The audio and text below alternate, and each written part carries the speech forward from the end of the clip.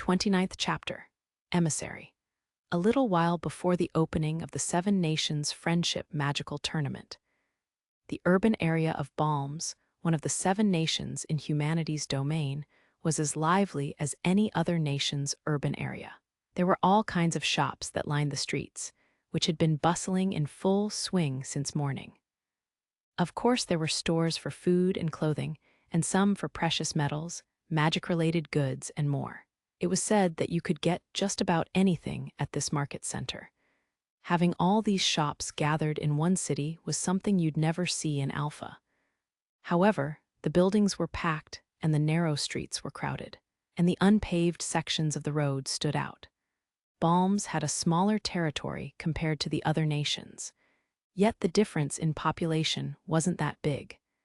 As a result, the city was overcrowded, its populace bumping shoulders with each other as they got around. This was the kind of flavor Balms had. But once you stepped off the main streets to get away from the congestion, the atmosphere suddenly felt desolate and dreary. In a corner of that part of the city was a place draped in a dark atmosphere. This was Balm's military headquarters, located some distance from the defensive lines.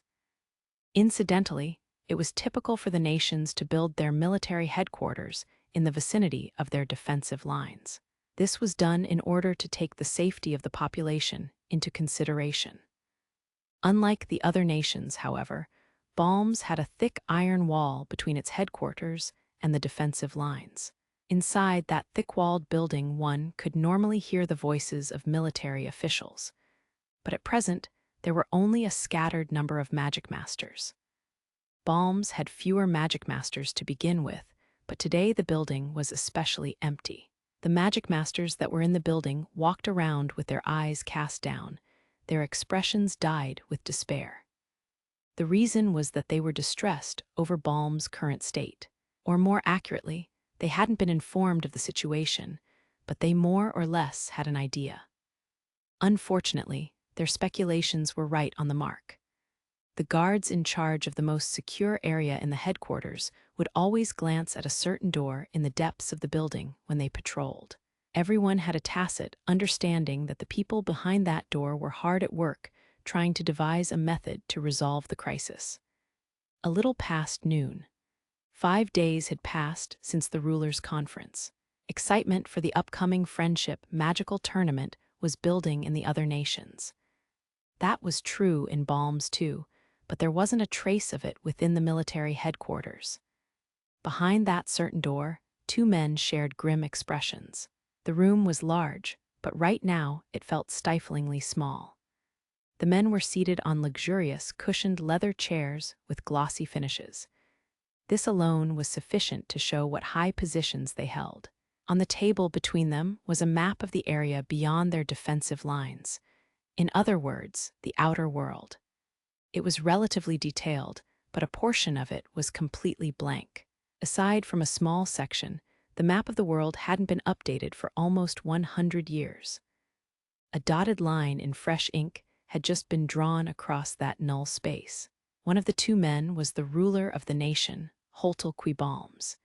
He glared at the map with furrowed brows, violently grabbing a decanter from the side table. Pouring the liquid into a nearby glass, he then drank it down to soothe his parched throat. He had an average build, and his thinning hair was cut short. His look was the very definition of a middle-aged man. Despite the non-threatening appearance, at the moment he had a sharp glint in his eyes, which were staring at the man sitting across from him. "Gagarid, I obtained the approval for recruitment at the conference like you wanted." "Thank you very much, Lord Holtel," the man politely thanked him. Compared to Holtel, the man called Gagarid looked a little worn out. But as a man of the military, his body was well trained. The military uniform looked tight on him, and with his short, thick hair and alert eyes, he was the very picture of a martial artist. Gagarid was the supreme commander of the military, Balm's governor-general. Normally, he would have had to rush to Holtel's side as soon as the conference was concluded, but in this crisis, he couldn't afford to leave headquarters. Because of that, Holtel had ended up coming to him instead. However, Holtel took no offense at this.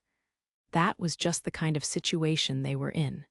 Considering what Balms was facing, his having to travel to the headquarters was neither disrespectful nor much work. Holtel's mind was full of concerns. More importantly, what happened with the reconnaissance unit? I suppose it was no use, he asked with a bitter expression. He already had a hunch about the result, but he couldn't help but ask. After a short pause, Gagarid cast his eyes down and shook his head.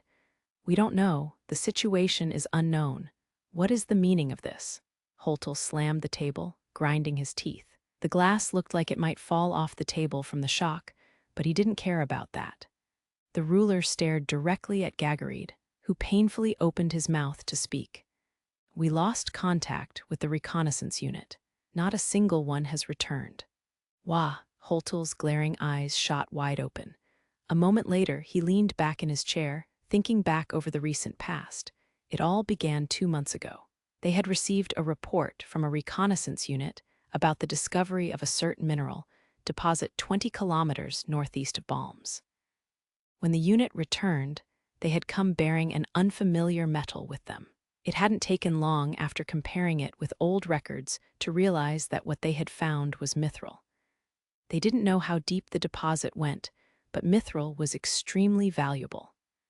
This discovery would have a massive impact on Balms. However, high-classed fiends were also reported to be in the area, along with the discovery. When they heard this, Holtel and Gagarid immediately decided to send out an extermination force to eliminate the fiends. Taking the danger of unknown fiends into account, they gathered a large number of high-ranking Magicmasters to form their force.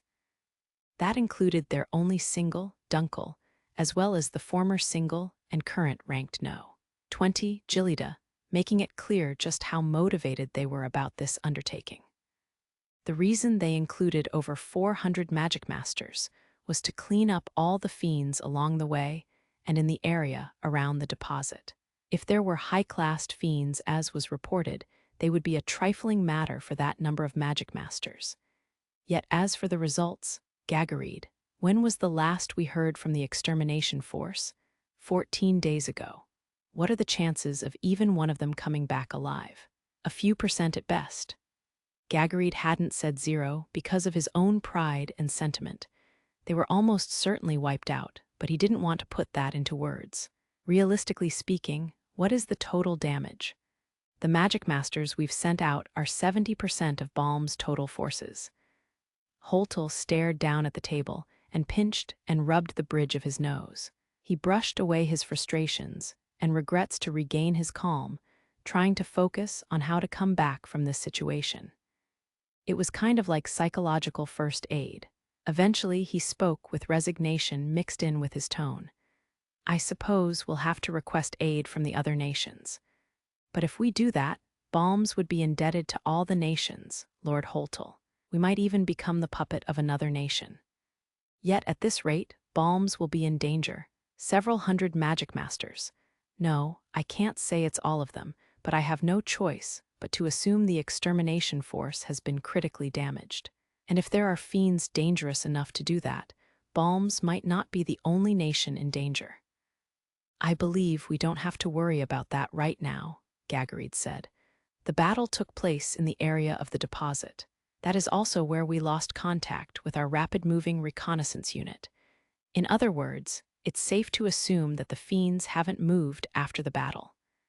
Even then, they will move at some point, and if we're not in a position to deal with them then, I can agree with that, but I believe it's possible to gather more Magicmasters with enough time, so we should prioritize getting an accurate understanding of the situation and restore our national power. We don't have the time to take it that slowly, Holtel said. According to the last report we received before losing contact, the strongest fiends, there were 6 A-class fiends.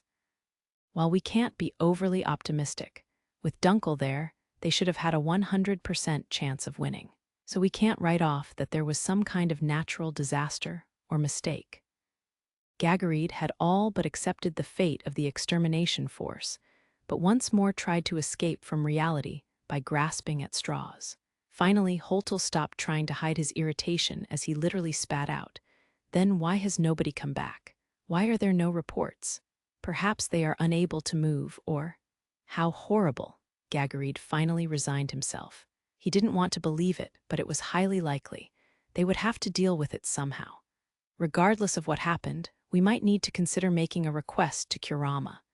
Gagarid, Holtel screamed out in a reprimanding tone at Gagarid, who'd spoken the taboo name. Considering the remaining Magicmasters, it is a reasonable decision. Indeed, we don't have the leeway to keep up appearances. They are a force to be reckoned with, and they at least move with money. Even if we expose this disgrace to the other nations and have them protect us, there might only be 6 nations left after this. But if it ever comes out that the ruler of a nation relied on a group of felons, I can't afford that. There were groups of criminals and outcasts that lurked in the darkness, and the one regarded as the most dangerous was Kurama. The known members ranged from criminals who committed large-scale magic, also known as first-class criminals, to former single-digit Magicmasters who had had their licenses revoked, making them a very troublesome bunch. Among the many criminal organizations, they had an especially large number of members that could handle magic well. The group was on the international blacklist, but the 6 executives leading the organization were all said to be on a par with singles. Because of this, no nation could deal with them carelessly. Not only that, but Kurama had its own powerful information network, concealing its true form, and no one in the nations even knew the location of their headquarters. Another headache was how Kurama's organization functioned. They were definitely a criminal organization, but they also accepted the dirty work from nations in exchange for a high reward. They had connections with high-ranking people in all the nations, and especially deep ones in the weaker nations, such as Balms and Hydrangea. So while they were publicly denounced, they frequently operated behind the world's political scenes. Those kinds of complex circumstances enabled Kurama to hide their headquarters, and were the reason they still existed even today. Holtel was the ruler of a nation. While he wouldn't call himself broad-minded to the point where he would associate with anyone, he had a grasp of the situation behind the scenes. However, he found relying on Kurama to be unacceptable. It was far more risky than requesting aid from the other nations, and it was also a choice that could expose this disgraceful situation. If it only brought disgrace to Holtel personally, that was one thing, but it might even linger as a dark stain on Balm's history. Worst of all, there was no way to know what a criminal organization might do. They might not just settle for an exorbitant reward, but might feast on Balms as well. Even though it was a deal that would be made with money in mind, a criminal organization simply couldn't be trusted. Yet Gagarid continued on, despite picking up on Holtel's concerns. Please make your decision. You can't make an omelet without breaking a few eggs, as they say. Gagarid, what is the point of keeping up appearances? A percentage of the nobility already has connections with Kurama. They of course do so with Balms in mind. I don't know if you were aware of this, but the top brass has requested help from people believed to be part of Kurama before, Gagarid said. He was in fact calmly starting to accept the situation. As he had a deeper knowledge of magic and combating fiends, he had an understanding of just how grave the situation really was. He'd spoken up with that in mind. Holtel stared at the Governor-General in anger, but the realization that this might be their last resort sank in. Even so, his reasoning kept him from crossing the line. He normally carried a handkerchief to wipe away his sweat, but right now an uncomfortable trickle of cold sweat ran down his back. I will pretend I didn't hear that. At any rate, we should prioritize confirming our current status. Understood. However, Lord Holtel, my mind won't change. I won't stand for Balms becoming a puppet or vassal of another nation, and I am not the only one who feels that way. I don't wish for that either. That's why we must confirm where we stand now. We can't dismiss the possibility of survivors, after all. Yes, that's true. It is still too early to give up. The 2 men tried to encourage one another, but in this needlessly luxurious and large room, it sounded somewhat hollow. As the conversation came to a pause, the communications device in the corner of the room rang out. Gagarid showed an irritated expression as he picked up the card-like receiver after getting Holtel's approval. "I told you that I am in a meeting. Excuse me, there is an urgent matter I must report. A survivor from the extermination force has returned. He is currently being treated in the intensive care unit." "What? I'll be right there." Gagarid hurled the receiver away and told Holtel that a survivor had returned. "I will accompany you. Of course, let us go right away." Holtel shot up from his chair, and together they flung the door open. Eek! Just as Gagarid burst out from the door, a woman who happened to be standing there bumped into him and fell over backwards. I brought some more to drink." Considering her feeble voice, she appeared to be a food service worker and was wearing a familiar uniform. In her hand was a tray with a decanter on top. The liquid inside was swishing around. "Get out of the way," Gagarid roared. "Excuse me." The woman quickly straightened her posture and repeatedly bowed. Gagarid glanced at her and immediately took off running, not having the time to deal with her further. Holtel followed suit behind him. But as he led the way, Gagarid felt something pulling at him. That said, it was only a slight sensation that something was off, and he continued on towards the ICU instead of turning around for even a moment. However, if he hadn't been in such a rush, he would have surely noticed that despite her having fallen on her bottom, the decanter remained on top of the tray. It had simply slid ever so slightly, making a small clinking sound. The people in the hallway saw the Governor General and the ruler running, and made way. Knowing how strict Gagarid normally was with regulations, it was clear that something serious had happened. Upon entering the ICU, Gagarid looked down at the bed. A single man lay covered in wounds, groaning, as 3 Magicmasters cast healing magic on him. While it was called healing magic, all they could really do was enhance the body's natural regeneration. Healing fatal injuries was difficult, but with 3 of them, their spells were having some effect. The survivor had several deep cuts made by something blade-like around one of his eyes. He must have been barefoot, as the soles of his feet were scratched up, having gone from a bloody red to pitch black with mud. And instead of an arm attached to his left shoulder, he had countless bandages wrapped around it. Gagarid turned his gaze onto one of the Magicmasters. Noticing his stare, a drop of sweat ran down the Magicmaster's forehead as he shook his head. "Make him last." After saying this, Gagarid bent down and asked the survivor in a strong tone, "What happened? Where is the rest of the force?" "Dead." "What?" The man's voice was terribly weak, like it could fade out at any moment. Gagarid put his hand on the bed to lean in closer. The man mustered up the last of his strength, opened his remaining eye and grabbed hold of Gagarid's clothing. "Wiped out by a single A. I'm sorry, Lady Gillida. Let me escape." Gagarid bit down on his lip and muttered bitterly, "I see, well done. Leave the rest to us and focus on recovering."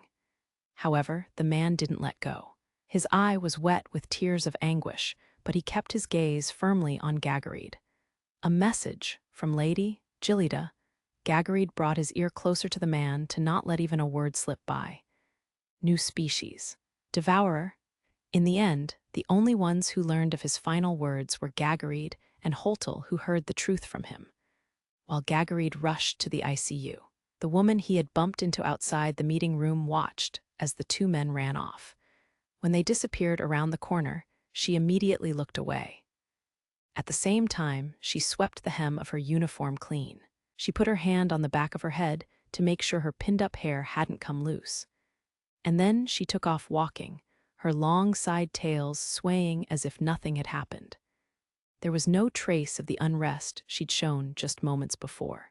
Tray in hand, once she'd confirmed that nobody was around, she focused on her right ear hidden beneath her hair.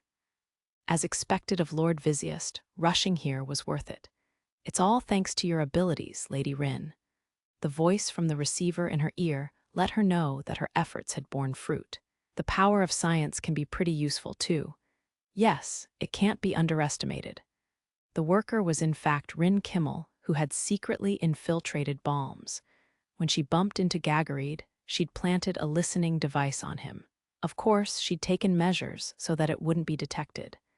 As we suspected, Gagareed's room had countermeasures in place against eavesdropping. With Rin's special eye, she could peer into the room, but couldn't hear their discussion. Because of that, they'd used a simple device to listen in on Gagareed's surroundings in the ICU. While Vizziest wouldn't have a hard time planting a bug on someone, his rugged appearance from countless experiences in the field prevented him from effectively infiltrating in secret. For these kinds of things, a service worker was a safe choice for infiltration, and a woman would have an easier time moving around, making Rin the ideal choice for the job. We gathered the information we came for, so let's meet up, Rin suggested. Then let's meet at the inn as planned. With that, the communication came to an end. Rin elegantly walked down the hallway as a plain worker, disappearing from the headquarters as it got busy. That night, all of Alpha's operation participants were gathered in a room at an old inn in the suburban outskirts. The building was, unusually enough, made of wood, with an old-fashioned look of wooden grain on the pillars and walls. The hallway floors creaked when anyone walked on them. Vizziest and 5 of his subordinates, as well as Rin, were gathered in this cheap inn, for a total of 7 people having a secret meeting. This is a very shady situation, Vizziest said. Based on Gagareed's words in the ICU, Vizziest was more or less convinced that his estimation from before was correct.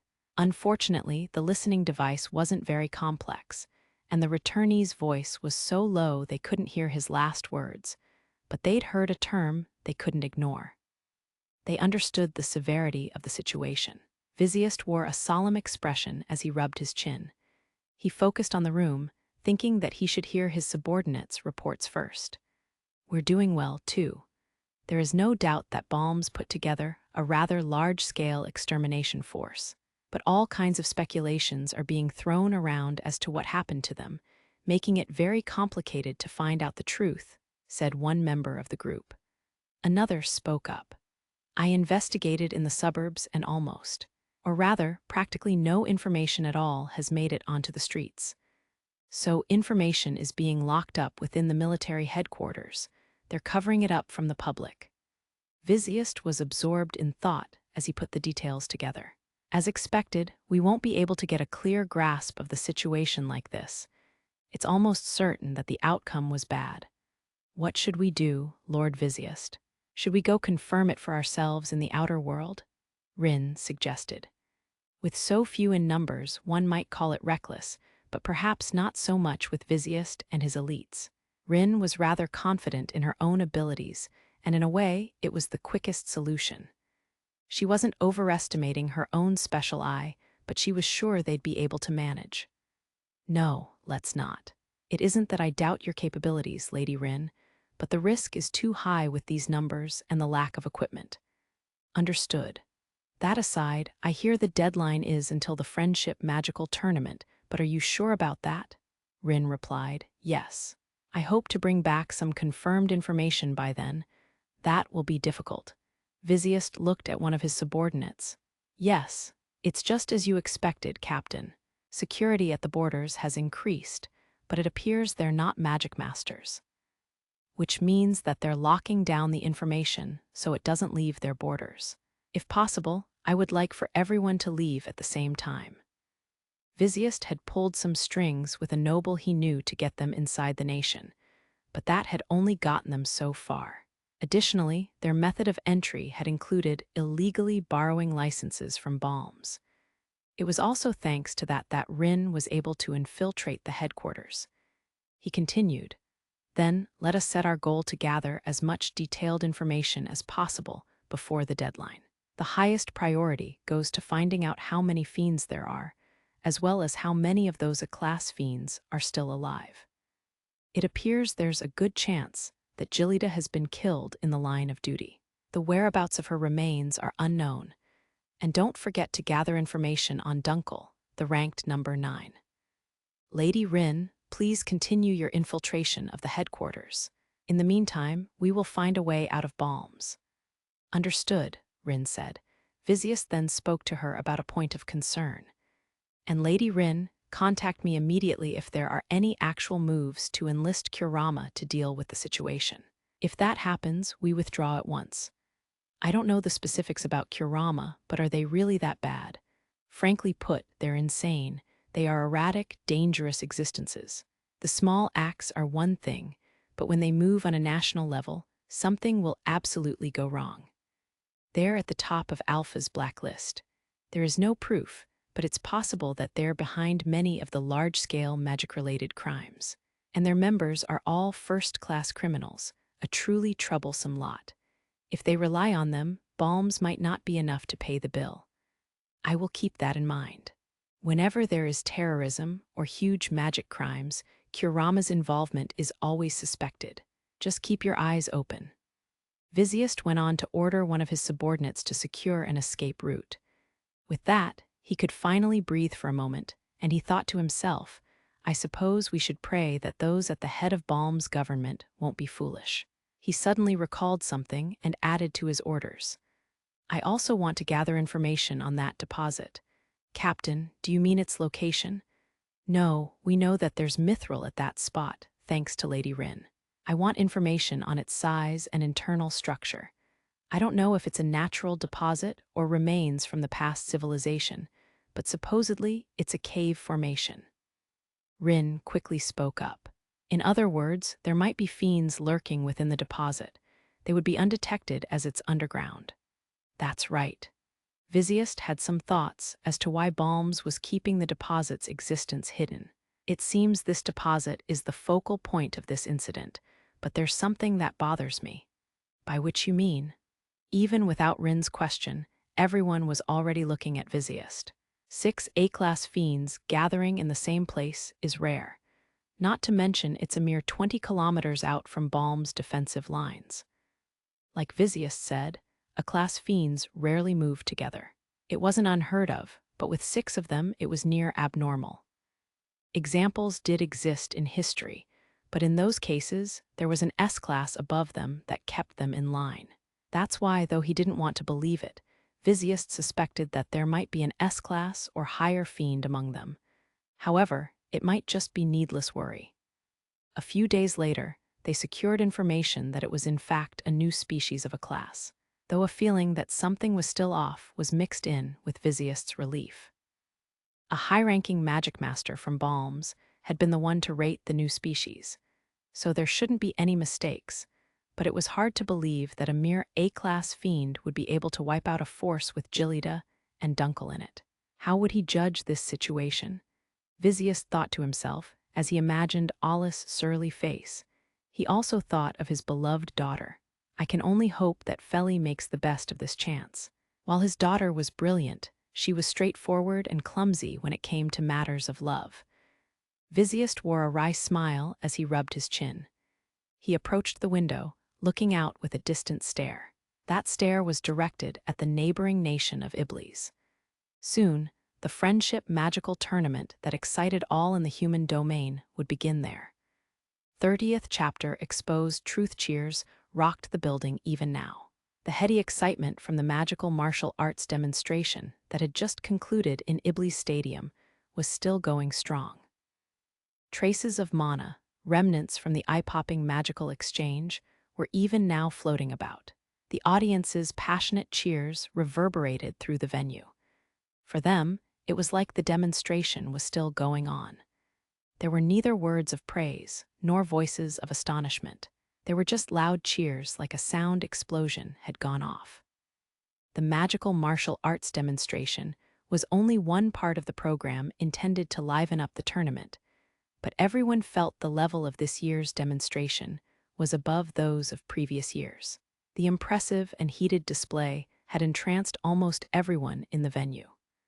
And the thunderous applause continued for a while, even after the 7 Magicmasters stepped off the stage. Of course, there were also some that wondered about the masked Magicmaster that had stood ahead above the rest.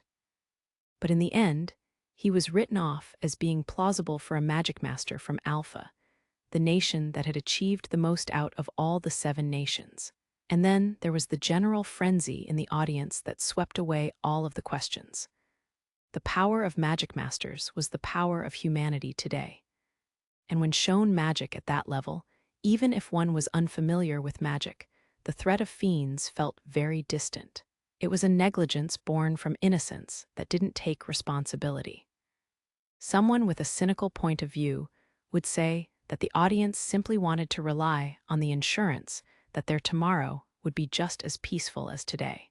That was why citizens warmly welcomed the existence of magic masters, who possessed power far beyond them.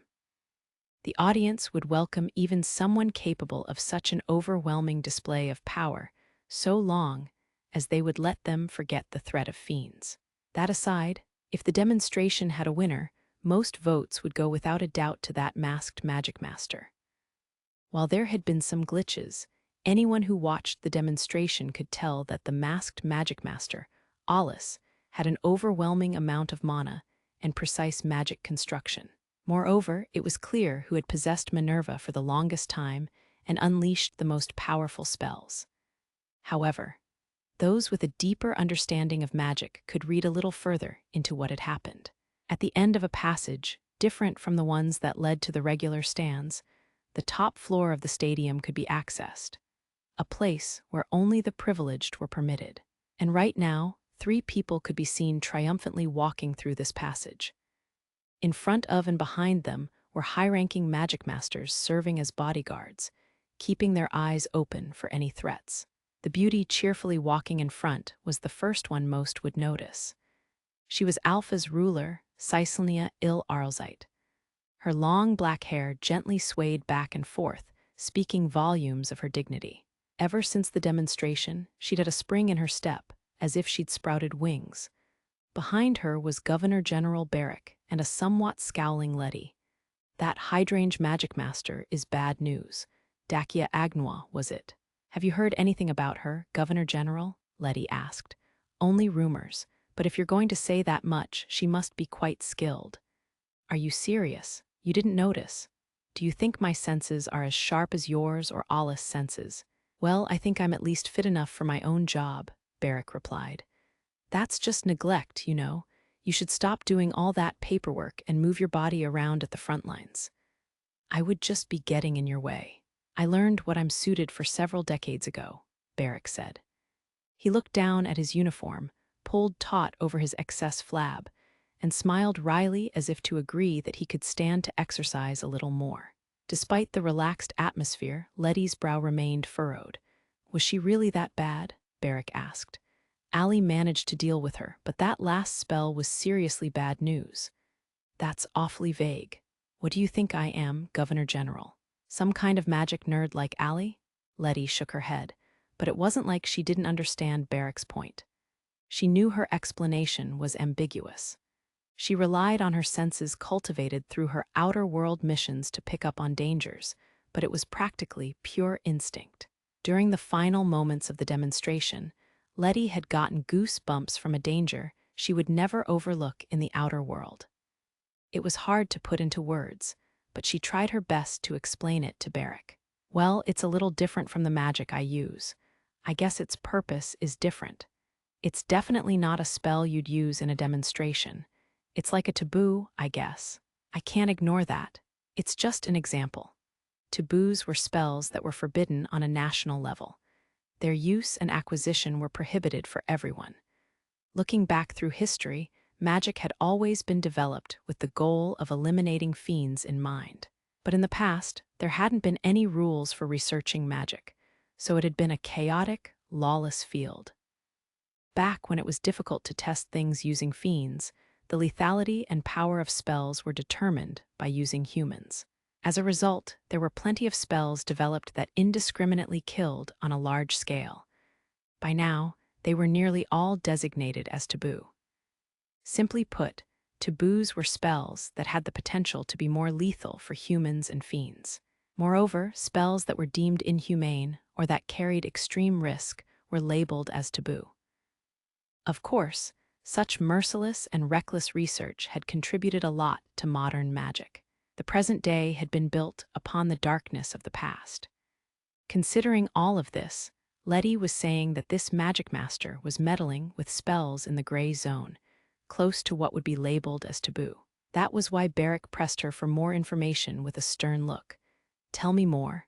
It's not the kind of taboo you're thinking of. I'm talking about how the spell came about. Your explanations are too reliant on instinct. I'm not asking you to get into the gritty details like Alus would do. Just explain it so I can understand. Oh, fine. The composition of magic differs slightly from nation to nation because of traditions, as well as their strengths and weaknesses. While there are differences in their tendencies, they all approach magic by trying to perfect it as best they can. Yes, I know that much. By introducing your own magic formula, it's possible to alter the phenomenon that is magic to put it to various uses such as defense or offense, leading to its development for military use. And when striving for the perfect magic that will allow us to control it freely, the magic that fiends use is one of its ideal forms. Not that that is something we can say in public. I see you've talked about this with Allie. Well, that's right. What I felt was a danger signal coming from that way of thinking. More specifically, the spell that woman was trying to put together felt like it was built on the same basis as the spells that are considered taboo today. The construction of the spells from back then go through a unique process. Even if it's not designated as taboo, I hear that a lot of spells from that era can be useful under certain conditions. It wouldn't be strange for Dakia Agnois to be a user of such magic. Barrick felt it wasn't completely impossible, but Lettie just sighed and shook her head. No, this wasn't on the level of just slightly unusual. It was on the level of giving me goosebumps. Not to mention Allie using such an advanced spell to overwrite it. He used Phoenix, a spell not even listed in the spell encyclopedia. He probably chose it because it was the easiest spell that could overwrite her formula. That kind of summoning magic has very detailed information requirements, but considering that the original magic was so dissimilar, it makes sense. I see. I understand what you're trying to say. Hydrangea has an ace up their sleeve, it seems, Barrick mused. It's not supposed to be possible to deliberately manipulate the rankings, but that's only really reserved for the higher rankings. It is possible to adjust a lower rank by restricting the elimination of fiends.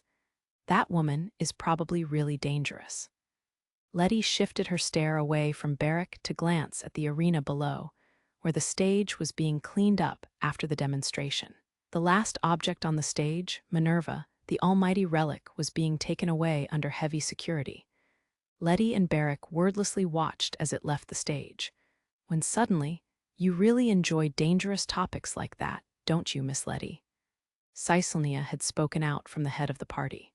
The ruler was in high spirits and had spun around to walk backwards like a little girl. Her steps were as light as ever. She opened, then shut the fan in her hand, as if playing with it, and flashed a mischievous grin. Alus is #1, and isn't it a fine thing? You could hear the cheers for him even from here. I never imagined it would feel this good to have a Magicmaster from Alpha shine in the spotlight. I feel like I can even accept Lithia's rude behavior with a generous heart. Indeed, however, Barrick couldn't share Caesalnia's exaltation. After all, this was mainly just a farce meant to cheer her up. The rulers that attended the rulers' conference should already have an idea of who that masked Magicmaster was to begin with. But by having Alus participate in that farce, she might have shown off his loyalty to her. That would put a check on those who hoped to take Alus for themselves by using the fact that he was a student. By putting Alus' power on display, she was also able to raise the students' morale. And if that helped the Second Magical Institute to win the tournament, then it wasn't all that bad. Well, it is fine. With all kinds of things to consider, Barrick's answer came out rather dull. But with her mood soaring high, Caesalnia brushed it off with a smile, or not. What? It sounds like you have something you want to say. Seeing her temples twitch, Barrick cleared his throat and quickly said, yes, as you would expect from Alus. A demonstration it might be, but only the singles from the other nations would be a suitable match for him. Of course, Caesalnia nodded, her cheeks puffed up with pride. She then covered them with her pale hands to keep herself from showing an unsightly expression. She might have been flushed with a sense of superiority, but her joy was far from common. This was the first time Lettie, and even Barrack, saw her showing a cute smile befitting her age. If it hadn't been for Alus, this wouldn't have happened, Barrack thought to himself. But having succeeded at cheering up the moody ruler, a weight fell off his shoulders. I should thank Alus for having him go along with my selfishness, Caeslia noted. He probably wouldn't complain over something like this, Barrack said. I hope not. Caeslia toned down her innocent joy and spun around once more, wearing a disturbed expression. Silence fell over the three for a time. When the exit came into view, Caeslia seemed to recall something and looked that way. Before long, the silhouette of a woman appeared in the white light filtering in through the stadium exit. The woman flashed a smile at them. She wore a familiar apron dress. Welcoming her master Caeslia, Rin gave her a graceful curtsy. Waiting next to her was a black magic car. I heard the reports, Rin. A few minutes later in the magic car gliding over the ground, Caeslia spoke to Rin in a dignified voice. She should have only just returned from her infiltration mission in Balms, but she showed no signs of exhaustion. But what she spoke of, in a polite tone, completely changed the atmosphere inside the car. The reality Rin spoke of was just so aberrant that it far exceeded Caeslia's imagination. While it was generally what Alus had anticipated, the shock she felt at having it confirmed was extraordinary. It sank in even deeper when Lettie grew pale at the news. By the time the hotel they were staying at came into view, Caeslia was racking her brain to think up plans, her expression turning to that of a realistic veteran ruler. Barrack, the situation has already exceeded expectations, has it not? Yes, though it's hard to believe. However, the situation is indeed serious. We must make a move as soon as possible. Barrack covered his mouth with his thick hand as he broke into a cold sweat. It wasn't too late yet, but he could picture the despair in his mind. Just understanding that is more than enough, Barrack. If this is the situation, then it is clear what we must do. I will take it from here. I really am glad I took Miss Lettie with me, Caeslia said in an almost strangely calm tone. It wasn't like she didn't understand the situation they were in. She understood it, but the realization hadn't quite sunk in. To her, the outer world was just another factor in the game. All to freely control the world, managing the nation and seizing hold of humanity's future through the board game that was international politics. That was a clear sign of her lack of common sense, but because of her ability to look over everything rationally and with a cool head, she excelled as a player in that game. The magic car carrying the four smoothly stopped in front of the hotel. The first to step out of the door as it opened automatically was Caeslia. Without even turning to look back, she majestically walked towards the lobby. The corners of her mouth were slightly raised, giving off a sly impression. Sometimes not even Alus had a clue what she was thinking. And after this, she would put together elaborate plans for this game in that sublime brain of hers. It could be interpreted as serious and fearless, but it would be difficult for anyone to read into the truth behind it. However, it was definitely a representation of the strange depth and complexity of her intricate personality. Rin, we will be making the preparations. Make the call to the high-ranking officials from all the nations that have gathered here. We will use this hotel's top floor. Once preparations are complete, call for Alus. Understood. Fufufu, it is easy to move those that have no say. The problem is how much the other rulers will butt in. But oh well. Not that I intend to let them. Lastly is Alus. I wonder if Rin will be enough to satisfy him, Caeslia said, with an innocent smile. It was as if she were quietly burning with a fighting spirit, about to step into her own personal battlefield soon. Alus wasn't the only one about to be dragged into something no good. Sir Alus, there is work to do, Rin, who had shown up at Alus' hotel room, said this with slight surprise in front of the door that had opened before she could knock. Lady Caeslia is calling for you. Give me a moment, Alus said. He went back into his room and quickly got ready. Not one to obediently follow after Rin without even knowing where they were going, Alus sarcastically said, So, how did your errand go? I believe Lady Caeslia will explain that herself later. Rin felt her heart skip a beat. Just how much had he seen through? While thinking this, she focused on relaxing her twitching cheeks in a way he wouldn't notice.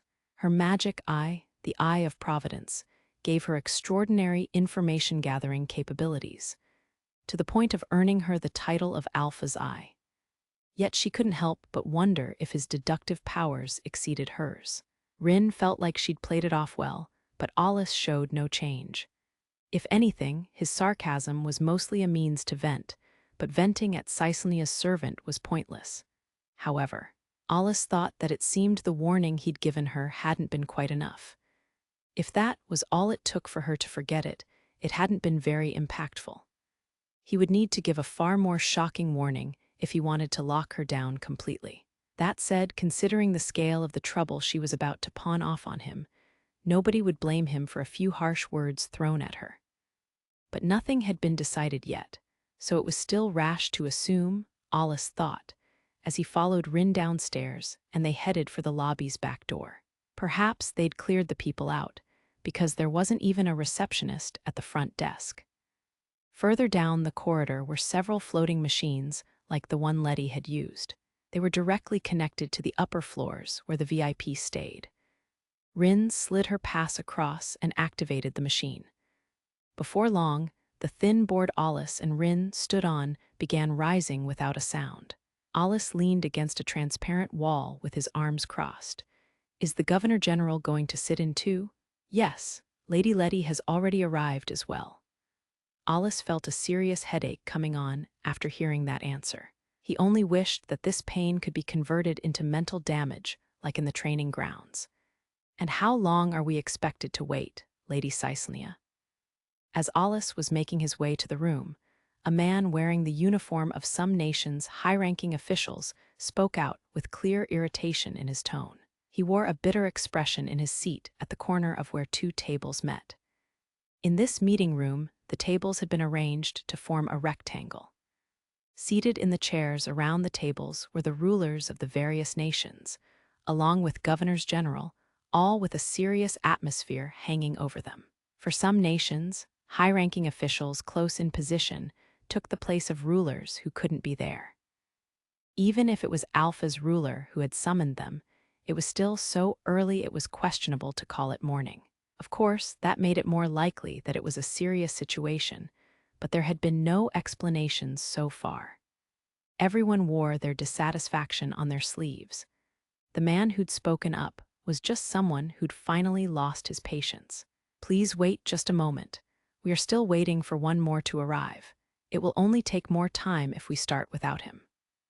Caecilia, who had called this emergency meeting, didn't flinch in the slightest at the stares coming her way, as she elegantly handled the irritated man.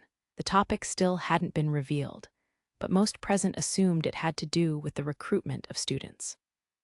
All rulers and high-ranking officials with a hand in politics knew that restrictions on recruiting Magicmasters in the tournament had been loosened in the last Rulers' Conference. It was only natural that Alpha would vehemently oppose this, seeing as how the current ranked number 1 was now also a student.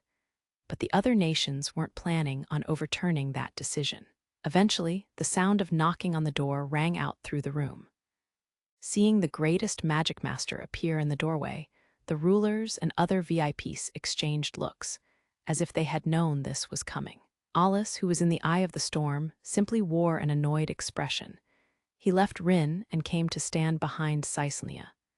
"You shrew," he quietly muttered so that only she could hear, yet she just brushed it off. "Now then, we are finally all gathered, so let us begin." Alus could hear the others start to stir, and with that, he looked over his surroundings.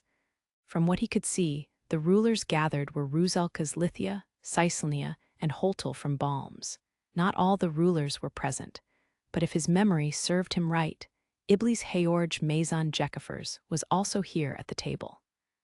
Besides them were governors general and high-ranking officials serving in the place of their rulers. With the urgency of the summoning, Magicmasters were allowed in the room as guards. But the only singles here aside from Alus were Lettie and Jean, who stood behind Lithia. Lettie's usual innocent look was gone from her expression, as she simply stood there without making a stir. Even the bold, or rather insolent, Alus couldn't carefully strike up a conversation with her. Sitting in front of Alus was Caesalnia, and in front of Lettie was Barrack.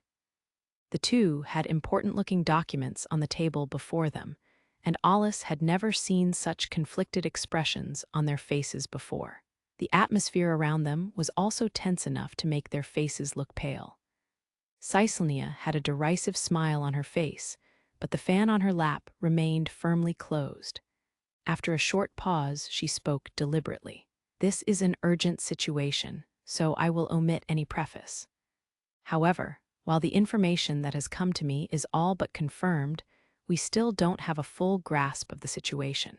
So can I ask you to explain instead, Lord Holtel?" Her demeanor was soft and graceful, but the firm will behind the words themselves was like a cold blade. Realizing that this meeting was going to go in a completely different direction than expected, a shocked expression came over the participants, as if they were struck by fear after Caesalnia's sharp opening remarks. Their eyes also turned from Caesalnia to Holtel, who sat diagonally across from her.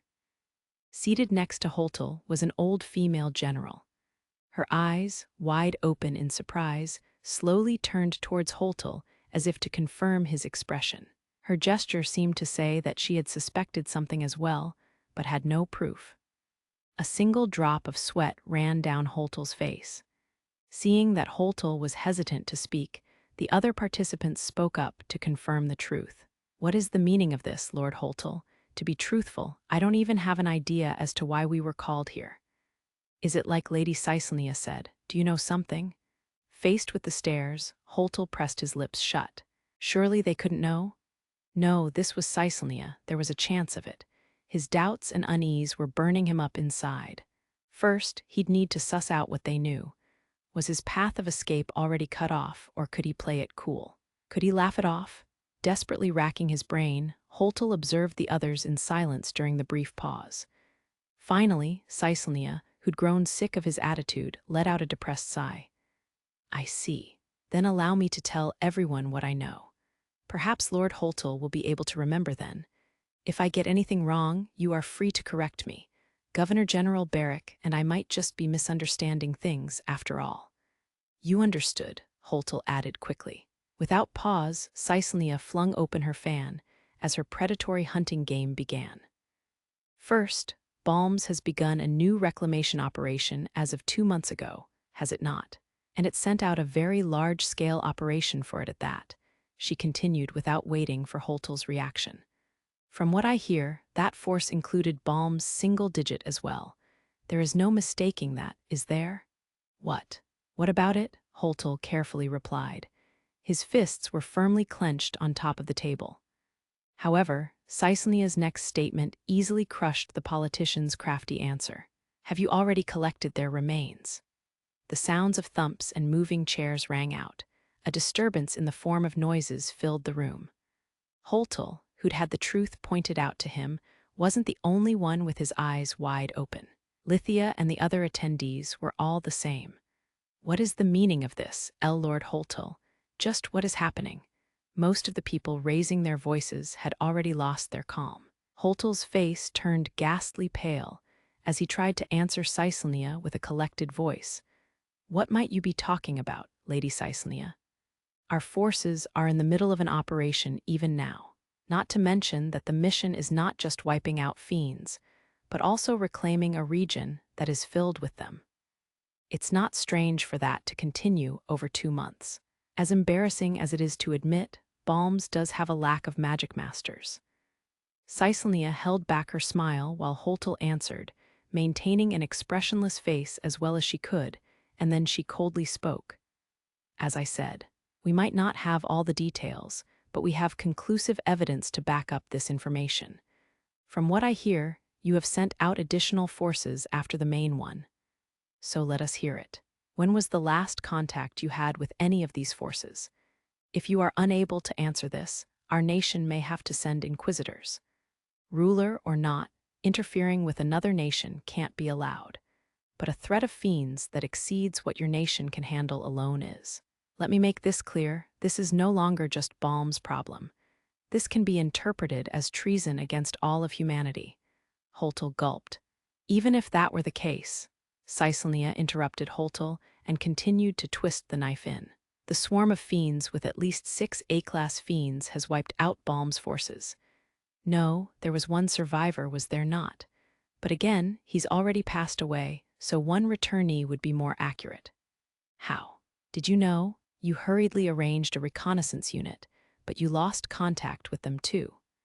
So far, there are around 400 Magicmaster casualties, but the bigger problem is that you haven't recovered any of their remains.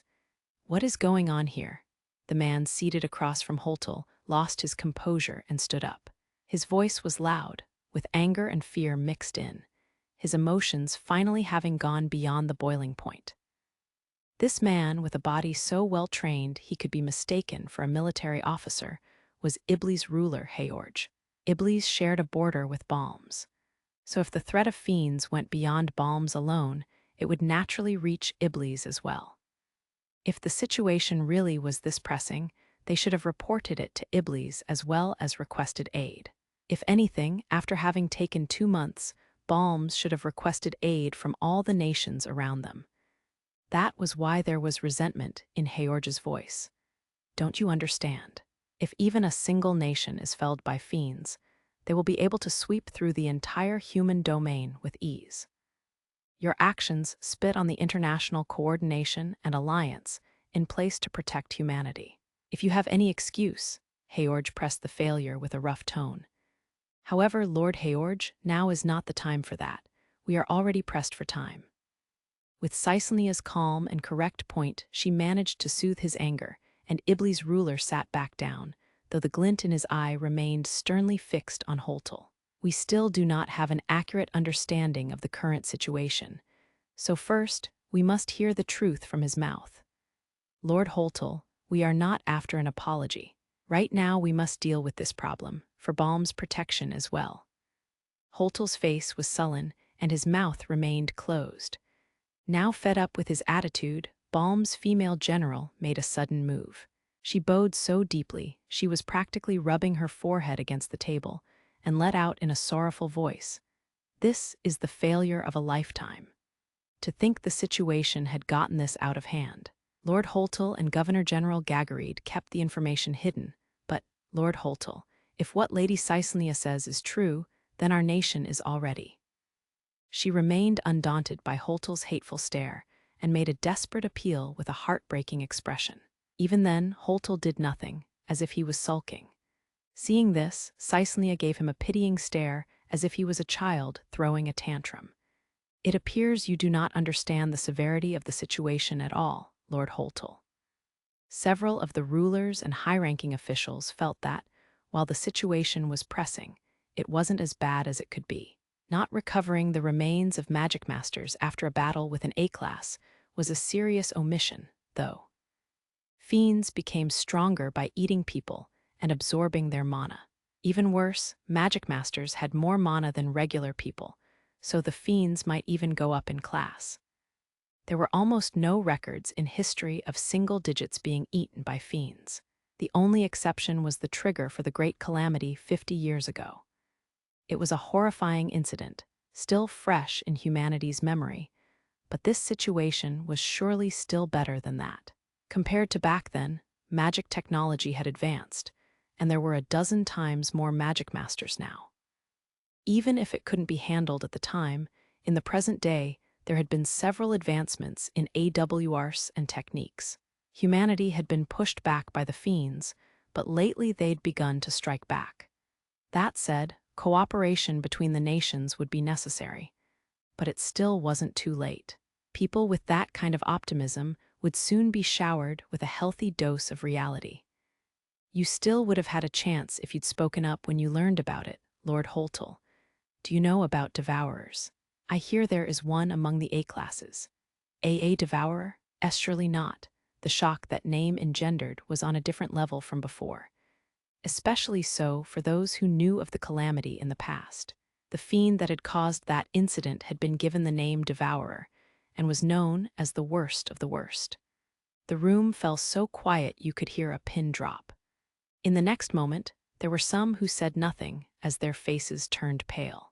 Others were spacing out, refusing to accept it, and some slammed the table in anger.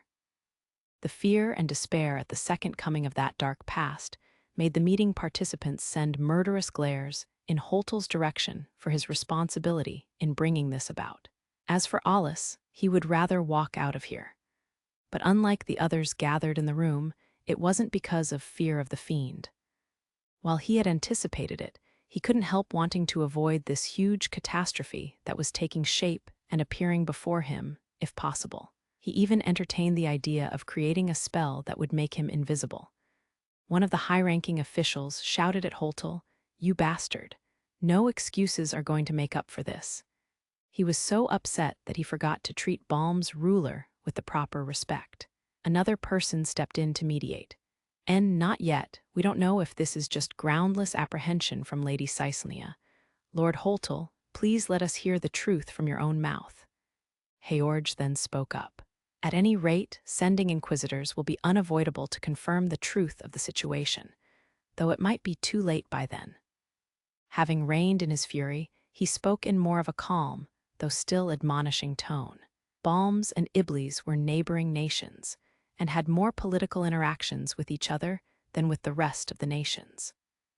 The former generation of rulers had a long relationship, and they should have been able to request aid from each other. Holtel had ended up betraying that hope, earning George's ire, but as expected of a ruler he reconsidered, seeing that there was nothing to gain from it. That sturdy body and realistic, rational mind personified George Maison Jekifers, the ruler of Iblis. Finally, Holtel's hair and beard, which had started turning white in the past few days, swayed, and he muttered, I will disclose all the information. But as Balm's ruler, I simply acted to keep other nations from intervening and making Balm's their puppet.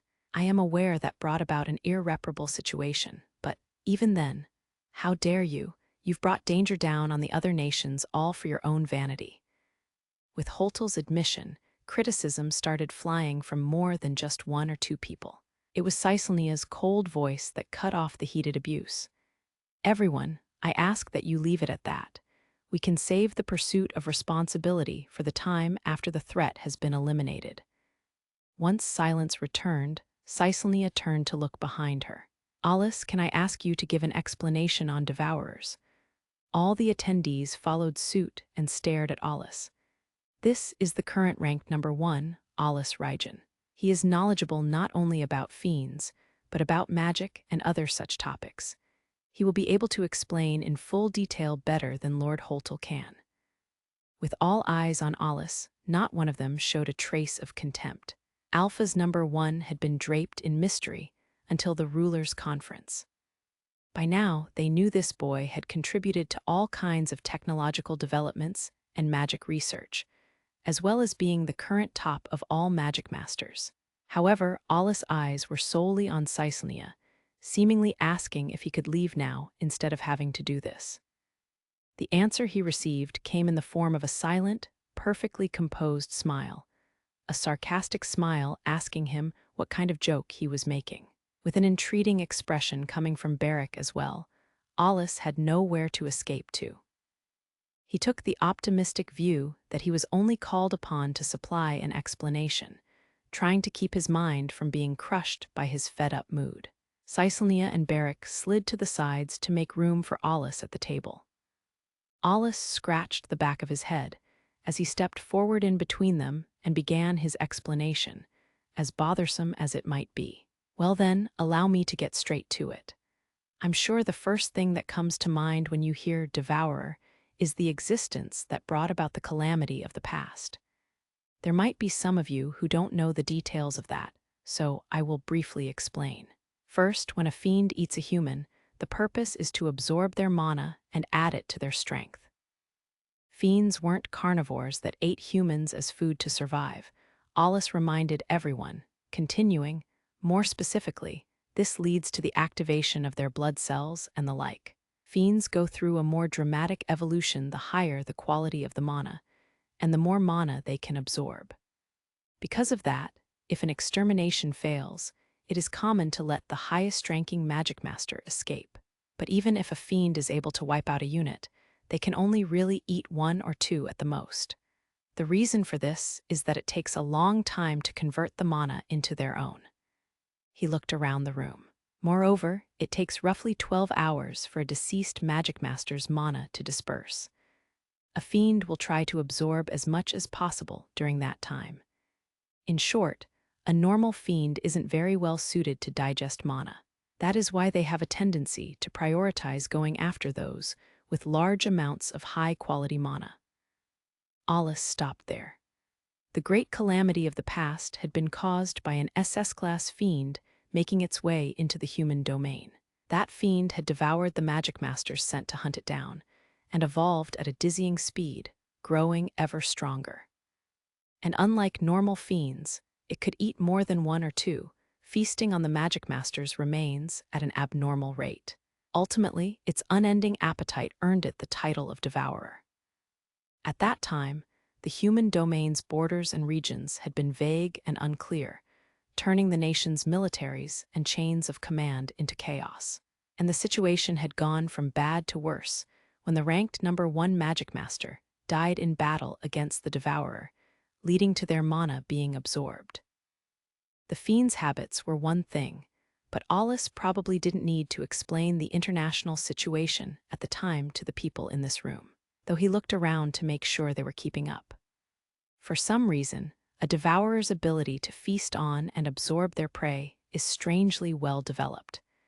Their equivalent of the human digestive system has undergone an abnormal evolution. The amount they can eat is estimated to be several hundred times that of a normal fiend, and while it might differ depending on the quality, they can most likely absorb over 100 people's mana at the same time. Roughly speaking, they are estimated to go up by at least 2 classes after each major battle. The faces of the attendees were shaken and pale. For most nations, an S-class was already a threat to their survival. Fiends of this class would bring about extreme casualties, and even then victory wouldn't be assured. The problem was that the new Devourer had been an A-class when it was discovered. If it had since then eaten Balm's Magicmasters and evolved, they would be forced to assume it had evolved by 2 classes. In other words, it would equal the SS class of the calamity of the past. With the room completely silent, Alus bluntly continued, "Of course, we can't afford to be optimistic, but it's still too early to call the situation hopeless. The calamity devoured the know. One of the time, but technologies and theories on magic were still undeveloped back then, and their ranking wouldn't translate directly to a modern one. This is just a personal opinion, but the ranked know. One back then would probably be a double by modern standards. That's just how much the field of magic has developed since then." Once the murmuring of the rulers and officials subsided, Alus continued, "For now, there is only one thing that is certain. With the information we have on hand, the Devourer should be assumed to be at least an S-class. To be frank, I don't even want to consider anything higher. It would be a pain."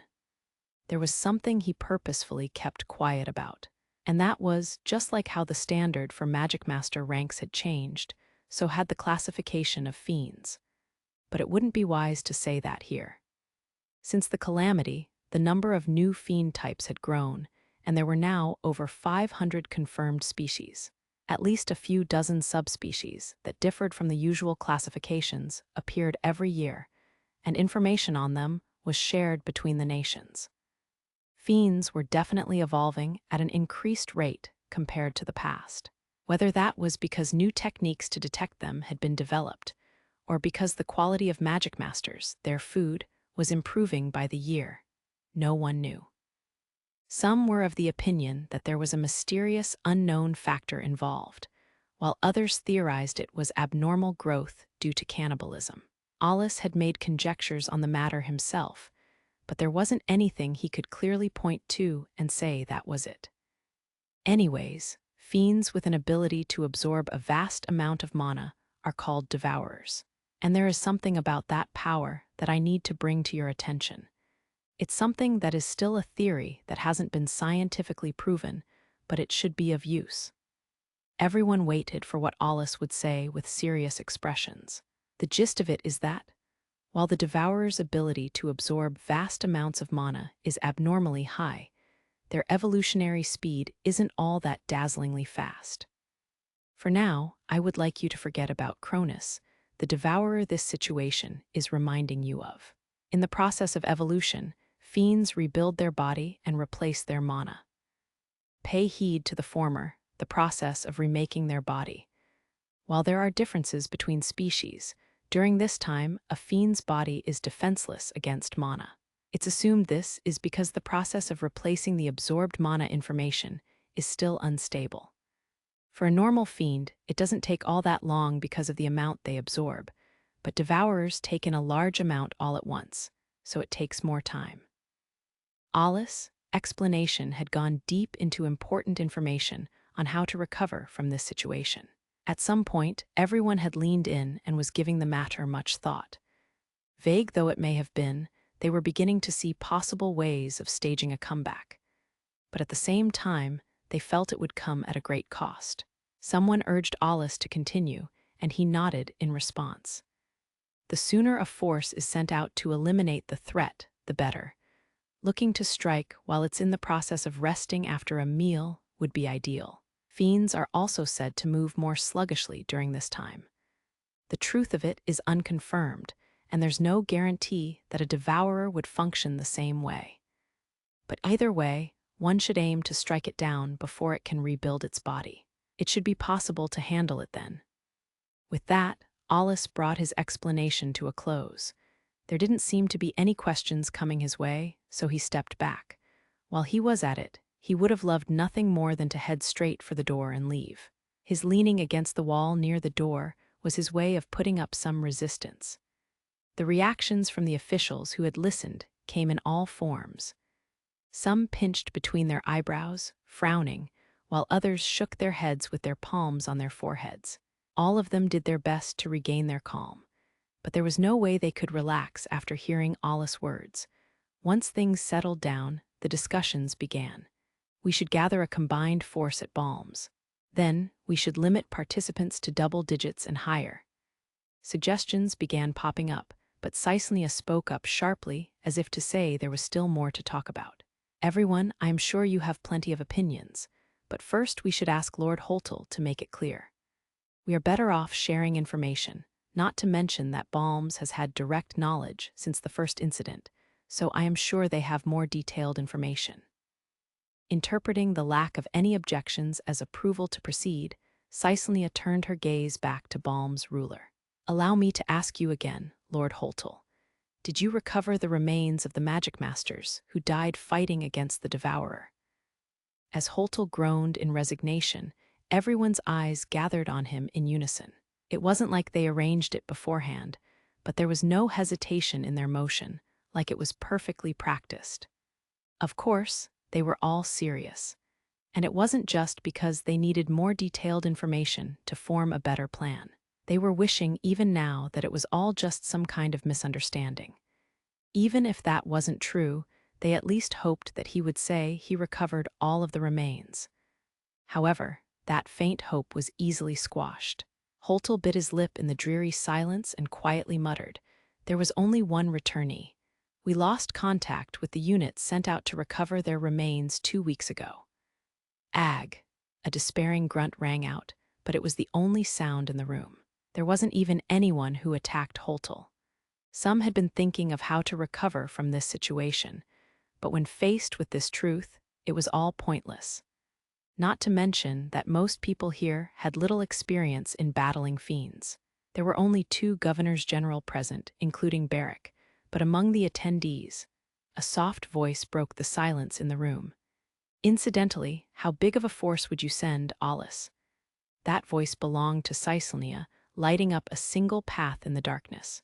Alice glared at the back of her head and briefly paused on purpose.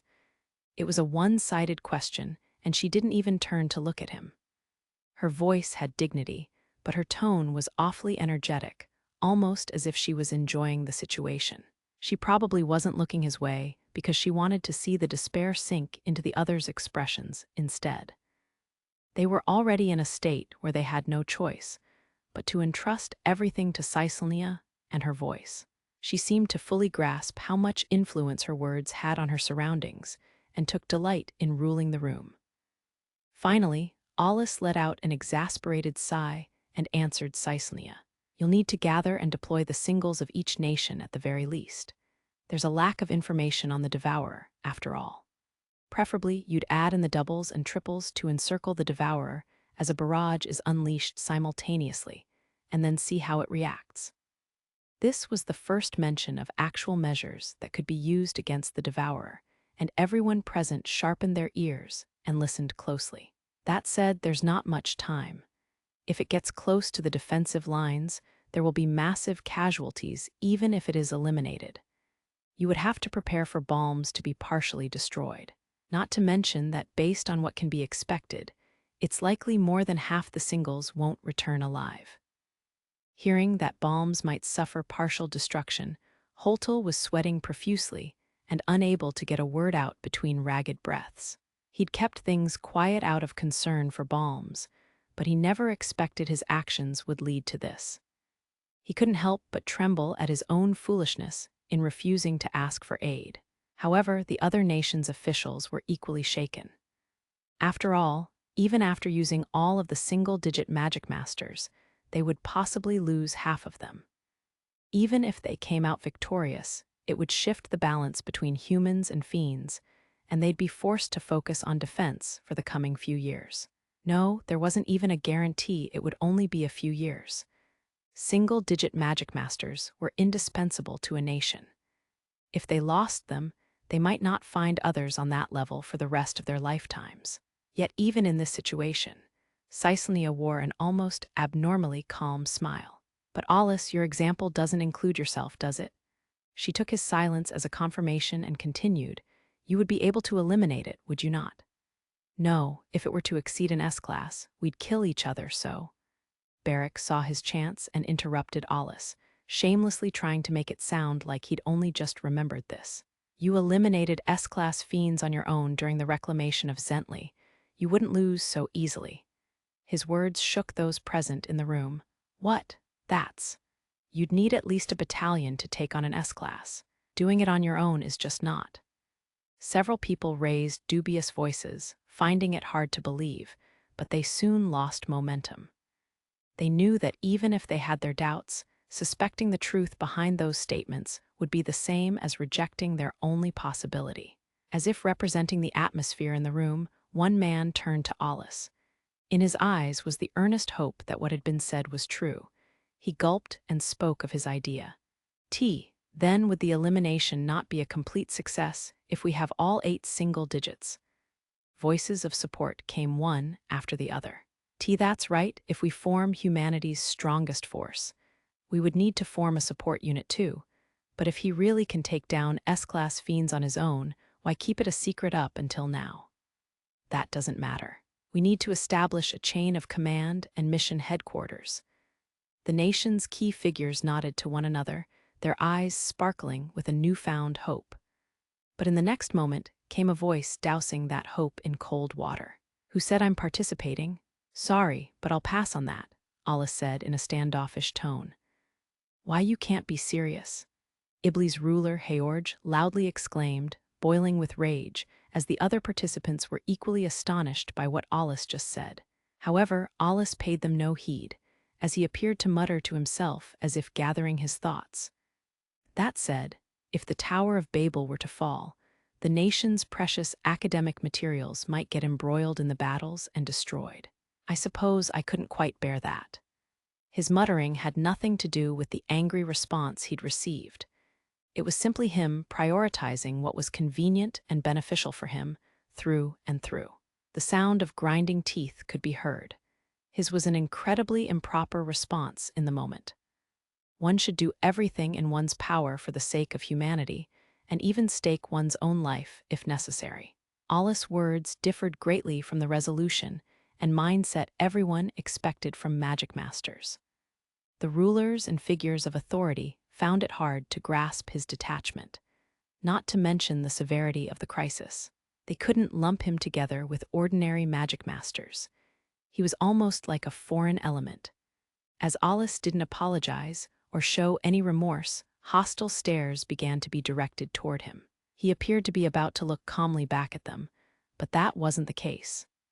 With a cool expression, his gaze passed by them and drifted to the side, going past and completely ignoring Heorj, who'd been the first to raise his voice in anger. His eyes stopped 2 seats beyond him.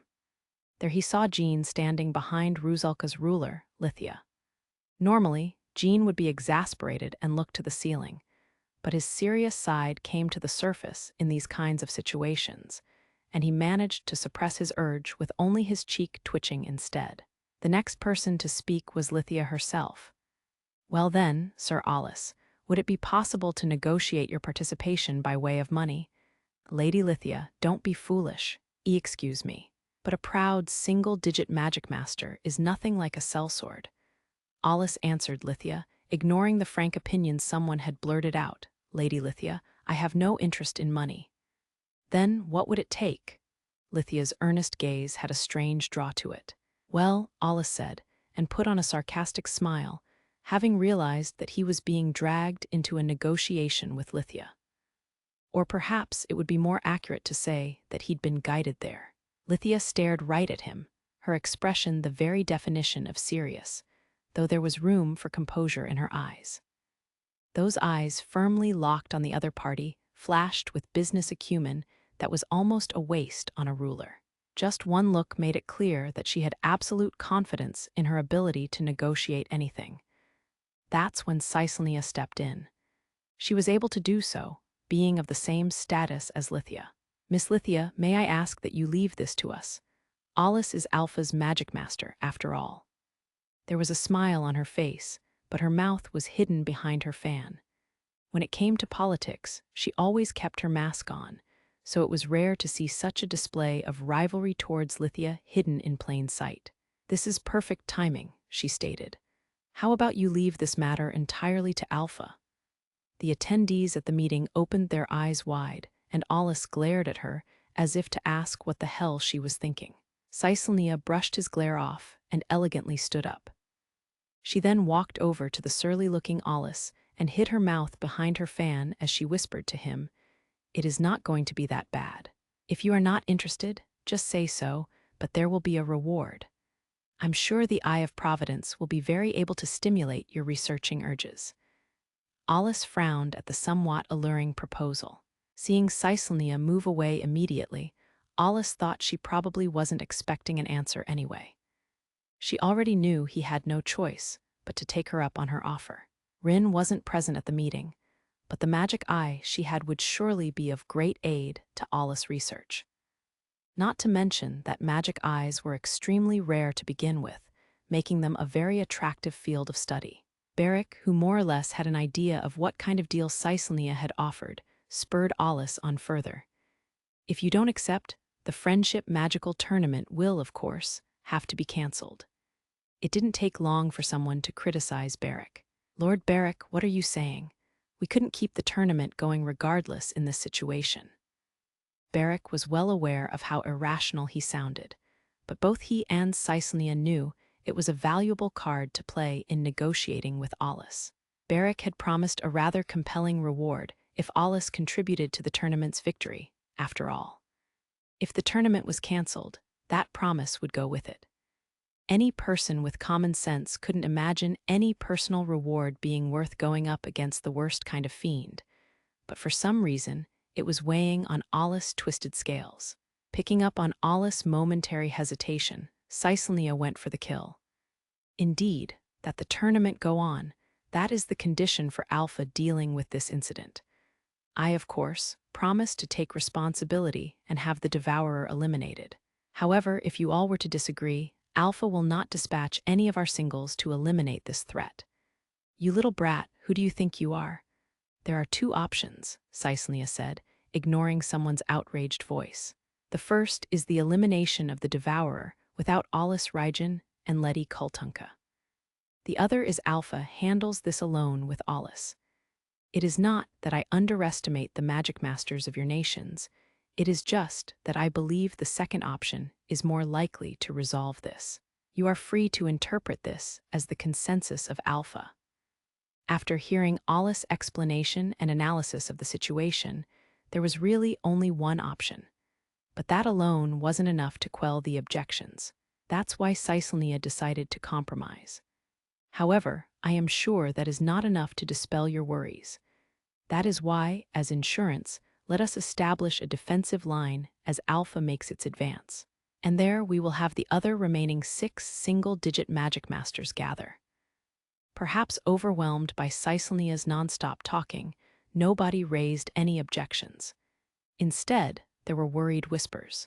However, if Sir Alus were to be devour, no, if he were to fail at the elimination. The whispering man almost blurted out devoured, but hurriedly stopped himself. But another voice spoke up. Still, to think he would only move with the right conditions. The ranked #1 Magicmaster is supposed to be the guardian of humanity, but is more like a sellsword. It wouldn't be strange if he were. It was Barrick who silenced those who ridiculed Alus. He was here as Alpha's Governor General and wouldn't stand for his nation's single digit being mocked. But more importantly, he knew what kind of person Alus was, and so spoke up to defend him. Alus was originally supposed to have retired to live life as he pleased.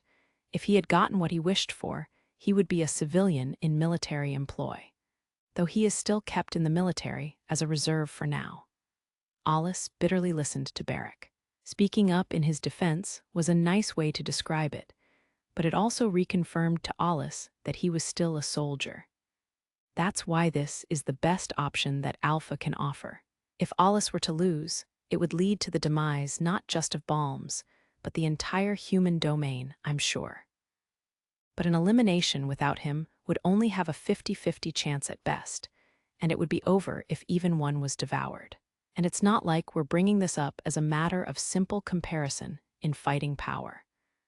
With a passion rarely seen from Barrick, he continued, "It is the truth that he succeeded in the elimination of an S-class several years ago. However, one of the reasons he accomplished it was because his fighting style is unique and centered in moving alone. Moreover, there are no guarantees that the singles would be able to exhibit their full powers if they were all gathered together." Barrick briefly stopped. He wasn't lying, but it wasn't necessarily the truth, though it seemed to add up on paper.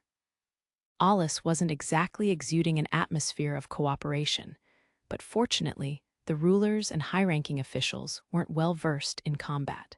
The other governors general present might have their doubts, but it was hard to make any clear objections with the way things were going.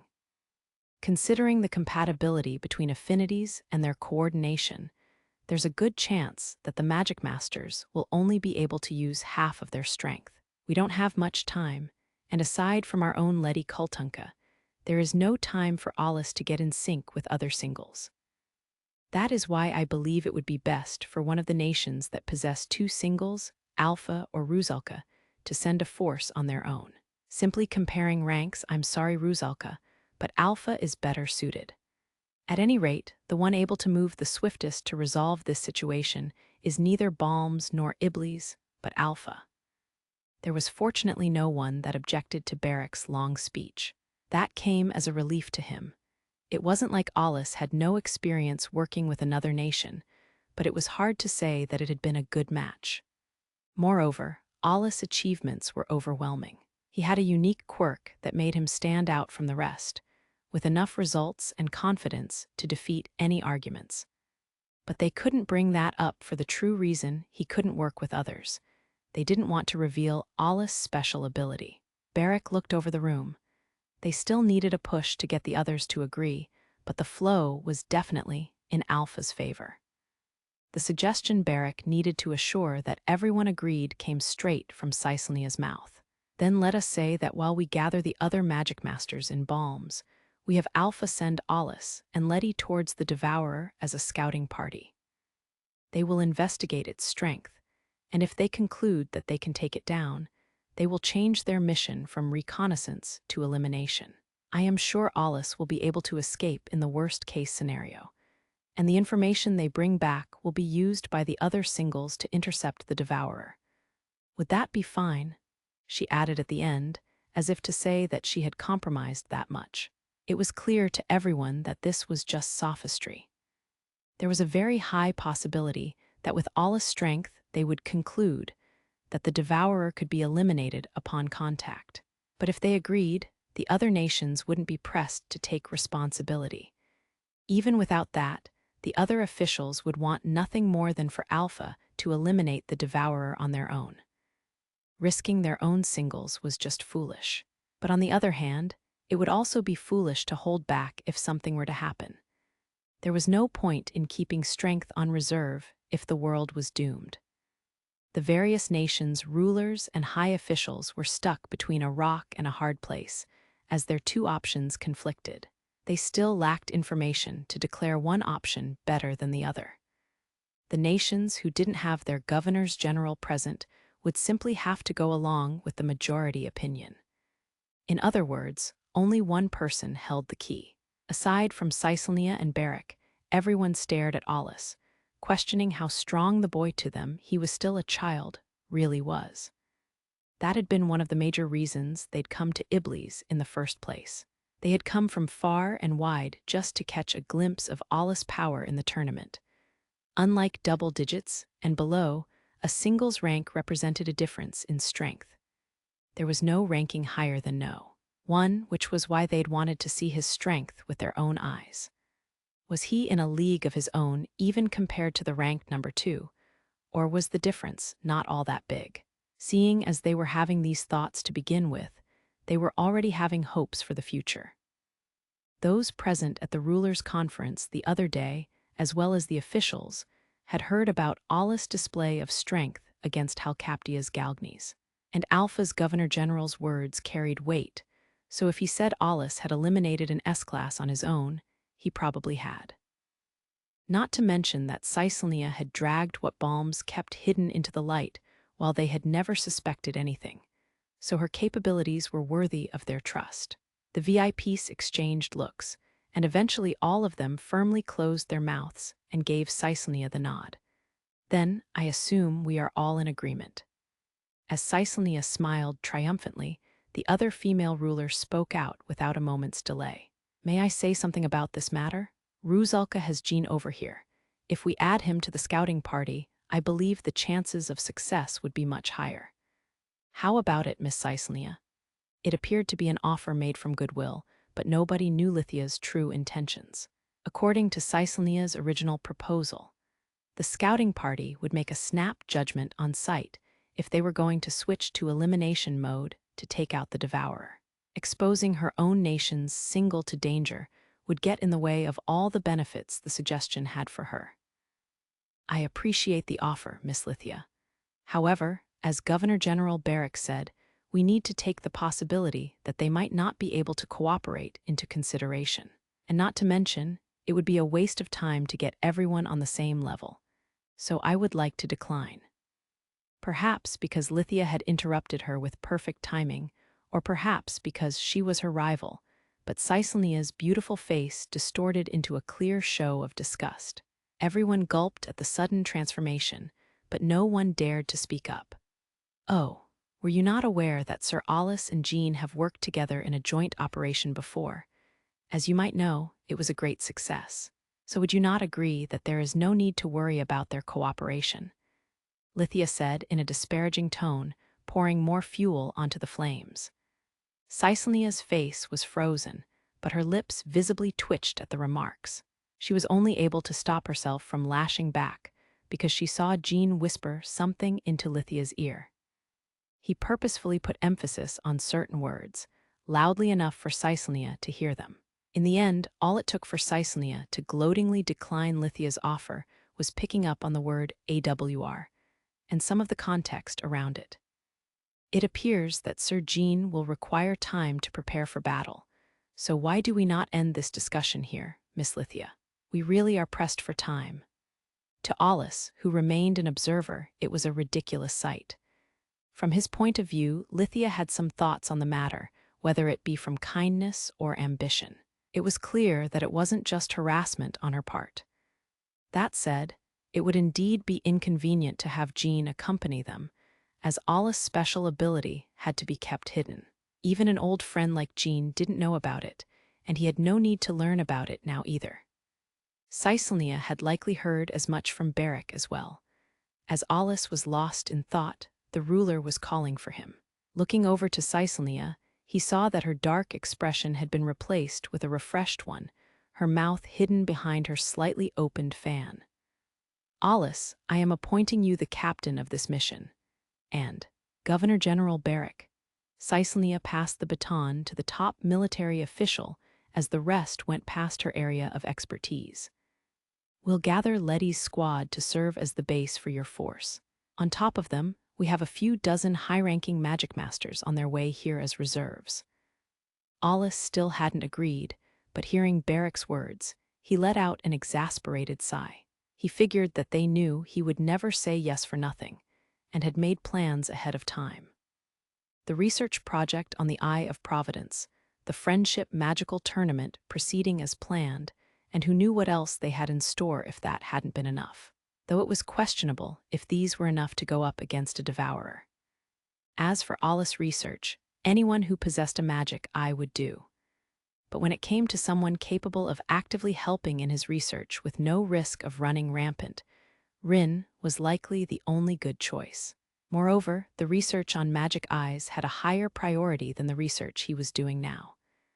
That was only natural, considering it related to his own life. Truth be told, Alus' research on his own special ability wasn't getting anywhere. He'd never encountered anyone that had a special ability like his own, and not only were those with magic eyes extremely rare, many of them were one of a kind. Alus unhappily clicked his tongue at Barrack, not hiding how he felt anymore. "Don't bother, I don't need any reinforcements. I'll grab some from Lettie's squad, and I'll have Miss Rin cooperate too." This last bit was directed at Caesania. "I am fine with that. Rin's detection abilities are the best in all of Alpha, after all. I will accept on her behalf." Caesania maintained her smile, as if this was all within expectations. Maybe even the magical martial arts demonstration had been part of her plans. If the tournament got even more fired up, distracting the general population from the serious incident, it would be harder to cancel it. There would be no benefit to the citizens who enjoyed the peace within the walls, but who panicked whenever anything happened, to learn about a true danger approaching. Moreover, even Alus was reluctant to ruin his students' first time on the big stage. They could win or lose, but it would be unfortunate if the tournament got cancelled without giving them a chance. Not to mention that Tesfia had made a promise to Froze, the head of the Fable family. It was on the stage of the main tournament where her true worth would be tested, and she could fulfill her promise by showing how much she'd grown. It was all up to her. Aside from Caesania's and Barrack's suggestions, Alus was already in a position where he couldn't withdraw. Even if he was dancing to her tune, he was at least getting something for it. Alus quickly changed gears. Though he didn't care how many strangers died, he was intrigued by a devourer that could make such a thing happen. The other nations' rulers and officials had left, and Alus was now in another room of the hotel that served as temporary headquarters, giving out orders. "You can't move around in the outer world with a pointlessly large force, so we're going with the minimum numbers. We will depart in." He stopped there and let out another sigh as he realized something. In the end, he wouldn't be able to participate in the main stage of the Friendship Magical Tournament. Surprised by his orders, the commanders of the reserves that arrived just a while ago stood up and spoke out.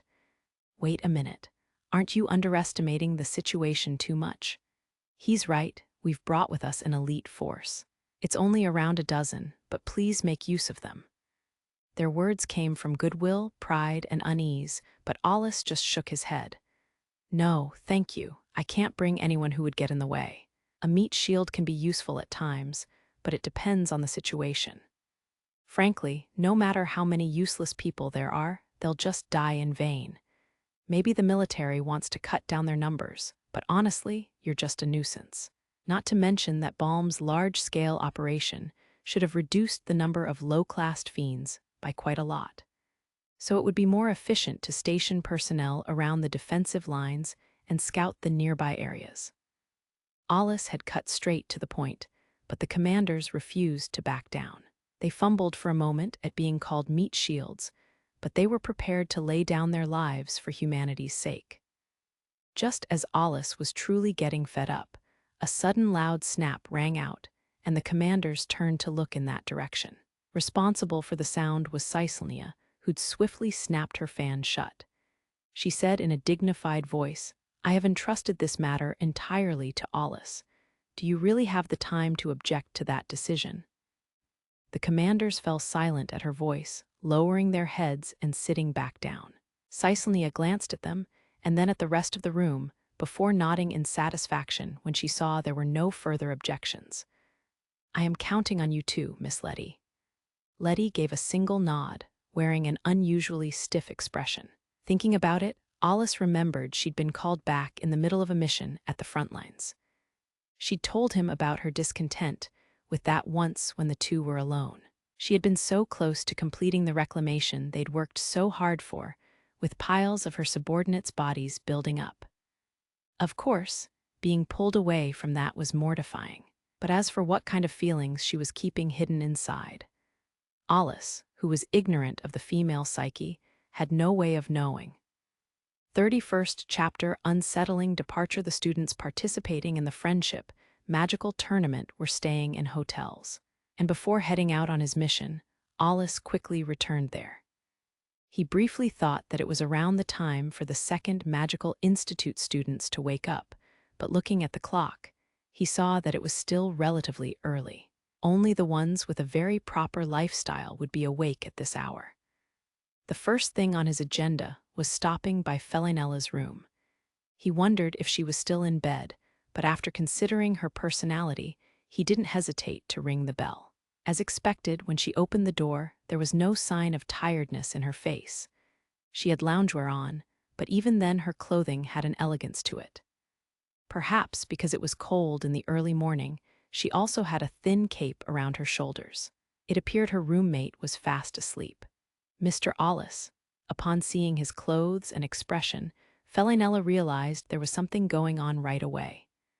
Her blushing expression soon turned serious, as if her hunch had been right on the mark. Alice had actually spoken to Felinella the day before about this, so he cut it short. "It happened faster than expected. I'll leave the rest to you, so put in Loki as planned. I can't take her with me this time." "I understand. Please be careful. I will await you with reports of our victory." "I'm not worried, so I'll listen to that report when we're back at the Institute." There had been a subtle pause before Alice answered. Felinella smiled and said, "Yes." She didn't add in anything unnecessary because she understood the situation in her own way. Alice quietly departed as she saw him off. Her hand trembled from unease as she pressed it against her voluminous breasts. So it really came to this. He can't fight alongside the other students until the end. I expected as much, but it's still vexing. I will definitely bring you reports of our victory, so please come back in one piece. She felt a prickly pain in her chest as her lonely gaze drifted across the hallway. Did her mother feel this way whenever her father Visius left for a mission in the outer world? At the same time, she realized how much mental fortitude just waiting required. Alice, next stop was Loki and the other girl's room. Of course, his business was primarily with Loki, but he wasn't sure where to begin. He'd told Felinella that he was leaving Loki behind, but he couldn't come up with a good way to persuade her. However, the door opened before he could knock. He'd hesitated to peer into the girl's room with his detection abilities, so he just resigned himself to being surprised. "So you noticed." "Of course. I am always keeping an eye on you, Sir Alice." Alice couldn't quite be happy about that, and his cheeks twitched. Naturally, he had no way of knowing the extent to which Loki did this on a daily basis. "Sorry, but I've got a sudden mission. Then I will get ready right away." This wasn't the kind of discussion to have by the door, but since Tesfia and Alice hadn't shown up, they were probably still sleeping. Alice hesitated over whether or not to enter the room, as he recalled getting an earful after stepping into their room in the girls' dorm. But they were pressed for time, and seeing the two girls asleep was an insignificant event given the bigger picture. He didn't have the time to talk for long, but he didn't think he could convince Loki at the door. Not to mention that he didn't want her to get emotional and raise her voice or make a scene outside. "Well, let's talk inside." Loki nodded and took a step to the side to let him in. The room had a lived-in feel to it, with things scattered about everywhere, though it appeared it was mostly Tesfia's stuff making up the mess. As expected, Tesfia and Alice were carefully sleeping in their beds. Alice was on her side, with half her face buried in the pillow, her honey-colored hair covering her face. Tesfia, on the other hand, didn't betray expectations. She'd kicked away most of her blanket, with some of it just barely hanging on around her waist area. It wasn't a completely unbecoming appearance, but her sleeping habits couldn't be called good by any stretch of the imagination, and her disheveled crimson-red hair spread out to cover the pillow and beyond. This was a failing grade for a noble lady, but at least she wasn't snoring. Alus quietly walked over to a chair he spotted and slowly sat down. He had an unconscious habit of always walking silently. It wasn't something he needed to focus to do. "The mission is more troublesome than I imagined, but I'll have Lettie with me, so it won't be a problem. So Loki, I want you to take my place in the tournament main stage." Loki needed time to answer. The sound of grinding teeth could be heard behind her firmly closed lips. Mission, mission, mission. There's always a mission. A dark emotion took hold in her mind. She was hoping to finally be able to show her worth to Alus in this tournament. But that didn't matter now. She felt resentment towards the top brass for forcing these difficult missions onto Alus with serious faces. And she felt a stinging pain in her chest over being helpless, not being able to go with him and help him. Again, the word escaping from her mouth expressed her true feelings. Alus understood what Loki was trying to say. What point was there in a partner if she couldn't accompany him on missions, after all? "We'll need to split up our roles here. We need to complete this secret mission and win the tournament, so there's no choice but to split up. Not to mention that the difficulty of this mission is higher than expected. It's honestly too much for you." His blunt words more than let Loki know that she didn't have enough strength. If she was honest with her feelings, she had a ton of things she wanted to say, but she would simply be speaking out of emotion with no logic to it. Alus himself said it was too much for her.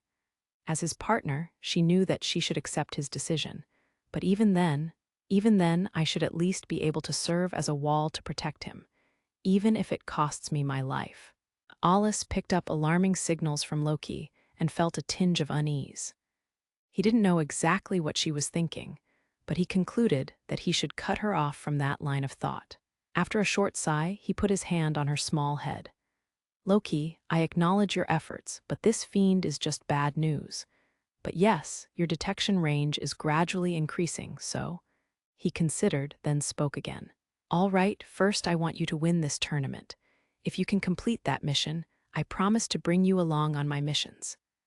Really? He felt like he saw a small bud blossom into a large flower in an instant. With her eyes wide open, Loki brought her face closer to Alus' face. As if to peer into the truth, she stared into his eyes. He felt like he was pinned down by her intense gaze, but returned the stare without looking away. "That's not a lie, is it? You can't take it back later, okay? Why, yeah, I know, I won't go back on my word. That's a promise. I swear I am not lying, and that I won't try to pretend it didn't happen later. But it's not going to be easy for you to win. That Fillic guy from Rusalka's first magical institute seems like he's pretty good. I am aware of that, and I know it won't be easy. But I won't lose." Her declaration sounded as emotionless as usual, but deep within her eyes was an unwavering conviction that she would come out victorious. Or perhaps it would be better described as resolve. "I understand that you're motivated, but don't go too far," Alus said, warning her not to use a taboo like back then. But Loki turned her head away as if she took offense at this. "The situation is different from then. Besides, I won't have to rely on a taboo." Alus didn't say anything more after hearing her bold statement and simply eased up on his stern expression. That's when a spaced-out sounding "wat" came from the bed. Tesfia was on her way to waking up as she rubbed her eyes. Alice, following Tesfia's lead, was also blinking repeatedly while stifling a yawn. After a quick glance at the two, Alice shrugged. Then, there's nothing to worry about. I don't have any time, so I'll be leaving now. Yes, please be careful. I'm sure nothing will happen, but please make sure you come back. Yeah, nothing will happen, but it will take 2 or 3 days at least. You take care of things here. Please leave it to me. There is nothing to worry about. Seeing Alice off to the door, Loki held a small fist in front of her chest. Once he had fully disappeared from view, she spun around. Loki couldn't go back to sleep now. Perhaps she should sharpen her knife AWRS or lay some plans to win the tournament. She thought about it as she sat down on her bed. Suddenly she had a flash of brilliance and decided she could do both of them. That was when, Loki, did Al stop by? But why, when I was sleeping? You could have at least woken me up. Tesfia must have realized he'd been here as she got her thoughts in order after waking up. Maybe she'd caught a glimpse of him and thought it was just a dream. It just never crossed my mind. But that drooling was probably not very pleasant to see. Wah. No way, Tesfia wiped the area around her mouth with the sleeve of her nightwear. Alice was absent-mindedly watching the two. She had a harder time waking up than Tesfia and was still half asleep. Shaking her head left and right, she finally spoke up with a drowsy look to her.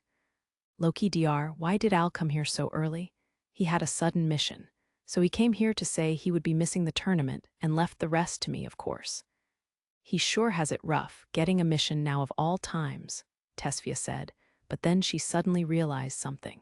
Wait, but what about his match? That's really going to be rough. That's why I said he would be missing it, Loki calmly responded to the panicking Tesfia.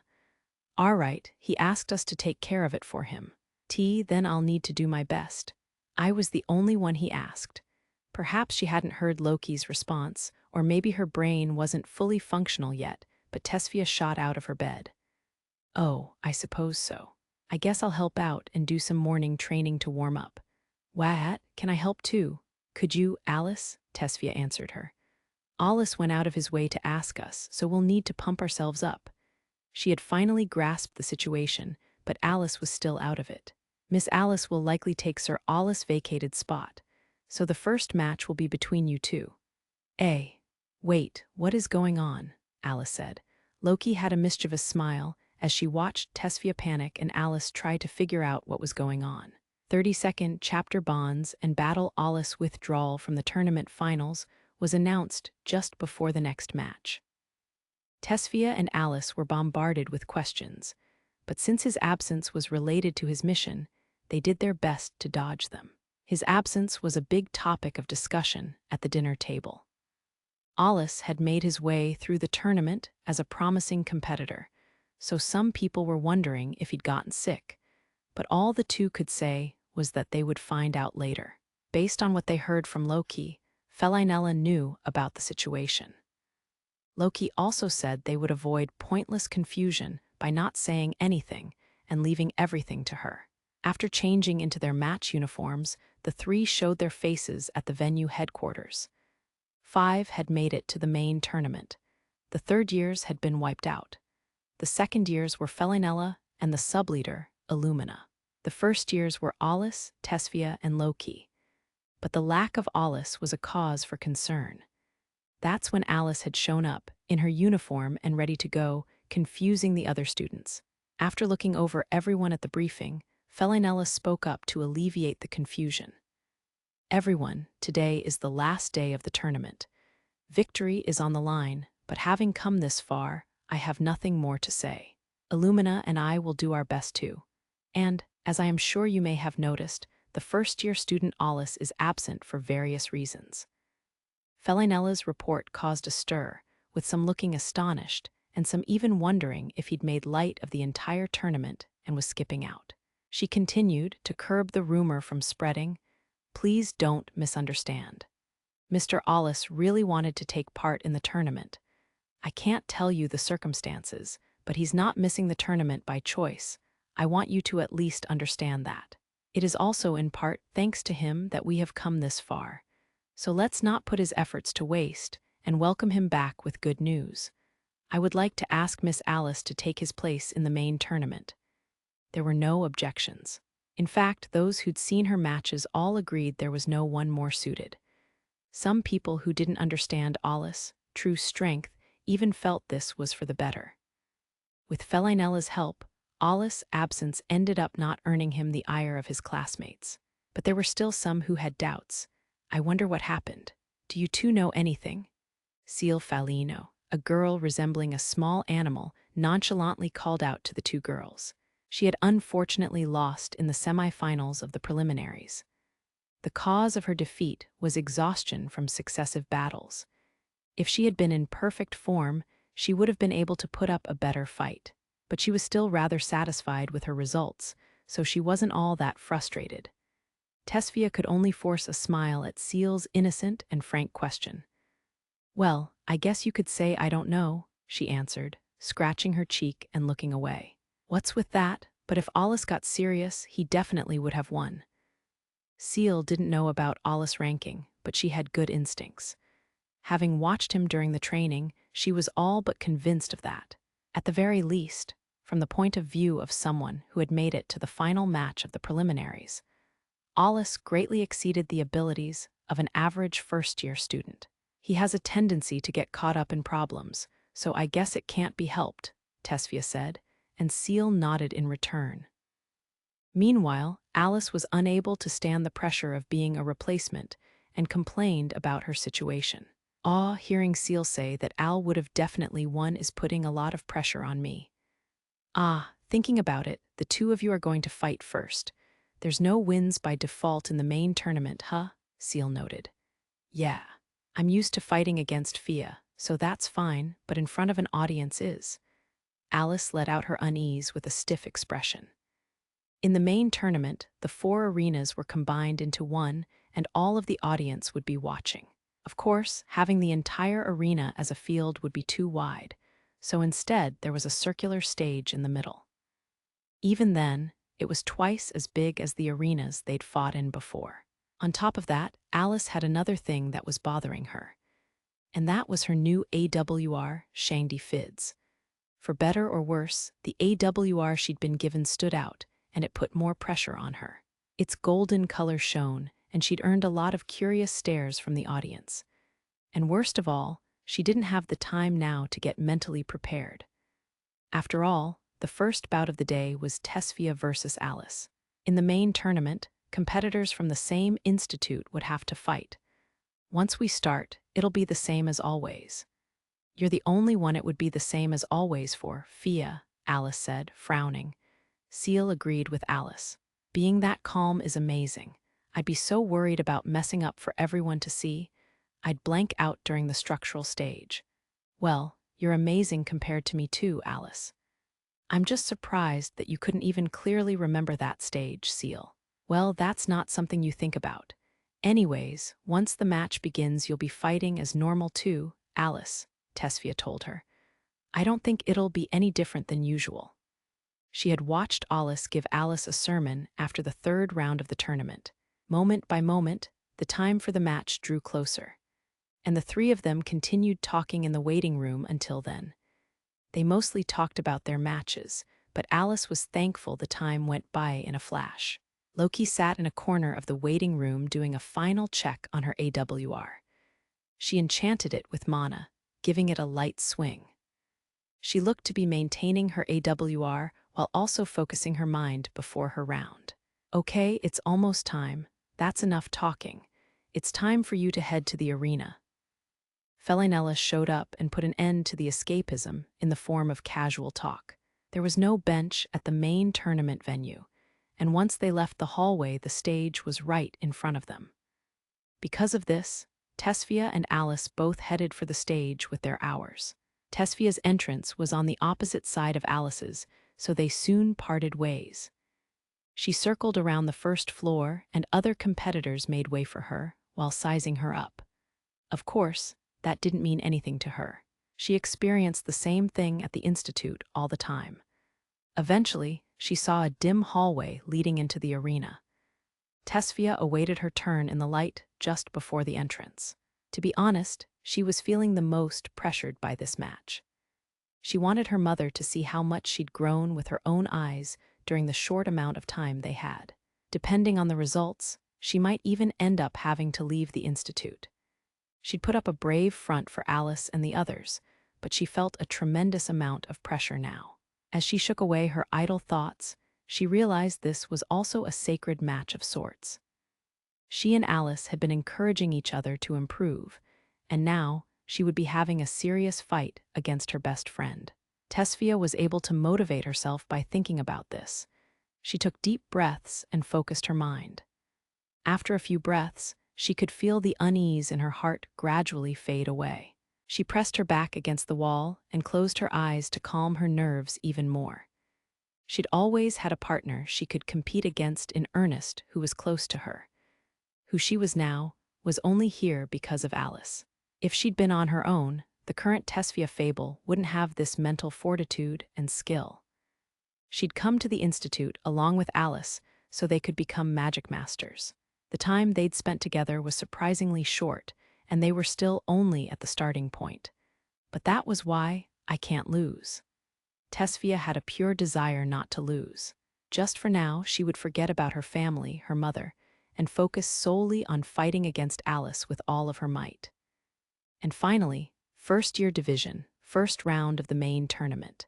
From Alpha's second magical institute, Tesfia Fable, versus Alpha's second magical institute's Alice Tilake.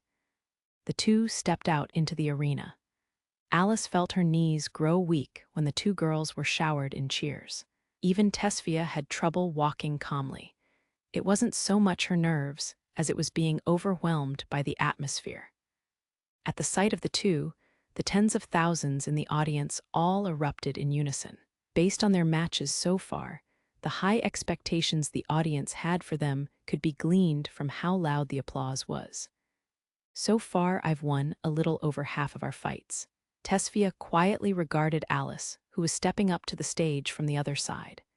She didn't have a perfect memory of their win-loss records, but she knew she'd won a few more times than Alice. She'd also barely hung on to win during their mock battle in front of the principal. That said, there wasn't much difference in their abilities. In this tournament, they'd gathered more experience in each match they fought, so the records from a week ago were meaningless today. Tesfia shifted her glance towards Alice's hands.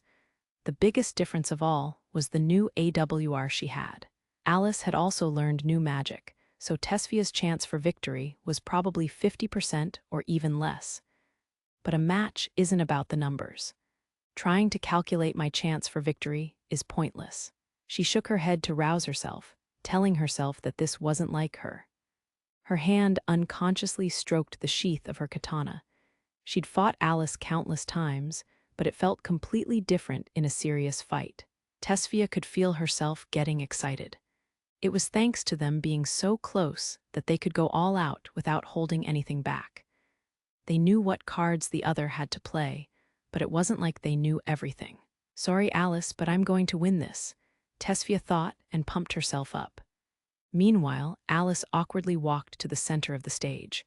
Her AWR reflected the light, making each step feel heavier. From what use she'd made of it, this new AWR was excellent. It was so high-performing that she might even assume that her own abilities had greatly improved.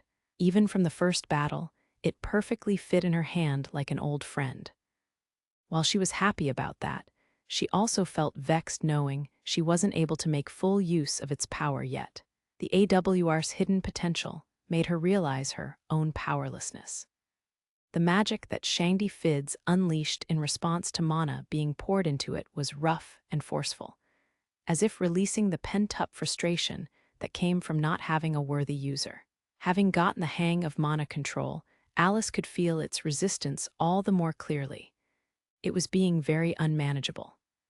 At the moment, with the spells cast almost ignoring the directions Alice was giving them, it was a waste of potential. The two reached their assigned starting positions, and the only thing in Alice's view was Tesfia. The two girls stared straight at each other. Both were excited over getting to fight for real after all their mock battles against each other. The emotions welling up inside them made them raise the edges of their lips into smiles. The match couldn't start soon enough, and their bodies were aching, eagerly awaiting their chance to go all out. With their minds focused solely on one another, the cheers had begun to fade into the distance. A defensive barrier that had been raised was part of the reason, but another was their sharpened minds that concentrated just on each other. For a moment, a tense silence fell over them. The starting signal of a loud buzzer rang out as their focus reached a peak. Without a moment's delay, they both built up their magic formulas and swung their hours. Icicle Sword, Shell Raise.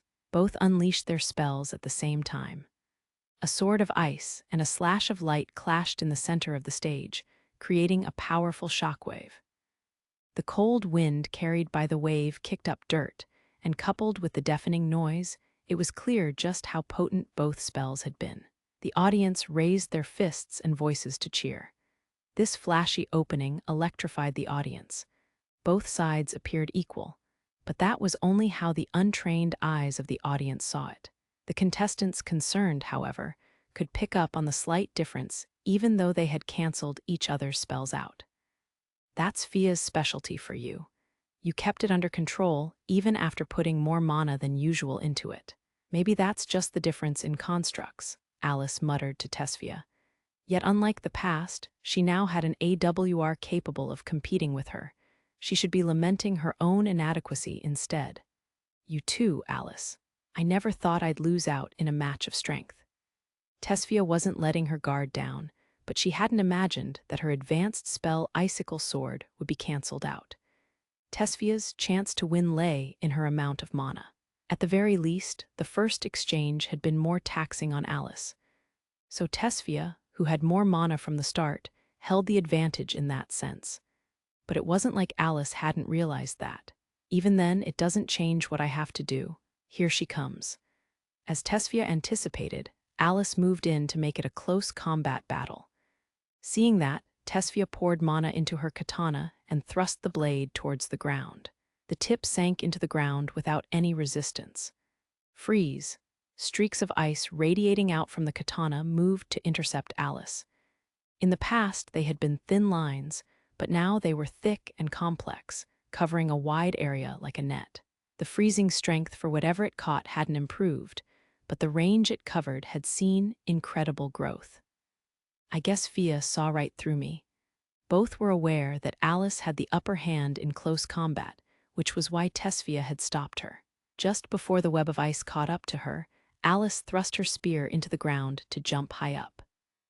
She spun around in the air and pulled the spear out of the ground, using the spin to put even more force into her swing. Shale Raise, the crescent-shaped slash attack, assaulted Tesfia while cutting through the ice. Ka! Tesfia pulled out her katana and rolled to the side. After stopping her roll with her hand, she cut across the air with her katana. Ice Bullet Fire! 3 fist-sized blocks of ice were created in an instant, and Tesfia fired them off as Alice landed. Cracks ran down the ice blocks. The fist-sized blocks scattered into countless fragments the size of a fingertip and rained down on Alice. Her eyes shot wide open with astonishment. She wasn't surprised by the spell itself, but rather wondering when she'd learned it. Tesfia had constantly complained about how she couldn't use it in their training. But back then, she'd fired off 5 blocks of ice. Alice recalled Seal asking Alice the trick to learning Thorn Pierce. There was no reason to simply copy the spells recorded in the spell encyclopedia. It was possible to learn the magic itself by arranging it somewhat, even if it was at a lower level. Even as she came to understand what had happened, there was no sign of panic in Alice's expression. She looked composed even as the countless shards of ice scattered before her. Of course, she wouldn't be able to fully dodge them all even if she tried.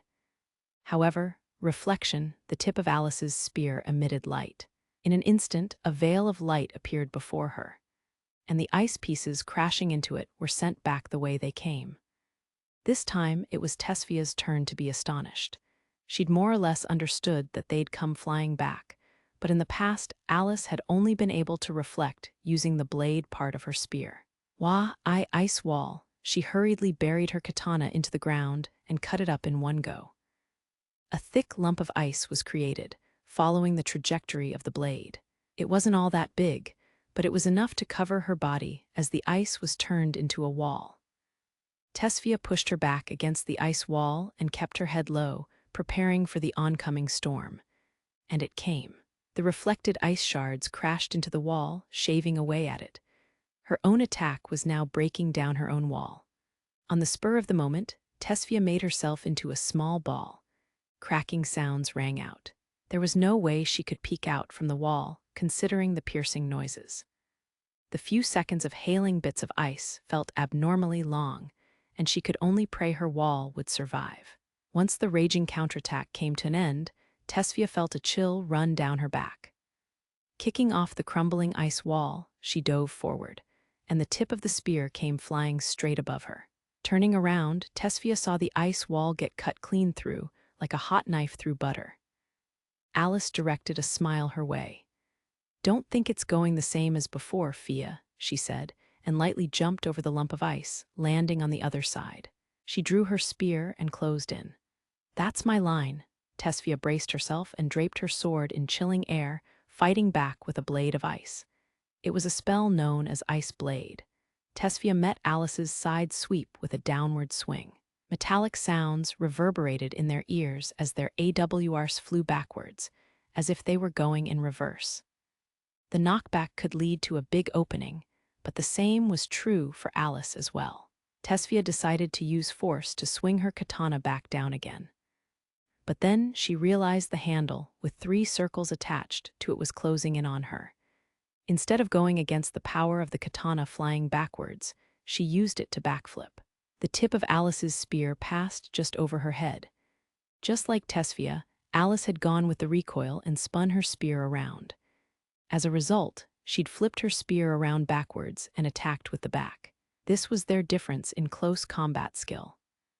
Aiming for where Tesfia would land, Alice kept her spear in place and took a step closer, sliding her hand towards the edge of the handle. Readjusting her grip, she closed in on Tesfia, swinging her spear from a backhanded slash to an upward one, and from upward to downward. Tesfia was just barely able to pick up on the incoming attack as she spun around. Just as she landed, she firmly held her katana horizontally with both hands, attempting to defend herself. However, the heavy spear had a lot of momentum behind it, and it forced her to her knees. In that posture, she was limited to a battle of strength. This continued for a short while. "Fia, feel free to surrender anytime." "Why, you must be joking. Things are finally getting interesting." As they talked, Alice's spear was gradually being eroded by the ice blade, and as ice began to cover the blade, Tesfia gathered mana in her right leg and stomped on the ground. The next moment, the cold air around her feet spread out and created frost. Alice felt the danger prickling on her skin and jumped backwards, but nothing more happened. "Gotcha," Tesfia gave her a childish smile, and a beat later Alice caught on. "You tricked me." Tesfia hadn't been in a position to move as Alice focused on pushing her spear down.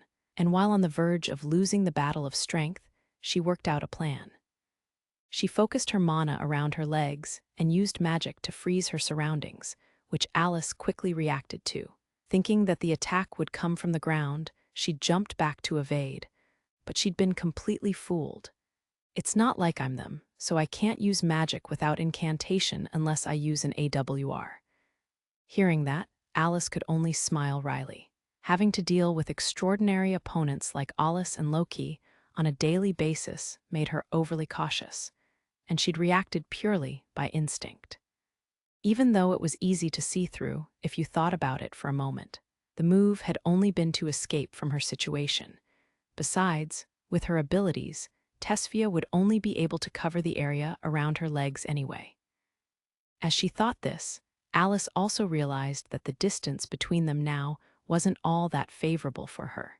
Considering the difference in total amounts of mana, she wanted to conserve hers as much as possible, bringing things into close combat where she had the upper hand. But now she'd gone and left her ideal range by herself. At this range, Tesfia had the advantage with her magic, but Tesfia wasn't particularly optimistic about the current situation. She'd been forced to use a lot of magic already, so while she might have had more mana to begin with, there probably wasn't much difference between them now. That wasn't counting just the number of spells they could use either. There was that AWR to consider. Alice herself had said that it suppressed the consumption of mana when casting spells through it. Reflection really is a handful. The primary reason Tesfia had the upper hand in their match records was because Alice had few spells at her disposal. But even then, Tesfia wasn't dominating their win-loss records. A big reason for that was reflection. In battles between Magicmasters, it was a truly troublesome spell. A drop of cold sweat ran down Tesfia's cheek as she thought of Alice's spell one day being able to reflect Icicle Sword. Reflection required its user to spend more mana than what had been used for the target spell.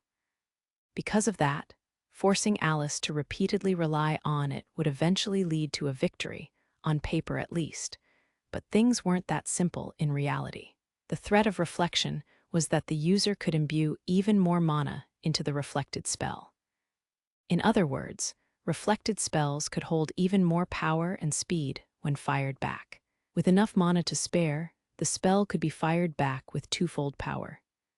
Tesfia frankly wasn't confident that she could survive the counterattacks until Alice ran out of mana.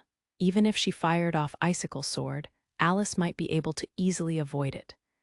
Meanwhile, Alice saw that Tesfia was hesitating over her next move and moved first. She ran towards Tesfia while zigzagging. "I'm at a disadvantage in a drawn-out battle. Fia's probably going to try to make me use up all of my mana from a distance, but I won't let that happen." Alice poured mana into her AWR and secretly readied a spell to be cast at any moment. As expected, Freeze spread out from Tesfia just as before to slow her down. Alice jumped diagonally to the side and slashed with her spear in the air. The ice on her blade burst away as another shell raise was fired off. Seeing how she'd easily torn through the ice wall before, Alice knew that Tesfia didn't have the means to fight back against the spell, so she unleashed it in a wide arc. Tesfia's only ace, Icicle Sword, took a moment longer to cast than Shell Raise. She gritted her teeth and dodged to the side as Alice had expected. But Alice's attack didn't end there. One of the spear's circles was floating in the air and slid out to appear from behind Alice's back. Inside the circle was concentrated light before a spell was released, forming a small vortex within the ring. Aiming for where Tesfia would land, the ring let out a slash attack. The small circle was an AWR of its own, with the ability to copy the magic formulas cast by the spear itself. It had been on standby behind Alice ready to cast a copy of her spell. The arc of her spell was bigger than the first time, meaning that there was more mana put into it. Before long, a loud explosion rang out, kicking up dirt and covering Tesfia from view. Alice was convinced of her victory and calmly landed. But she didn't let her guard down yet. With her spear at the ready, she waited for the cloud of dust to dissipate.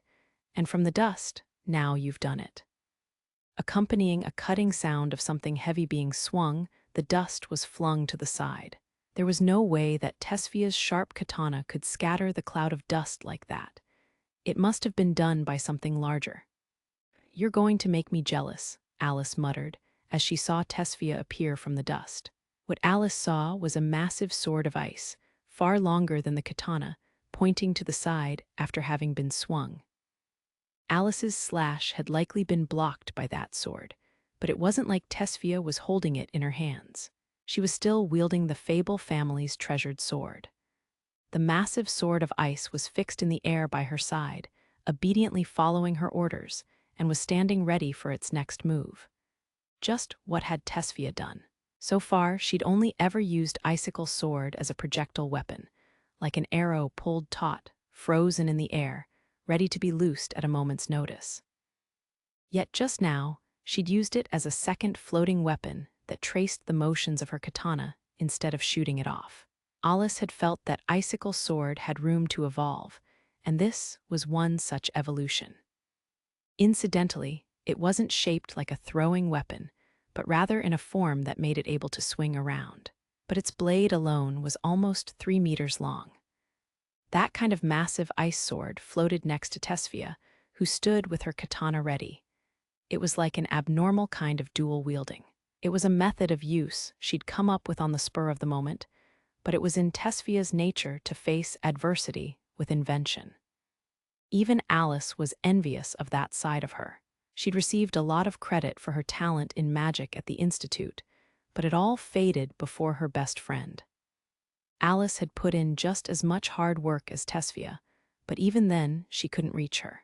She'd always known deep down that her red-headed friend would come up with something in the 11th hour.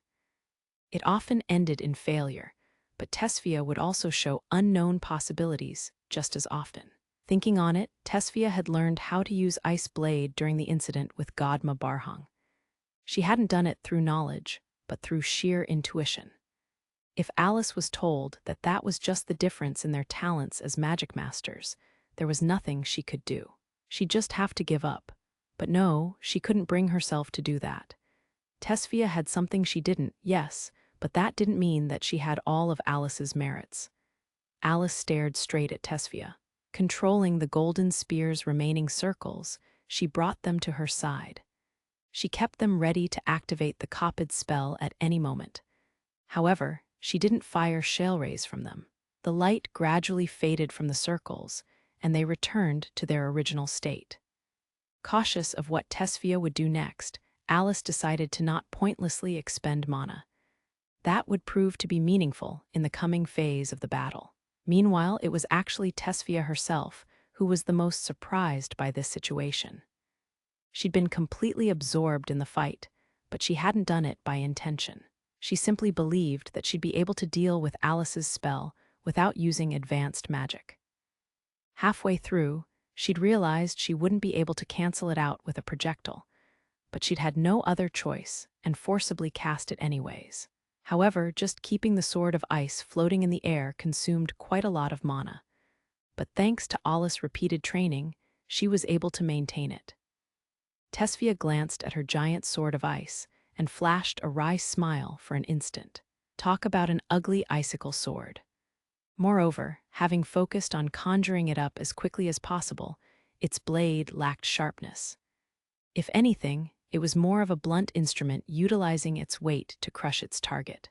Now that she'd calmed down, she might be able to deliberately alter its coordinates, but considering the mana consumption, it would be difficult. It was likely she wouldn't last for long with it out. But strangely enough, Tesfia felt the spell was responding well to her innate disposition and rhythm, like a perfect fit. In fact, she felt quite intimate with the sword of ice, as if it was the sword she'd been using for the past 10 years. Tesfia had no way of knowing, but this use of the Fable family's icicle sword was its second form, and one of the secrets passed down through generations. However, she was still in the middle of a match, so she stopped her thinking there and sharpened her senses further, willing her body to remember this sensation. She wasn't really the type to learn by thinking anyway. She preferred to remember things by instinct. Desperately racking her brain, she tried to remember what had gone through her mind when she'd blocked Alice's attack. If she remembered correctly, she'd put the arm holding the katana in front of her face to cover her, and the ice sword moved in response to that. In that case, setting only the magic's origin coordinates, she linked it up to the movement of her katana. Just like when she'd practiced moving her mana around, she focused on the mana in the sword and tried moving it like it was her arm. And when she did, the ice sword tilted slightly, just as she had imagined. The sensation was sluggish, but it did feel like another part of her body. This will be pretty useful. Tesfia nodded at the results and instinctively clenched her fist. It felt like the sword might crumble away if she let her guard down for even a moment, but that was fine. It was still useful and would be of aid to her in this fight. Since she'd cast it on the spur of the moment, there was no guarantee she'd be able to do it again. At any rate, there was no doubting anymore that her training on the basics of mana control under Alus had been a big influence in using this new move. I guess he can just see right through me. An image of Alus sarcastically smiling at her popped into her mind, as she realized that he might have had her do this training just for this purpose. Taking a deep breath, Tesfia spun the arm that held the katana around, and the sword of ice slowly moved around to her other side. It felt like the ice sword and katana were one and the same. Having confirmed this, she grinned at Alice. "You really let me have it before." The giant ice sword emitted enough cold wind to cover its wielder's feet. Immediately after the sword of ice reached its position, Tesfia took off running. With great speed, she closed the distance. But before she reached Alice, she hit the brakes. Right now her ice sword was within range of her. Swinging her AWR sideways, the giant ice sword soon followed her movements and swept in a horizontal arc. The pressure from its sweeping motion was accompanied by cold air. Even though she was controlling it through mana, she felt like her body was being pulled by the weight. She wouldn't be swung around if she could constantly adjust the coordinates, but she wasn't capable of that yet. With her fighting skills, Alice could probably dodge and counterattack, but she chose to retreat instead. She'd assessed that just being grazed by that powerful swing would determine the outcome. Even from a distance, the force of the swing was enough to give her a headache. The ice sword's cold air probably had the same freezing effect as the spell freeze. She could feel it in her body, and the arena's system must have decided that it was damage and converted it to mental damage. Staggering slightly, Tesfia still did her best to brace herself. Even though the ice sword was only replicating the movements of the arm that held the katana, just maintaining it drained her mana. "I'm not going to be able to keep this up for long," she told herself and readied her katana. "It's my turn now." With a fearless smile, Tesfia took off running again. Perhaps because she felt close combat was her only choice after seeing Shellrays get blocked, Alice followed suit. In an instant, the distance between them shrank, and the sword of ice and golden spear clashed. The ice sword was too large to maneuver properly in close combat, but it still stood ready to strike at any opening. Alice had no choice but to devote some of her attention to it. During their clashes, Tesfia stumbled, and before long, Alice's thrust scratched her cheek. But it wasn't a direct hit that would end the match right away like usual. It only looked close because Tesfia used the bare minimum of motions to avoid the tip. While ruining her posture by completely avoiding it, she used her katana to ward off the follow-up attacks, and when Alice pulled her spear back, Tesfia used that opening to swing the ice sword. Alice ducked to avoid it, but a kick came flying towards her abdomen. She used her spear to block it. Both sides were driven away from each other. "Aw geez," Alice griped to herself. Tesfia's ice sword was seriously troublesome. It wouldn't be an exaggeration to say that its appearance had completely turned the tables.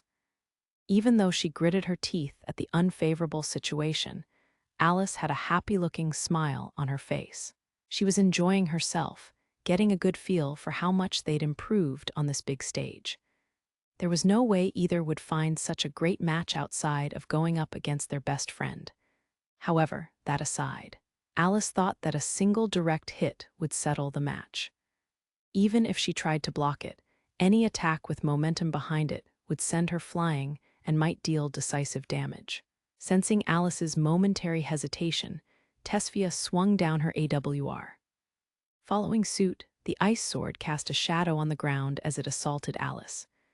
With a loud bang, the ground shook as the sword carved a big chunk out of it and kicked up dirt.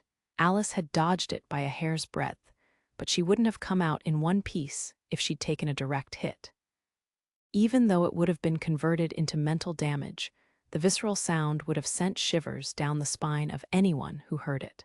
She glanced at the hole in the ground and spotted the cold wind mixed in with the cloud of dirt. The dirt at the bottom of the hole had frozen over.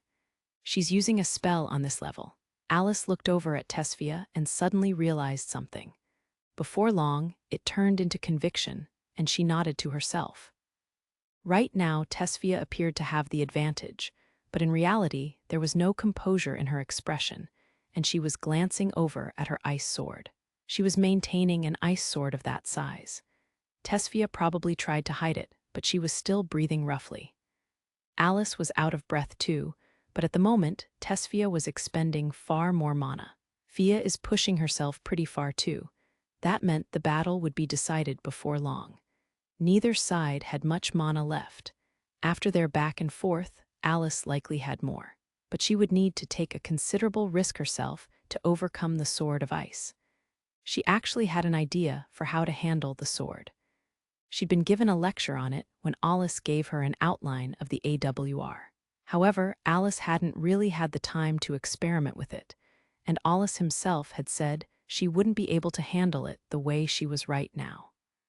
But considering the situation, she was happy he had told her about it. It's better to bet on this small chance than to not do anything at all and lose.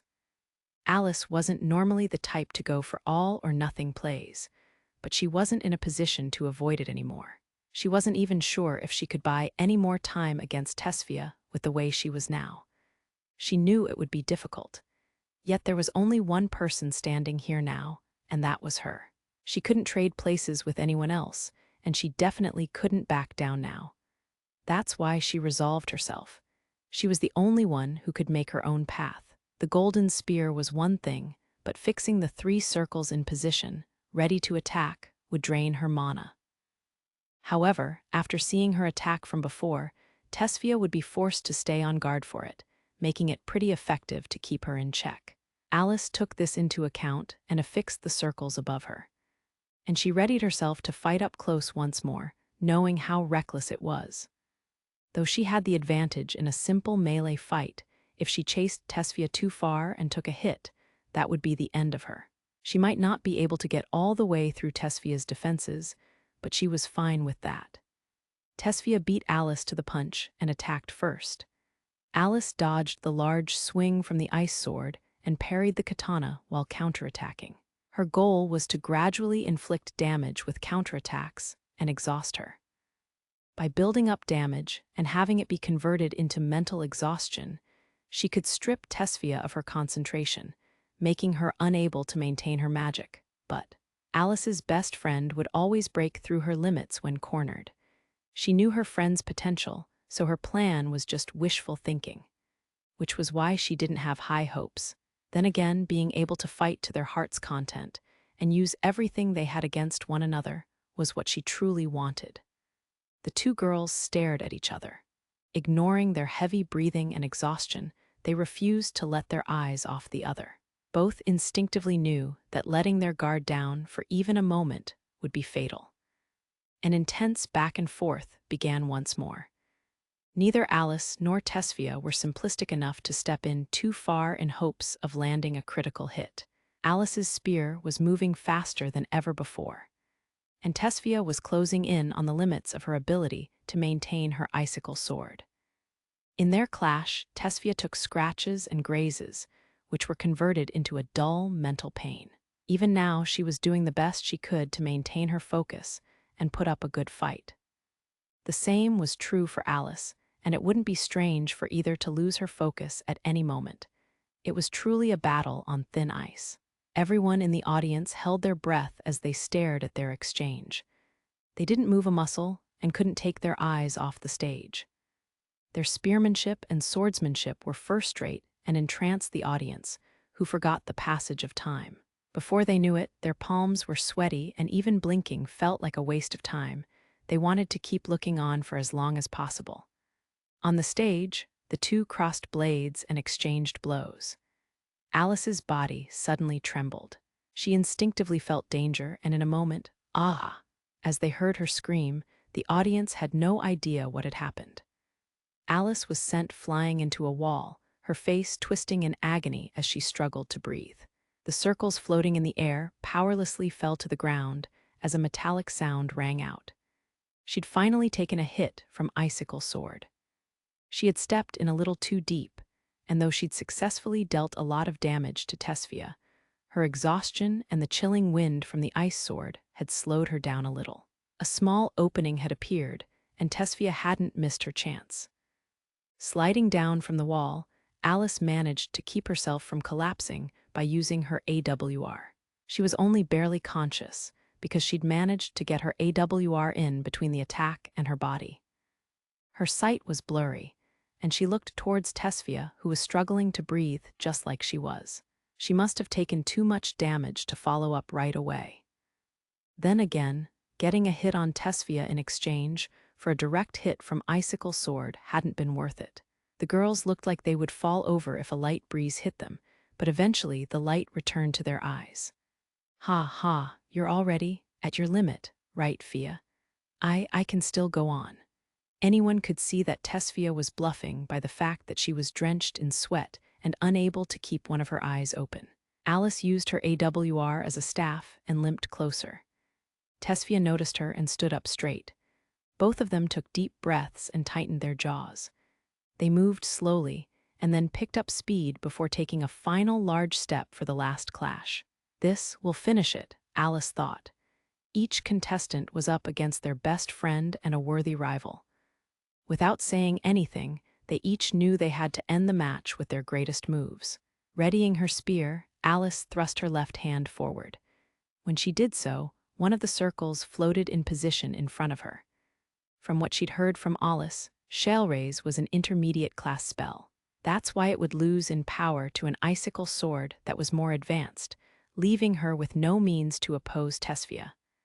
Aside from one. And that means was one of the circle's abilities, amplification. Each of the 3 circles was an individual AWR, and so far they'd simply been copying the spells cast through the golden spear. But it was also possible to use them to amplify the casted spell. Spells passing through the circle doubled the power of the spell. So by simple math, going through all 3 increased the power 8-fold. But at the same time, it required incredibly accurate mana control. The reason for that was the special structure of the circles that made them individual. In other words, in order to perfectly pull off the amplification, the caster needed to use 2 or more AWRs and use multiple spells at the same time. It was absurd, but Alice was determined to give it a shot. But using all 3 circles at the same time was a little too reckless. Taking her chances of success into account, using only a single circle was the better choice. She understood that it was a form of extension of mana control, but it was her first time. Not only was she uneasy, but she still hadn't fully grasped the principle. But even so, her determination was unwavering. No matter how much she analyzed it, she wouldn't come to an answer now. She'd just have to do it. As Alice focused on her task, the formula on the circle began to glow, causing it to slowly enlarge. A film of warm light formed within the ring. This warmth was something the artificial sun humanity had created couldn't replicate. It was akin to natural sunlight. Seeing that, Tesfia readjusted her grip on her katana. The ice sword remained perfectly still next to her. As Alice was about to unleash her final move, Tesfia was going to take her head on. The massive blade stood at the ready. It required total focus to manipulate and support it. The sword of ice perfectly traced her every swing, and next she would surely slam it into Alice. On top of that, Tesfia poured all of her remaining mana into the sword, making it sharper, sturdier, and defining it more accurately. The AWR in her hands swiftly read her intentions as cold air flowed out of it. In response, Icicle Sword trembled momentarily, and then its surface changed form, transforming from its rough shape to an elegant and refined sword. So far, the ice sword had been moving at a distance from Tesfia's AWR, but now it completely merged with it to optimize its movements. The katana's blade was covered in translucent ice. It was as if her AWR itself had become a beautiful sword of ice. Even though the AWR was covered in ice, Tesfia felt like it weighed just as much as before, if not even less than that. By having the hyperforming AWR merge with the ice sword, it took over handling all of the variables for the caster. Reading the flow of mana, the sword of ice perfectly traced its movements. The fantastical crystallized-looking sword had become a size smaller, but one could clearly tell that a large amount of mana was compressed within from its extremely cold, yet beautiful appearance. The distance closed between the two, and the spear and katana swung as one, as if each were attracted to the other. Shell raised double, ice whirled, frigid blade Zeppel. The magical light Alice controlled flew through the circle, pressing against the film of light as if to break through it, and then an amplified slashing attack shot out. At the same time, Tesfia swung her ice sword, sharper than ever, with all her might, and large amounts of cold air froze its surroundings. When the two clashed, a blinding magical light filled the arena as cold wind froze the ground in an instant. The next moment, an explosive sound reverberating in the pit of everyone's stomachs ran through the venue. The frozen ground burst open as cracks ran through it. In the center where the two girls clashed, cold winds and light formed a circle that looked like it was expanding. But then, in an instant, it shrunk as if it was being absorbed. The light created enveloped both of them. Everyone in the audience instinctively closed their eyes and then hurriedly covered their ears as the shockwave reached them. After several seconds, someone in the audience let out a stupefied voice as their jaw dropped. In front of the audience, the two girls now lay face up on the ground. The two were in a large hole in the arena that spoke volumes of just how fierce the final clash had been. Both girls were motionless. That sight made one fear the worst. Fortunately, relief soon came over the audience, as with all eyes on them, the girls began to laugh while continuing to lie on the ground. And next, "Are you okay, Alice?" "Yeah, but I can't move." "What about you, Fia?" "Me too. Also, my head hurts." The girls felt intense headaches as they stared at the arena ceiling. That was the result of the special function that converted damage into mental pain. But it seemed to hit them in the funny bone as they started laughing again. But they soon stopped, frowning at the pain. However, even then their lips quivered as if they were trying to hold back smiles. Tesfia sighed. So what happens now? After laughing until she was satisfied, she had returned to reality and wondered how victory would be judged here. "Yet, that doesn't matter," Alice declared. "That's true. Winning or losing doesn't matter. I'm fine with having been able to fight to my heart's content." "What a strange feeling." "Yeah, me too." Silence continued for a while. Then, I'm beat. Tesfia stretched her body with a satisfied smile. "Still, I thought I was going to win halfway in," she continued. "I was planning on winning from the start," Alice replied mischievously. Tesfia retorted, "Even though you were shaking like a leaf before we started. But I never imagined you would use a new spell at the last moment." "Me neither. But I'm sure that Al prepared me for it."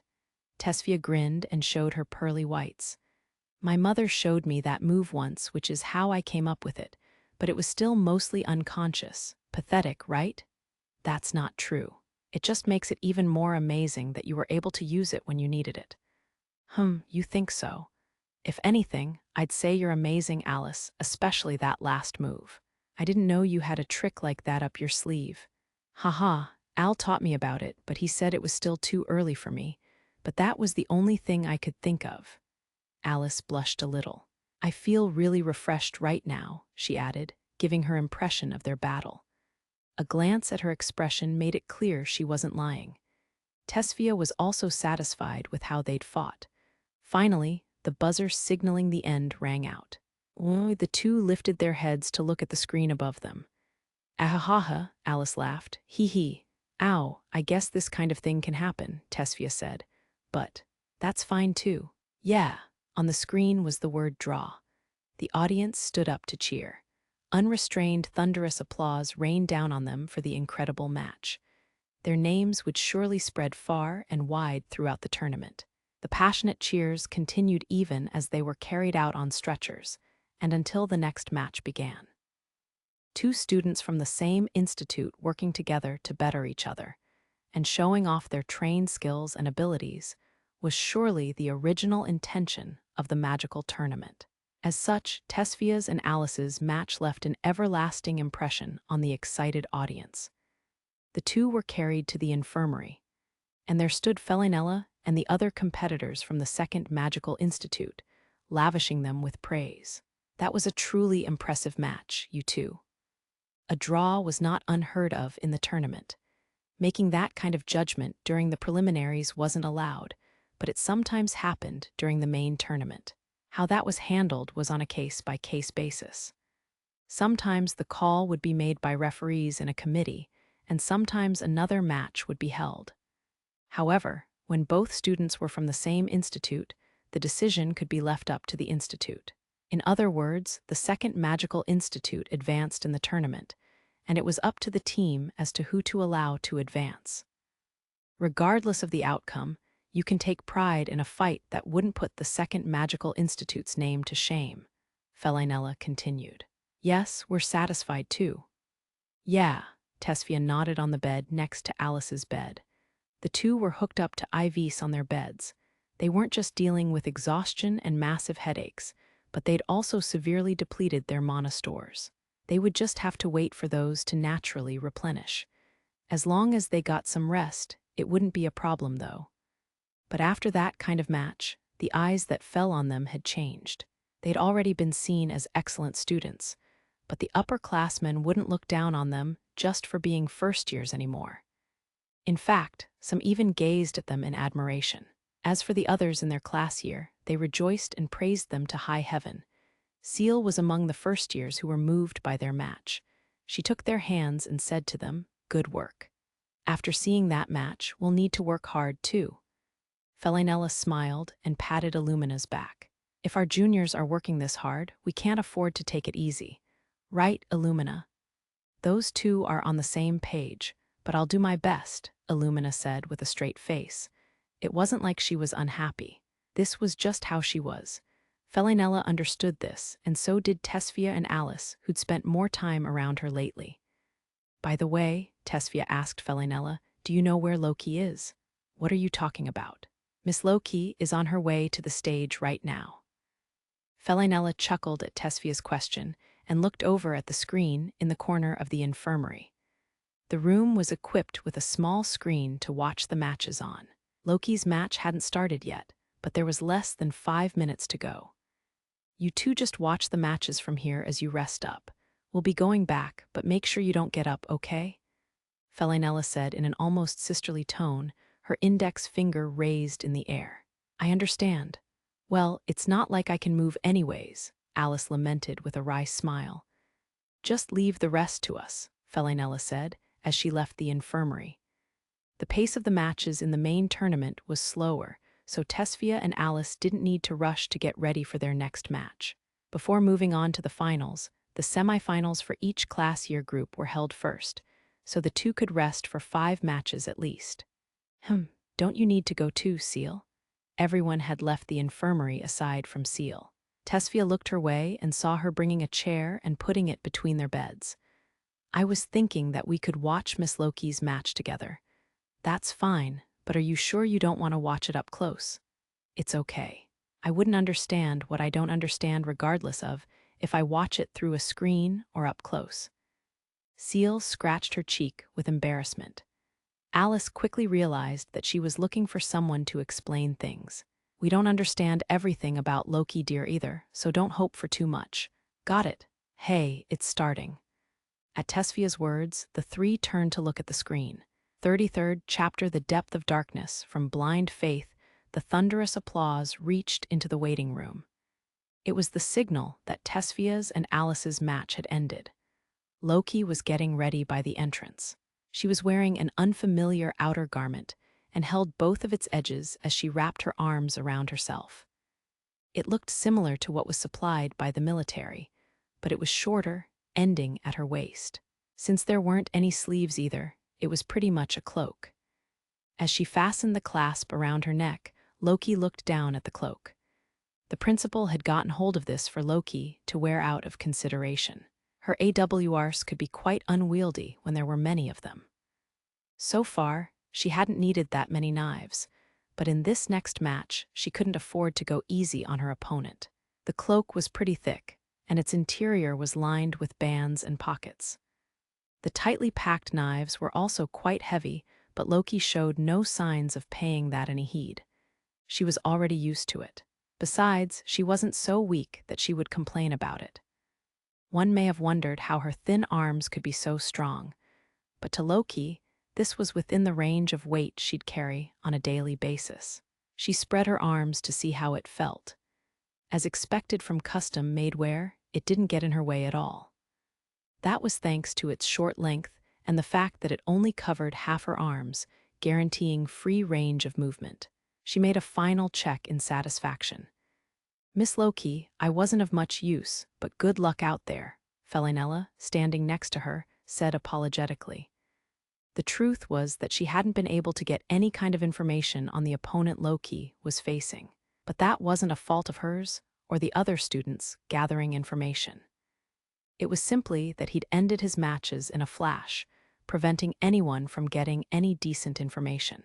Felinella was skilled at information gathering, but she couldn't exactly infiltrate his hotel and get the information she wanted.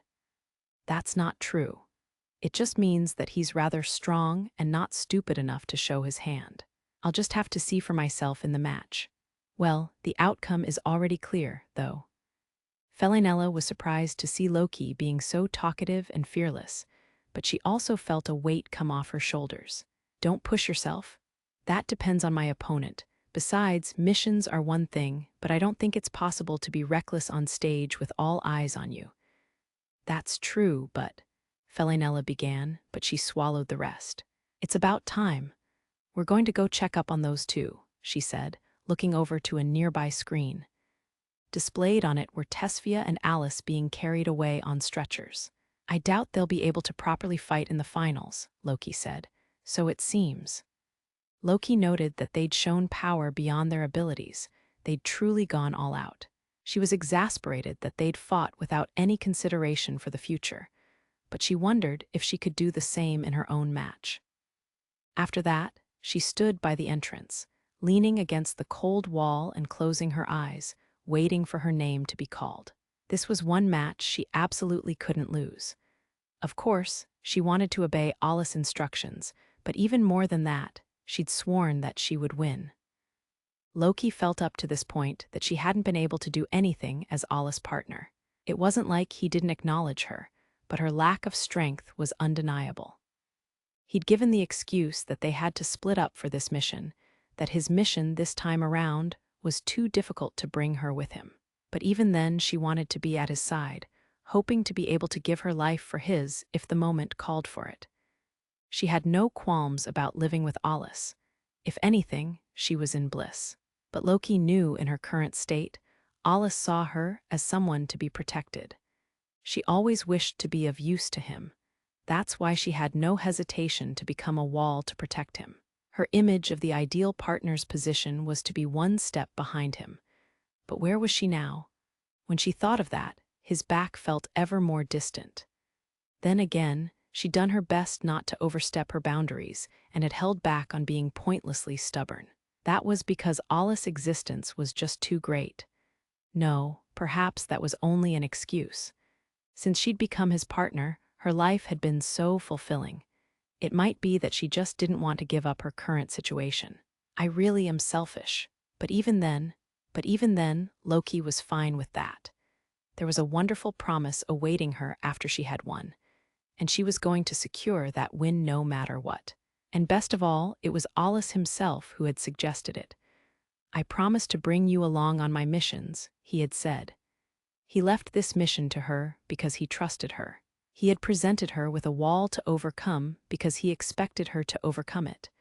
So it was only natural she would respond in kind. That's why she had to win. That's why she had to carry out her mission. The distant sound of her name being called by the announcer reached her ears, and she slowly opened her eyes. There was an unshakable determination in them. She narrowed her eyes due to the brightness of the day, but she was too focused to hear the explosive cheers. Al wouldn't give me a wall that couldn't be climbed. Loki had had almost impossible tasks pushed onto her before, but she'd cleared them all or had been within reach of the top. Surely he'd entrusted this mission to her because he thought she could win. With that thought in her mind, she began to rapidly spin up plans and strategies. She'd put on a bold face in front of Felinella, but remained cautious, knowing who she was up against. If her next opponent was just a normal opponent, it wouldn't be worth calling a wall for a triple digit like Loki. Her next opponent was Fillic Argan. He was the student of Rusalka's single, Jean Rumbles, the ranked number 3. From what little information they'd managed to glean, he was a triple digit with the abilities of a double digit. Meanwhile, Loki was near the rank of number 100 at best, but she wasn't a double digit yet. She took this in stride because she knew she'd picked up more strength compared to before. Her opponent's strength was unknown, but she wasn't being asked to go up against a single. It didn't matter if he was stronger than her. In this tournament, it wasn't the one with more mana or more powerful spells who won. Indeed, it would be the last person standing who would win. Most battles between Magicmasters were typically determined by dealing fatal damage to the opponent. This was something most had gotten a feel for during training and mock battles. With the headache that was brought on, they weren't in a state to cast spells. So should she make the first move then? The answer was no, even without counting the fact that Fillic's abilities were those of a double digit. He'd won his way into the main tournament without showing his hand, so he wouldn't go down that easily. So exposing her own hand right off the bat was out of the question. Loki slowly moved to her assigned spot and finally raised her head and looked at her opponent for the first time. Fillic Argan, a first-year student from Rusalka's first magical institute. His build reminded her of Alus, but the atmosphere around him was clearly different. Even though he wore a refreshing smile, loathing seeped through that mask, and he was looking her way with a ferocious stare. With less than 2 minutes left before the match, all they could do was wait until the start signal rang out, or so she thought. What a disappointment. Your Sir Alus ran away at the last minute, did he? Fillic's voice reached Loki's ears, and she raised her eyebrows in response. His words were dripping in sarcasm, and the way he'd so unpleasantly added the Sir was clearly trying to provoke her out of scorn. And here, I was hoping to show all the nation's rulers' alphas know. One struggling against a mere triple digit from Rusalka. That would be impossible for you. You should be happy that you're not going to get embarrassed too much. Loki coldly narrowed her eyes at the sight of this pitiful fool who didn't understand Alus' greatness. The edges of her lips turned up into a ridiculing smile. Haha, I wasn't expecting to win against the ranked number 1, but I would at least have had a better chance than going up against Sir Jean. The moment he said that name, Fillic's expression changed. Truly, he is meant to sit on the throne of number 1, not that guy. I don't know how he did it, but it was clearly through some dirty means. It seems Alpha is really good at squirming in the darkness like bugs. He continued, not even trying to hide his scorn anymore, the sight of the ranked no. One struggling against Sir Jean's pupil would have thrown doubts on the title of the greatest. That's why this is such a disappointment. I never thought he would get cold feet, and of all things hide behind some girl. I take my hat off to his boldness. There was irritation in Fillic's voice as he continued to mock Alus. He'd heard from Jean that the girl in front of him was Alus' partner, but no matter how much abuse he threw at her, she wasn't Alus himself. Why was he even so obsessed with Jean's position in the first place? The reason for that lay 4 years in the past. At the time, Fillic lived in a town in the remote regions of Rusalka. Having been born into the underclass and in a terrible environment, he made a living through stealing, his talent in magic helping him in his work. As he used his magic for evil and piled up successes, he eventually became convinced that he'd always be able to escape no matter what. But the end came suddenly. He finally tasted defeat. The whole thing happened in an instant. The magic he prided himself on had no effect, and he didn't realize he'd been caught until his cheek was pressed against the ground. It was none other than Jean, who'd come out to the countryside for an inspection, who caught him. On a whim, Jean decided to interrogate Fillic, learning of his circumstances and noticing his talent for magic. Jean was already a first-rate Magicmaster at the time, and Fillic's self-taught magic wasn't going to work on him. But he did have a knack for it, and ever since then, Fillic had been in his care. It was all thanks to Jean that Fillic was even in the institute. That, coupled with the fact that he trained him from time to time, meant that Jean had become irreplaceable to him. He saw Jean as the ideal Magicmaster and worked hard every day to catch up to him. To Fillic, Jean wasn't just his savior. He was also the one who taught him how to live and pointed him in the right direction in life. That's why he couldn't believe or stand for someone the same age as him having a higher rank than Jean. Eventually, when he'd started training more with Jean and going out into the outer world, he heard rumors from the other members of their squad of how Alpha had faked their no. One ranking since that point, he'd begun to question if Jean's rank had been given through a fair evaluation, or if Alus had stolen his rightful place from him. In contrast to his spiteful words, Fillic wore an unblemished smile. In other words, he wore a mask for show as he sneered at Loki. Loki always stayed cool, but she couldn't stand for Alus being criticized any longer. "You weren't told anything, were you? I suppose that's just how little you mean to Sir Jean." He probably hadn't heard that Alus had left on a mission, and that if Alus said it was a difficult mission, it had to be something extraordinary. Looking around the venue, it also appeared that the guards around the rulers had decreased in number. In other words, this was a national-level incident, and probably involved more than just Alpha. Loki had vaguely understood this, but if Fillic hadn't then, that's all there is to him. Now it was Loki's turn to sneer, as an icy smile floated up on her expressionless face, and she held a finger up. "You are misunderstanding one thing. Even if you were to fight Sir Alus, someone like you wouldn't even be able to see a fraction of his strength. That means that he decided I would be enough for an opponent like you." The daring statement made Fillic's temple twitch, but his expression remained unchanged. "Miss Loki, was it? I'll throw those words right back at you. Someone like you won't be a worthy opponent for me, unfortunate as that is. But this is fine in its own way. You've been trained by Sir Alus, haven't you?" Even the thought of answering him filled Loki with disgust, and she stared at Fillic with cold eyes. "So I'll win this my way to satisfy myself. It will also help to prove Sir Jean's superiority, and by having you disgracefully lose and expose the extent of your abilities, it will show that Sir Alus has no eye for talent." Fillic covered his mouth with the palm of his hand, but he was no longer planning on hiding his hostility. Fillic's appearance might attract plenty of girls, but it was clear that he was twisted. Loki felt sick to her stomach, but she also saw another side to him. The true nature of that ugly side was his reliance on and absolute belief in someone else that poisoned his mind to look down on anyone else. She, too, respected and admired and devoted herself to Alus, so she could somewhat understand his attitude as someone else who had extreme respect for another Magicmaster. However, she didn't look down on other singles as useless like he did. You could say that she had no interest in them, but she did have a connection with Lettie, who was a fellow single of Alpha, and as a woman, she had a degree of envy of her too, though she kept that to herself. All things considered, Loki made sure to pay at least the minimum degree of respect to all Magicmasters with a modicum of strength, especially if they were singles like Alus.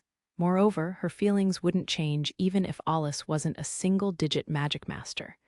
Just staying at his side was enough. So Alus' rank, talents, and status came second. To her, Fillic's attitude and way of thinking was abnormal. It felt extreme to her. So the only thing his twisted sense of values and unbending arrogance made her feel was disgust. The buzzer signaling the start rang out, but neither Loki nor Fillic moved. "Sir Jean this, Sir Jean that. Frankly, are you gay?" It was those words that started the match. Fillic's smile quietly faded away as he directed a deathly glare towards Loki. A torrent of mana swirled around with Fillic at its center and soon spread out over the ground. He seemed to be saying there would be no mercy for Loki after touching on something that was off-limits. Loki bent down, emitting mana, ready to move at any moment. She fixed her sight on her opponent so that she could react no matter what happened. But when she looked, she saw he was empty-handed with no AWR in sight. Fillic swung his right arm to the side and opened the palm of his hand. For a moment, Loki felt like she saw the shadow at his feet move. No, it really did move. A black circle was born below his open palm, and the shadow turned into a dark liquid and rose up as if it had been given life. It transformed and whirled in a conical shape, its tip stretching up towards his hand. Fillic closed his fist as if grabbing something, and the shadow slipped off like water off a flat surface. Loki stared at the shadow. The object cloaked within the shadow was revealed. In Fillic's hand was suddenly a long sword. It was a little too big to wield with one hand, but it likely wasn't just a simple weapon. The sword was pitch black, as if manifested from hatred itself, with impurities in places across the blade's surface. The sight of it made warning signs go off in Loki's head. It was no normal weapon, and the magic formula engraved on it only proved it. It was a bizarre sword. But even more surprising than that, the dark element. With this intense mana, Fillic's affinity was finally revealed. It was like an indication of his true nature that he hadn't even shown a shred of in his previous fights. "That's right, are you surprised?" "Sorry, but I don't think you'll lose this painlessly," Fillic answered lightheartedly, as a sadistic smile spread across his face. Loki didn't answer. Instead, she searched her memories for all the information she had on the dark attribute, one of the two elements. As its name implied, the dark element had a grim reputation. It was an attribute that rarely saw the light of day.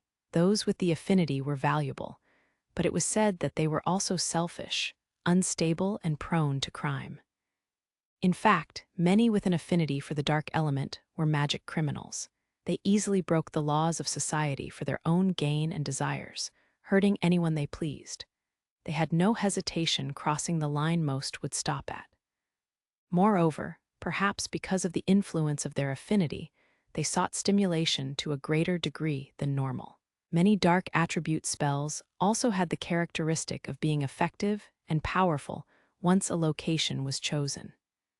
People with the talent and ability to control themselves could become first-rate magic masters, but those without often didn't hesitate to turn to crime. Having thought this far, Loki suddenly realized a certain possibility and pointed the tip of her knife towards herself. "Don't worry, I'm not that type," Fillic coldly laughed, having seemingly read her mind. Seeing Loki hadn't let her guard down, he smiled wryly, but Loki was no longer reacting to his attitude. She just cautiously observed him. There were two types of dark attribute magic masters. The first used spells belonging to the dark element. The other directly influenced their opponent's mind. These were techniques categorized as mind manipulation or illusions. In the past, there had been one who'd reached the heights of a top-class user of these kinds of techniques among the magic criminals. Loki had been worried that Fillic was in the latter category of dark attribute users, and that he'd already used a spell to influence her mind. The most effective way of snapping out of that was to shock the mind awake through self-inflicted pain. If needed, she wouldn't hesitate to use her knife on herself. Fillic fearlessly grinned at her. "It probably would have been easier that way, but I guess you aren't that lucky. That's enough prattling. Please just die. Oh, I guess I would be disqualified if you did. Instead, you'll eat dirt without any time to regret your foolishness." Loki quietly and calmly moved her knife. Before long, electricity shot out from its tip. However, Fillic swung his long black sword upwards and easily scattered it as if he'd expected it. The remaining electricity still on the sword was soon devoured by the darkness. "The lightning attribute sure is fast," he said with a smile. He casually handled his sword as dark mana swirled around the blade of night. With a peculiar gait, Fillic closed in on Loki at a frightening speed. Loki observed him and swung her knife upwards. Electro-road lightning shot up from the ground, shooting upwards like an electric whip, and assaulted Fillic. But a simple sidestep moved him out of the whip's way, and it scorched the air. It wasn't the kind of spell that would end just from being dodged, though. Loki next swung the knife diagonally downwards. The lightning flying towards the roof then came flying back down towards the ground, following the knife's movement. She should have successfully taken him by surprise, but Fillic's smile only grew wider. The snake-like lightning strike let out a loud roar as it assaulted him from above. But just before it hit, a massive arm sprouted from the shadow trailing behind him and caught it. The electricity was then crushed and scattered within the black hand's palm. Loki was astonished for a moment by the spectacle. Using that opening, Fillic closed in further and swung down his long and narrow weapon. His movements were pretty fast, but it still looked slow to Loki, who had the advantage in speed. At that speed, even if she had been slightly distracted, she wouldn't have fallen behind him. The scarily fast swing caused the long sword to cut through the air and sink into the ground. But as Loki jumped backwards, she saw something surprising. The black mana whirling around the sword turned into several tentacles, and their sharpened tips reached out towards Loki. As she was upside down, Loki could see the sharp tips flying towards her.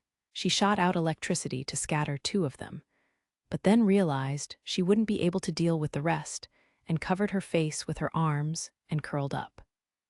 The sharpened tentacles that she had been unable to dodge grazed her arms and legs.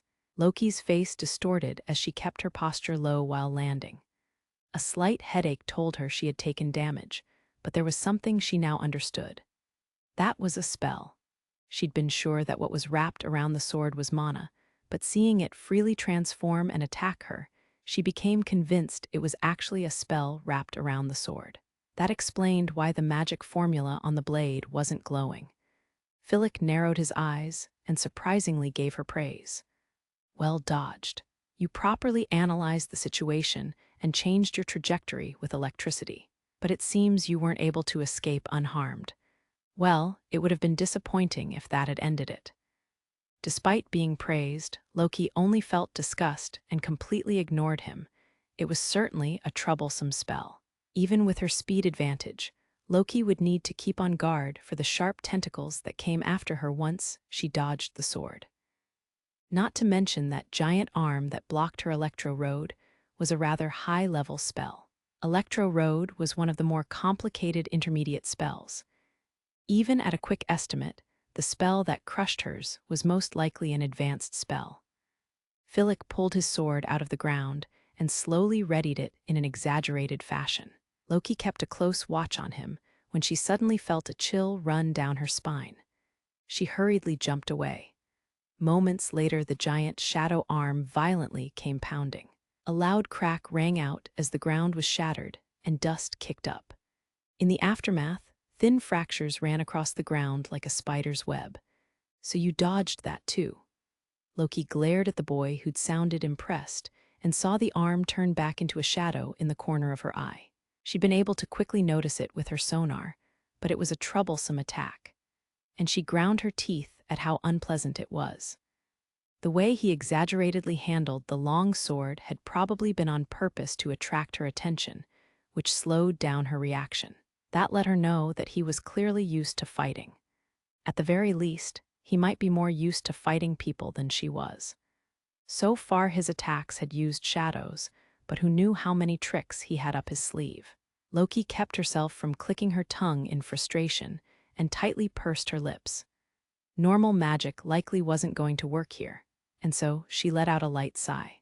The new spell she was now determined to use was something she'd practiced in secret to surprise Alus. She'd always been expecting to face Alus in the finals, so she'd quietly prepared it for that day. It probably wouldn't work on someone at Alus level, but she might at least have taken him by surprise and earned herself some praise. She'd never expected to have to use it here. Showing her new move off when Alus wasn't here didn't sit right with her, but she wasn't in a position where she could choose not to. And she most definitely wasn't going to hold back if it meant not fulfilling the promise made with Alus. With new resolve, Loki swung her arms behind her, pulling out 8 knives. She held them between her fingers. Mana flowed out of her body and made the magic formulas on the knives glow. Before long, it all turned into lightning. Scattered bits of lightning floated around her neck, making her silver hair flutter.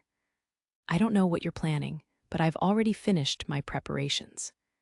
Fillic spread his arms as 5 black wolves crawled out of the shadows beside him. They all had glaring, ferocious red eyes, with snarls reverberating from their shadow bodies. Loki assumed it was a form of summoning magic, but she showed no signs of being shaken. Even summoning magic familiars like these should be an advanced spell, and he'd summoned 5 of them. If she was more well-versed in magic like Alus, she might have been impressed. However, such superfluous thoughts like those didn't add to her chances of success. That was reserved for superior Magicmasters like Alus, but Fillic wasn't done. The shadows that wrapped around the 5 black wolves each sprouted 2 arms, like the one that had attacked Loki before. Even that wasn't all. The arms bent, and the fingers burrowed into the ground. Darkness spread out from them in the form of a black circle. The dark arms put even more strength into it, as if to forcibly make the black circle bigger. Eventually, the black circle distorted, and a sharpened horn emerged from it. The horn was attached to the forehead of an otherworldly face that slowly appeared from the circle. And following the face came the neck and shoulders, and finally it grabbed the edge of the circle to climb out. It appeared that the arm from before had belonged to this creature. This monstrous giant must have moved as Fillic commanded. It had a demonic appearance similar to fiends, sporting a length of over 4 meters. The creature had fangs sticking out of its lips, and below its horn was a red cloth blocking its vision. Bone-like spikes stuck out from its shoulder blades, and its form was surrounded by a dark red smoke. The red eyeballs behind the cloth seemed to pick up on Loki's existence. The creature's giant face was turned downwards, clearly looking in Loki's direction. Next, a strange black smoke began spewing out from between its fangs.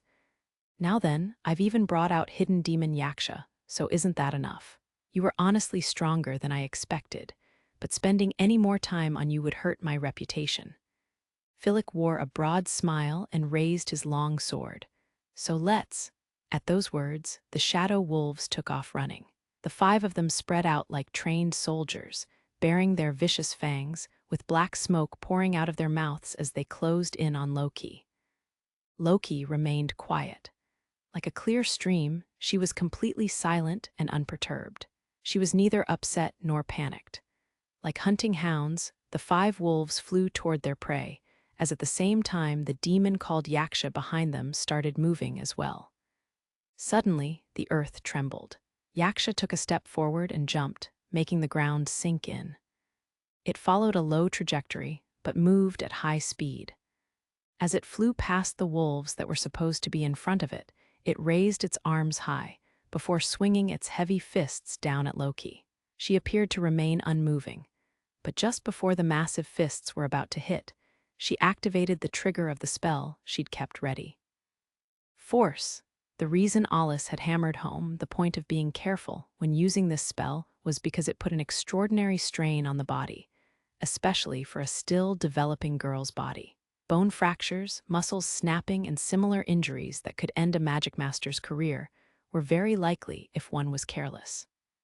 Moreover, force also had a side effect of numbing the sense of pain, so the body could take more punishment than the user realized, leaving them incapacitated.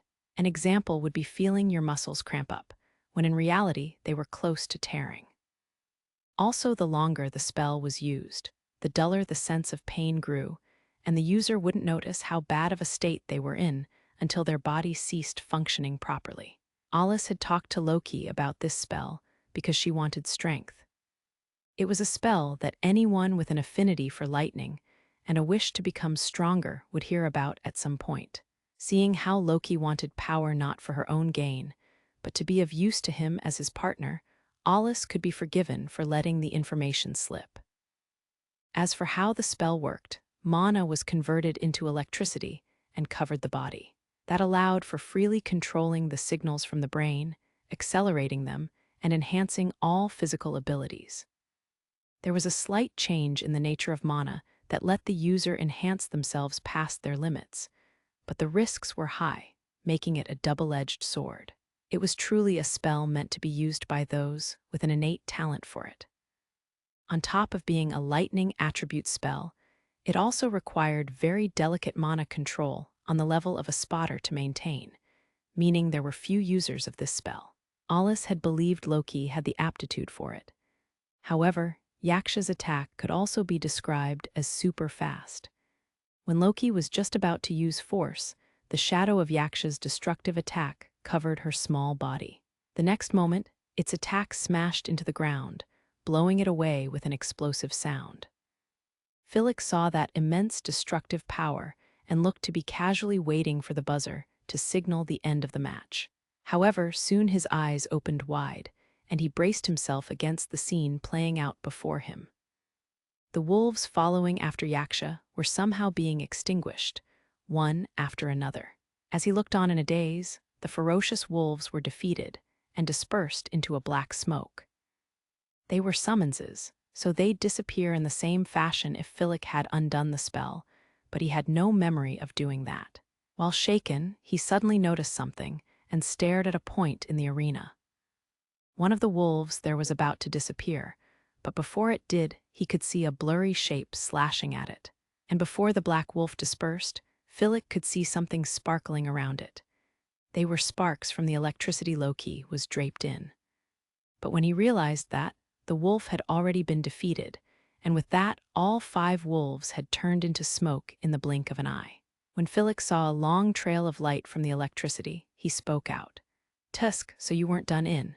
He ground his teeth in frustration and poured mana into his long sword to cast. Wah! There was quite a bit of distance between him and where the wolves had been defeated. And yet Fillic felt like someone was pushing him from behind. This sensation was followed by a burning heat, and he reflexively rolled forwards. After he dodged it, he felt a powerful headache come on. The realization that he'd been cut in the back came as his head pulsated in pain. There had been such a distance between them, so when had she closed in? And the attack had come from behind. It seemed not even Yaksha could track that speed, as it simply stood around the area where the wolves had disappeared. Fillic didn't know what happened, as he fell to one knee and turned to look behind him. When he did, he saw the many knives chasing after him. He clicked his tongue in his mind and turned his face to dodge the knife that was almost on top of him. He then created a shadow wall to block the remaining knives, but the knives, wrapped in electricity, pierced right through it. The next instant, the wall dispersed, revealing Fillic's face distorted from his headache. The remaining knives had grazed his arms, legs, shoulders, and other places in his body. Yet even as he endured the pain, in front of him was nothing. He could just barely make out some sparks from electricity in the corner of his eye. Ack! Fillic was attacked from behind yet again, this time a kick to his flank, sending him flying. Rolling across the ground, he managed to get back on his feet and slid to a stop. He didn't even have enough time to worry about his headache as he looked where he'd just been standing. "What did you do?" he asked, astonished by his opponent's transformation. Loki, who was now standing still and confirming the sensation of her kick, slowly lowered her leg towards the ground. Fillic could see the electric sparks dancing around Loki's body. But where was she hiding the strength to send someone heavier than her flying with a kick? He could get a feel for the power behind the kick through his headache. The damage was converted to mental damage, but he clearly had broken ribs. Yaksha, standing in the fading dust cloud, wavered for an instant as if it was disappearing. A clear sign that he was starting to lose control of it due to his inability to focus. He didn't know what she'd done or what kind of spell it was, but not being able to maintain Yaksha right now was bad. So he started to pour his mana into it to keep it stable. The color of Yaksha's body was now darker, and it exhaled a red breath mist as it turned around. "Yaksha!" At Fillic's shout, Yaksha's body turned into a black mist. That mist immediately moved in front of Loki and returned to its original form. It had practically teleported its massive body. Yaksha swung its sharp claws sideways, launching a sweeping attack at Loki. Even a single claw hitting would be fatal, but as expected, the claws hit nothing but air. Yaksha looked at its hands in confusion, but then it realized the slight sensation and got a cruel smile on its face.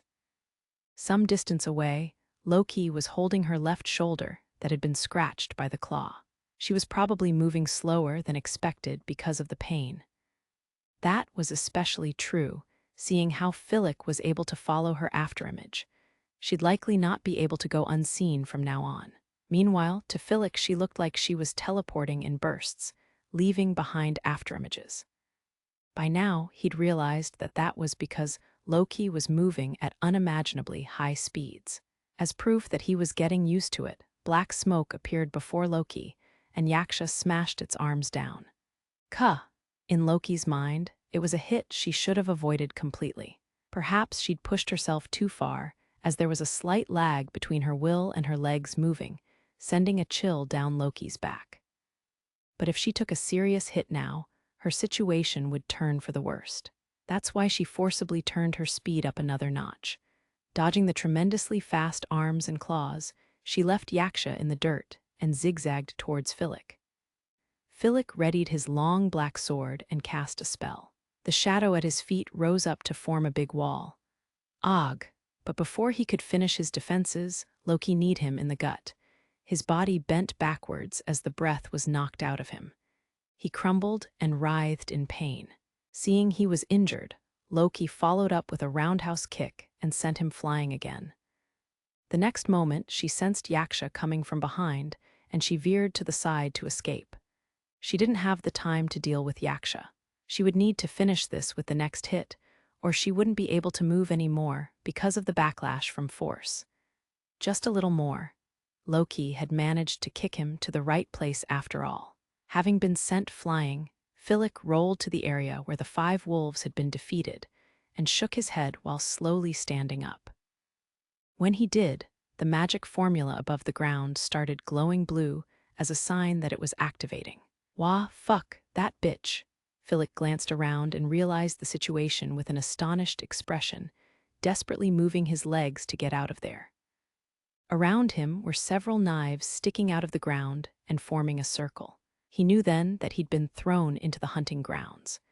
It was a massive magic circle, 6 meters in diameter. An electric field ran between the knives, with static electricity discharging from the magic circle itself. It made Fillic shudder, and a shiver ran down his spine. Suddenly, the shadow by his feet contracted. Of course, Fillic hadn't ordered it to do so. Instead, his surroundings were getting brighter as if a spotlight was shining on him. He looked up and saw a dazzling source of light. He realized its power and that it was like a representation of the hostility directed towards him. In an instant, he began trembling with fear. Loki picked up more speed, shaking off Yaksha, and jumped up. Left behind, Yaksha shook its head and then looked up at the source of light just like Fillic. By then, Loki had already reached the ceiling of the arena, landing on it upside down. The electricity coiled around the knife in her hand was blindingly bright.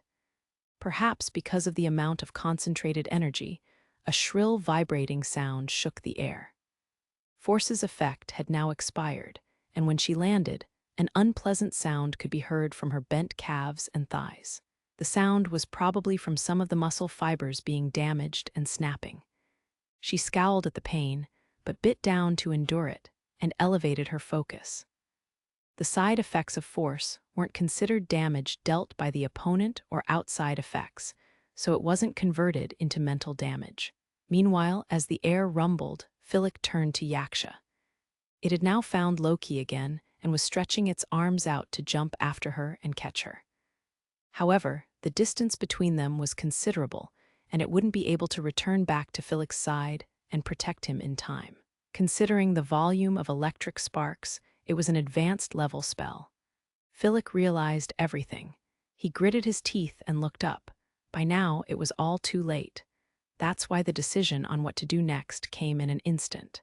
To think she'd corner me this far. Vast amounts of electricity gathered in Loki's knife, looking like it might discharge at any moment. So far, he'd only ever looked down on her, but having come this far, he felt honest admiration. Without struggling against gravity, Loki's feet left the ceiling and she fell headfirst, brandishing her knife. Lightning Ray, the lightning rampaging about like it was trapped in a small box, was released in one moment. With a thunderous roar, the mass of energy descended down towards its target. The lightning left behind a thunderclap as it drilled into the ground. The ground crumbled apart and a burnt smell filled the air. Black smoke rose up as the aftermath of the lightning coiled around the entire arena like a snake. Loki landed some distance from where the lightning had struck, but staggered as she was unable to brace herself. An unfathomable pain ran through her knees, and she put her hands against the ground to keep herself from collapsing.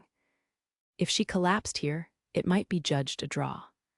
So she poured all of her strength into her arms to push herself up until the call was made. As a result, she ended up pretty much sitting with her legs stretched out and a grimace on her face. With this, she at least shouldn't be considered as being down on the ground. Now, I'll be able to give Sir Alus the good news. With her mind on Alus, Loki barely even registered the applause. But suddenly, the audience fell silent, and noticing that the cheers had stopped, Loki was pulled back to reality. She doubtfully looked over to where he was. There was a burnt smell in the air. Smoke was rising up. She clenched her fist as she spotted a black, humanoid silhouette. It's known as... That quiet, almost muttering voice came through the smoke. Following the voice was a right leg, and then a whole body. Loki's eyes opened wide. The figure wore a jet-black armor that covered their entire body. On the helmet was a horn sticking out at an angle. Since the helmet's visor was down, it was difficult to see the wearer's expression, but deep inside was a pair of unsettling eyes. Loki attempted to stand up as her face twisted in pain. She tried her best to keep it from showing, but her face was pale when she stood up. The armored figure fearlessly stared at her as it opened its mouth. It's known as an expert-level spell, but Yaksha is not a so-called summoning spell. I do have to acknowledge you for making me use this. Yaksha's garment, my ace card. But even then the victor remains the same. The figure, Fillic, triumphantly walked to the center of the stage, but his knee suddenly gave out and ruined his posture, which he clicked his tongue at. I suppose I still can't handle the highest level of spell perfectly yet. This has resistance to all attributes aside from light, but I seem to have taken more damage than expected. But from what I can tell, you can't move properly either. Just maintaining this is taking all I've got. Fillic instinctively frowned at the fact that Lightning Ray had exceeded his armor's defenses and dealt more damage than expected. Because of the damage taken, a portion of Yaksha's garment was wrapped in a black haze because it wasn't properly materializing. However, with a grin, the boy transformed into a black knight continued to speak, proud of his current position of superiority. Well, I can't move much myself, but this garment can connect to the shadows and let me use magic without going through my AWR, like this. You see. What he meant was that by merging with the shadows, he could connect to the AWR remotely from afar. But the AWR had to be inside the shadows, and it wasn't as though he could use magic without limits either. As Fillic finished speaking, he brought up his arm and opened his fist. A black shadow ball of mana formed in his palm, and he closed his hand once more to crush it. It looked like a sideshow as he enjoyed his advantage. However, Loki was staring at him without letting her guard down and saw a different reason for his action. The reason he'd crushed that mass of mana was to test how well he could put together spells with his headache, knowing that he couldn't perfectly use Yaksha's garment. At least that's what Loki expected. No, she was convinced of it. Just maintaining the spell should drain a lot of mana, and despite his composure, Fillic seemed to be complaining. Hence why he'd done what he just did. Loki had seen through him, but she would probably collapse herself if she didn't do anything. But if she were to do anything, she knew that her next spell would be her last. Fillic spoke to Loki. I'm not a fan of attacking someone who's defenseless, but this is a match. Don't think badly of me. I'm going to win this for Sir Jean's sake. Loki reacted to his words. Just like how he said he was doing this for Jean, she would say that she was doing this for Alus. She was going to prioritize her promise with him over all else. That meant that for her, this wasn't some school event or a tournament. It was a battlefield to prove that her existence had meaning. Sweat ran down her chin as she smiled. What are you talking about? I'm defenseless. Of course not. So what if you used Yaksha's garment? That has nothing to do with me. So you can still crack jokes. Very well. Then this should end it. Suddenly, something fell onto the ground like rain as the sound of clashing metal rang out. Loki had taken out all of the knives in her cloak and scattered them across the ground. What's this? Surely you're not surrendering. Loki wordlessly pointed her palm downwards. Thin electricity discharged from the tips of her fingers, passing through the holes in the knife handles. Eventually, the blades of the knives began vibrating like they had a will of their own. An electric field like a string connected the knives. Next, Loki pointed her palm upwards, and the knives floated up, guided by her motions. The knives formed an orderly circle and pointed their blades at Fillic, beginning to rotate at high speeds. That's more like it, so you'll struggle until the end. Seeing this, Fillic resolved himself to face her with the strongest spell he could use. Just as Loki had anticipated, he'd used quite a bit of mana. That's why he was going to use the rest of his mana on the next attack to finish this. Fillic stretched his right hand out. As he did, the shadow at his feet moved forward, ripples spreading across its surface like it was a liquid. A pitch-black orb rose up from the unnaturally sunken shadow. The orb was the size of a human head, made of an almost glass-like substance with a black liquid inside. This was an advanced-level spell that Fillic often used, and it was similar to Jean's style of using several small balls. However, it was an erosive kind of spell that obstructed its target's movements, so the only thing that was actually similar was the spherical shape. Bringing the overly proud Fillic back to reality was the muttering of a chant reaching his ears. With thunderous roar, may the vertex of tempestuous thunder manifest.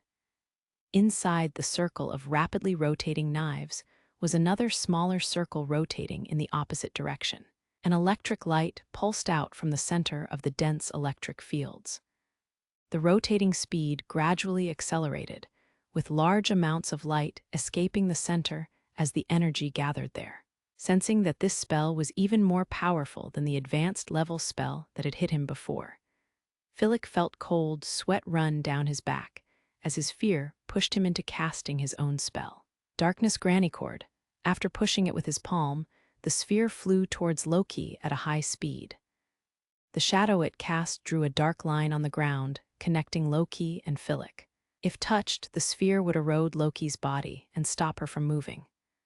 However, in a match like this, even that would be converted into mental damage, so its original effect wouldn't be all that pronounced. That said, its powerful erosion and ability to seal the opponent's movements would deal massive damage when converted, giving it more than enough power to finish the match. Loki's spell completed fractions of a second later, and she quietly spoke its name. Naruikazuchi, she weakly thrust her palm against the center of the two circles. This was the spell she'd secretly been practicing to show Alus.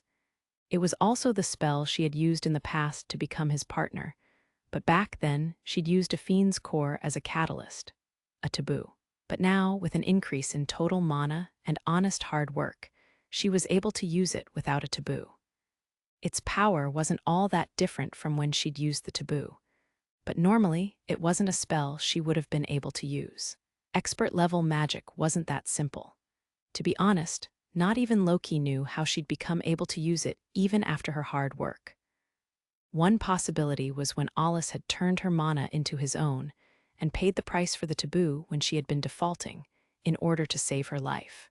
If that was the case, she couldn't thank him enough.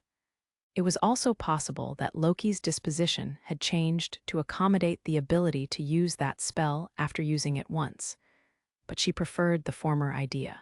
That way, she was able to think of the mana flowing in her body as a miraculous breath gifted to her by Alus. That's why she had wanted him to see this spell first. Ignoring her complex feelings, Naruikazuchi sped through the arena in a straight line and engulfed everything. Fillic was convinced of his victory the moment he casted Darkness Grannycord. It wasn't a spell meant for destruction, but the torrent of magic eroded even spells cast to counter it, affecting their structure. That's why most spells clashing with it would be eroded and swallowed by the darkness. Almost all resistance was assimilated with the dark sphere, making it bigger. Which was why he could only look on as his own spell was scattered and dispersed by Loki's massive lightning strike. And in the blink of an eye, it engulfed even him. Even the ground was heaved up by the shockwaves left behind by the divine lightning thrusting forward like a gigantic spear of light. Its absolute power nullified even Yaksha's garment and pierced through Fillic's body. Ag, ah. By the time the blinding light died down, white smoke was rising up around Fillic, who barely remained standing. Once his jet-black armor was fully stripped off, Fillic's eyes rolled back in his head, and he fell forward as if the strings holding him up had been cut. This time for sure, Loki told her mind and body as she exhaled a heavy sigh, trying to keep her fading mind from cutting out. She couldn't stop herself from sitting down and slumping over, but surely Alus would at least forgive her for that, as the edges of her lips rose up into a smile. Victory, Second Magical Institute, Loki Leval. The silver-haired girl let out a triumphant, "I did it," but it went unheard by the public. She'd won, yes, but it had been a tightrope walk of a match. Once Alus heard about it, he'd likely bring up point after point to reflect on. But even so, Loki would carefully listen to these points in glee. A promise was a promise. And with this, you could say she had become Alus' partner in the true meaning of the word. The joy and satisfaction from that knowledge filled her heart. "Miss Loki, are you okay?" "I suppose not." Looking back over her shoulder, she could see Fellinella bringing over medical personnel. "Yes, I am not quite okay. I probably have ruptured muscle fibers in my legs and some other places. I can't really blame you after seeing your opponent's strength, but try not to cause people to worry too much. For Mr. Alus' sake, too." Loki couldn't really say anything back against that, other than a weak yes, with exhaustion visible on her face. "Just leave the rest to us." Fellinella put her hand on Loki's shoulder as she was carried away on a stretcher. Her own match was coming up. With this victory, Alpha had taken a big step towards an overall victory.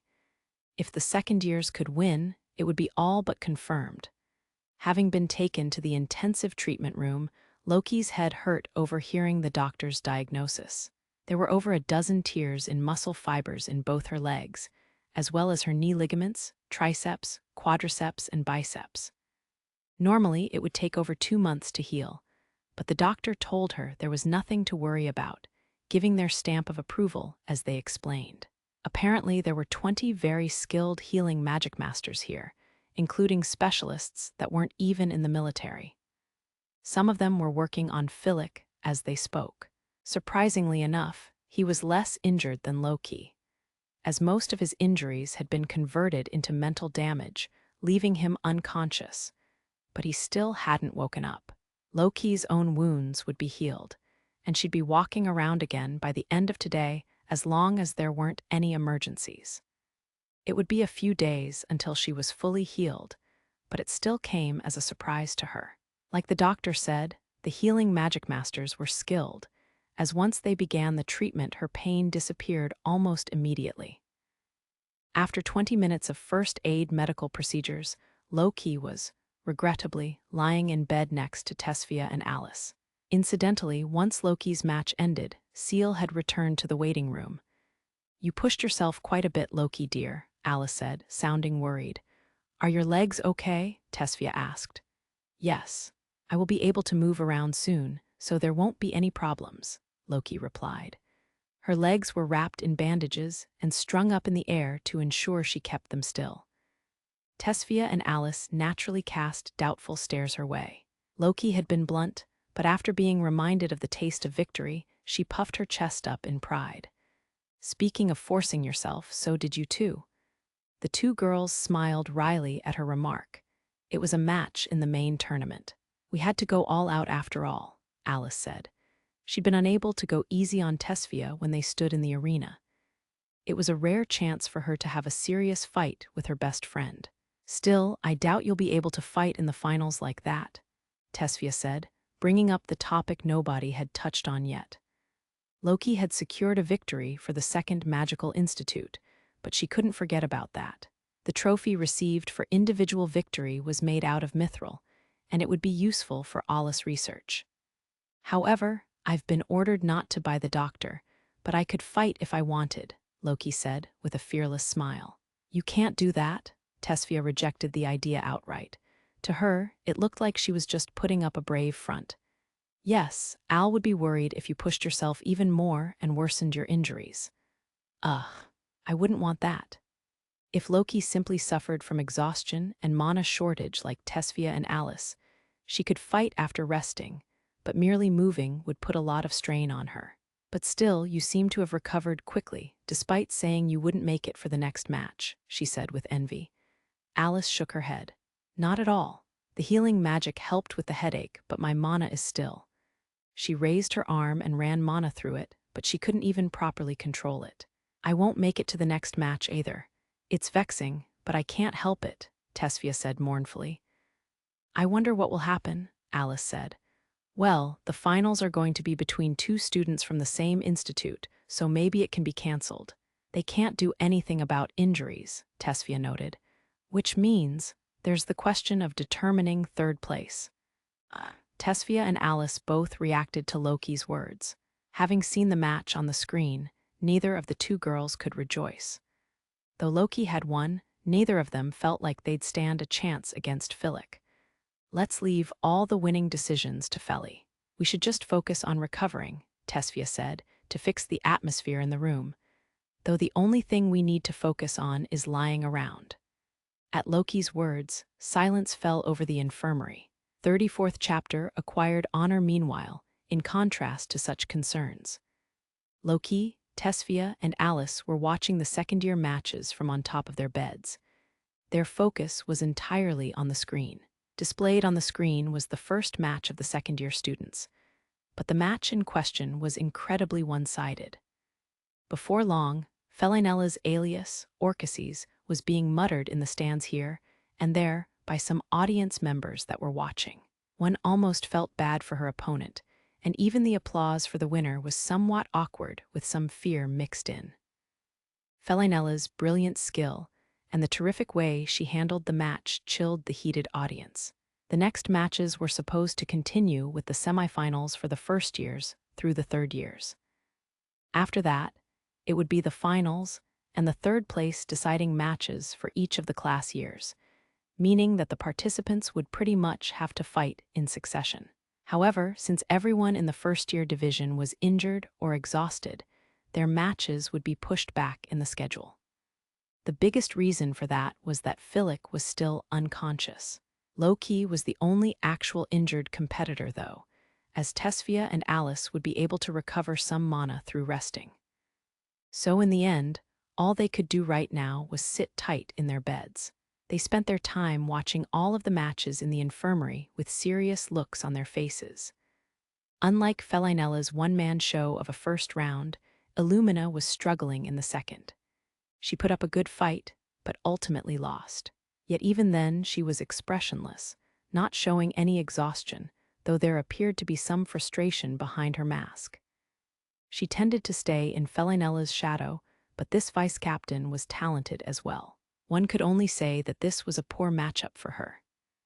After all, her opponent was Caria Ferrard, someone who had a similar ranking to Felinella and who was Ruzalka's promising second-year student.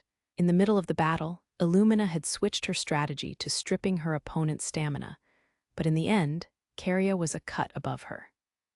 Illumina herself likely knew she had a low chance of winning, but she'd chosen that strategy as her best possible chance. Tesfia and Alice applauded her fight from the infirmary.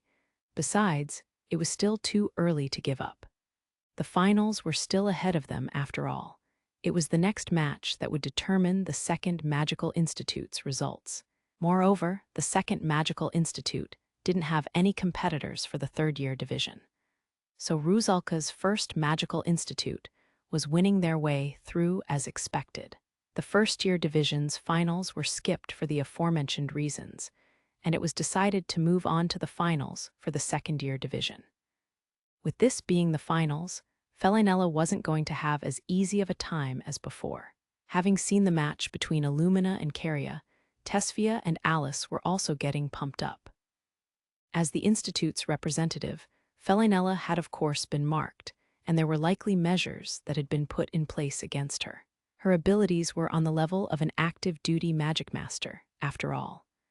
Strangely enough, this was pretty much a repetition of last year, when Felinella had faced Caria in the finals.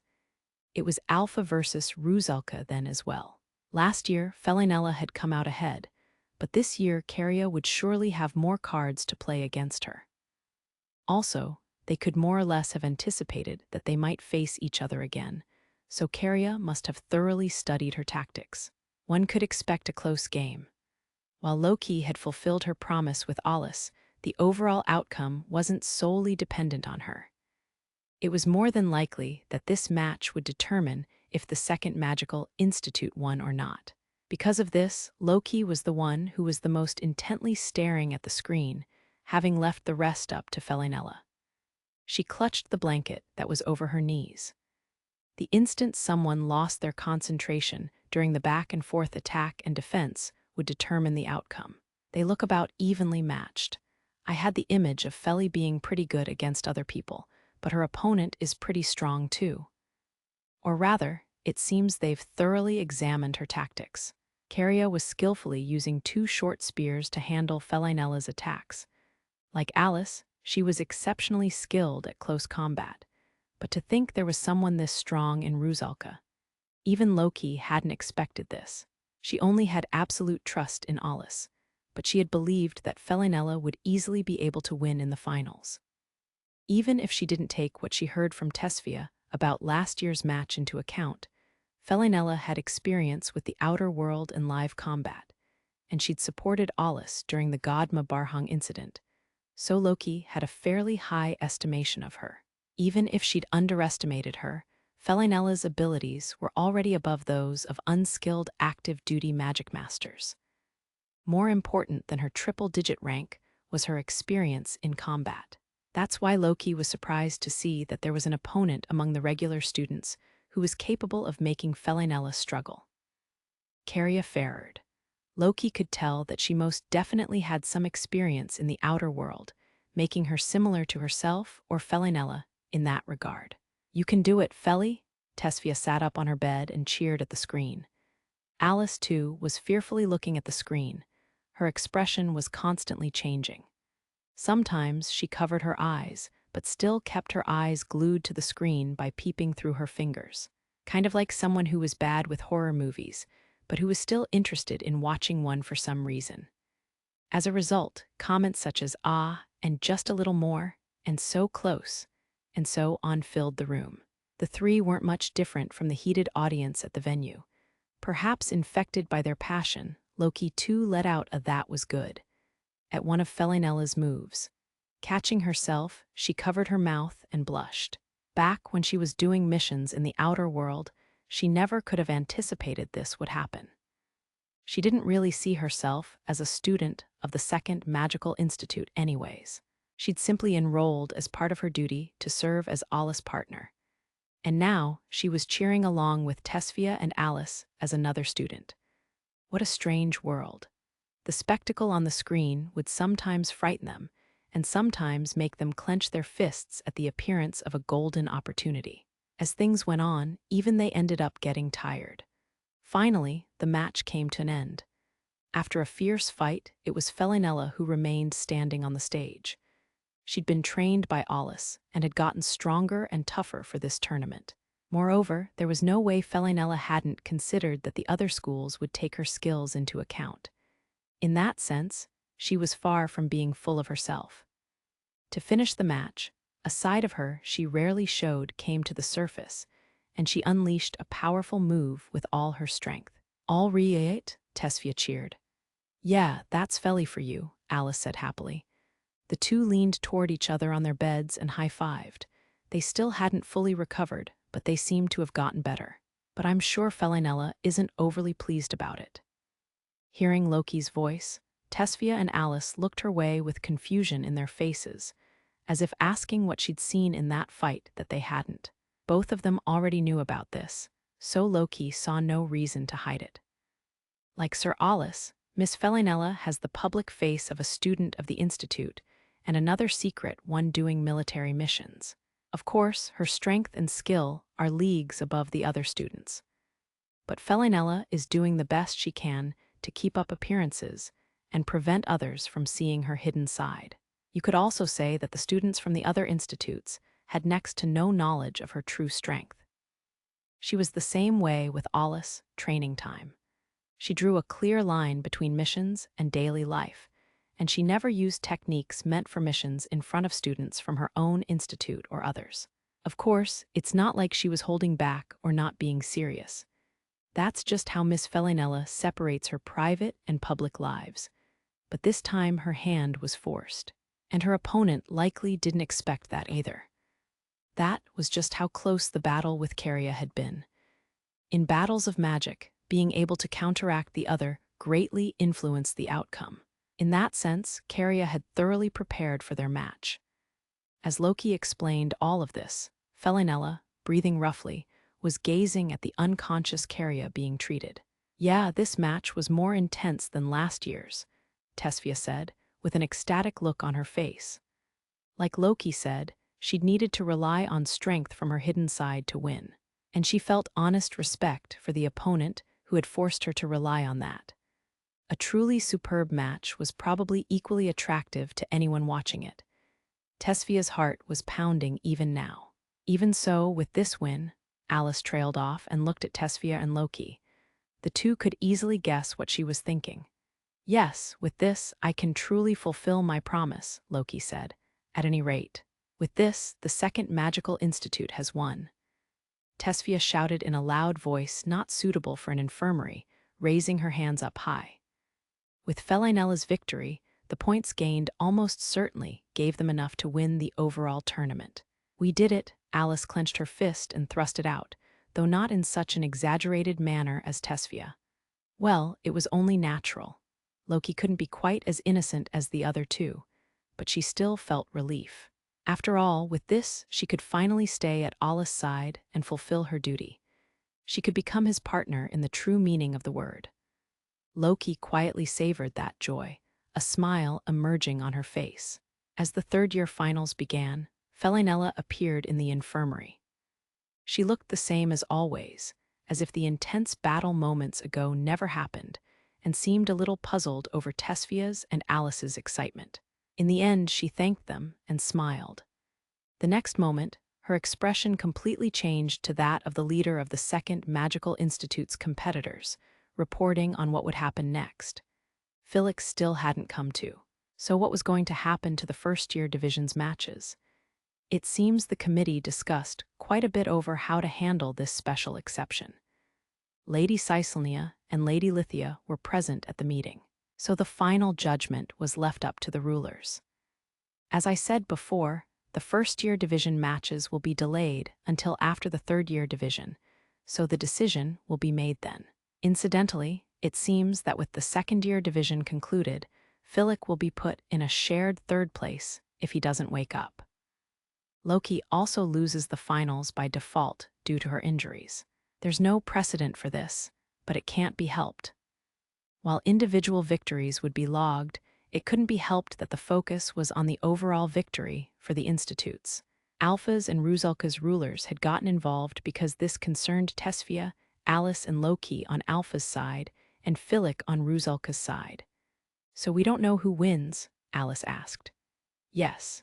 In the overall score, Miss Loki should win, but her injuries are a result of her lack of self-managing abilities. Whether risking your future for the sake of victory in a student tournament was the right thing to do is questionable. This doesn't even count as an injury. I can fight against either of these two without problems," Loki declared with determination. But Fellinella pinched the bridge of her nose and sighed. "Not a chance. If your injuries worsen because of that, Mr. Alus will get angry with me. And don't object to the leader's decision. We've gone over this before, haven't we?" With a bitter expression, Loki realized she wouldn't get any further. She'd more or less understood her reaction was like a childish tantrum, and with Alus being brought up, she regrettably had no choice. "I don't want anyone to think that personal feelings were involved, so I'll tell you the matchups before the judgment is made. No hard feelings, Miss Alice, but you'll be put in the third-place match, and Fia was supposed to fight Miss Loki in the finals, but since she loses by default, Fia will be the winner." Loki lowered her head. Though her own recklessness had invited this result, she kept the humiliation of losing to Tesfia to herself. "I understand," Alice said, "so I will take part in the third-place match." "I'm sorry, Miss Alice. You might not be able to fight properly, but it's common practice to pit element against element, so you're more likely to win against Fillic." In that case, I gladly accept. Being told by Felinella that she might win, Alice accepted the task with a smile. Publicly, Fia will be the victor, but in the second Magical Institute's records, all three of you will be recorded as sharing first place.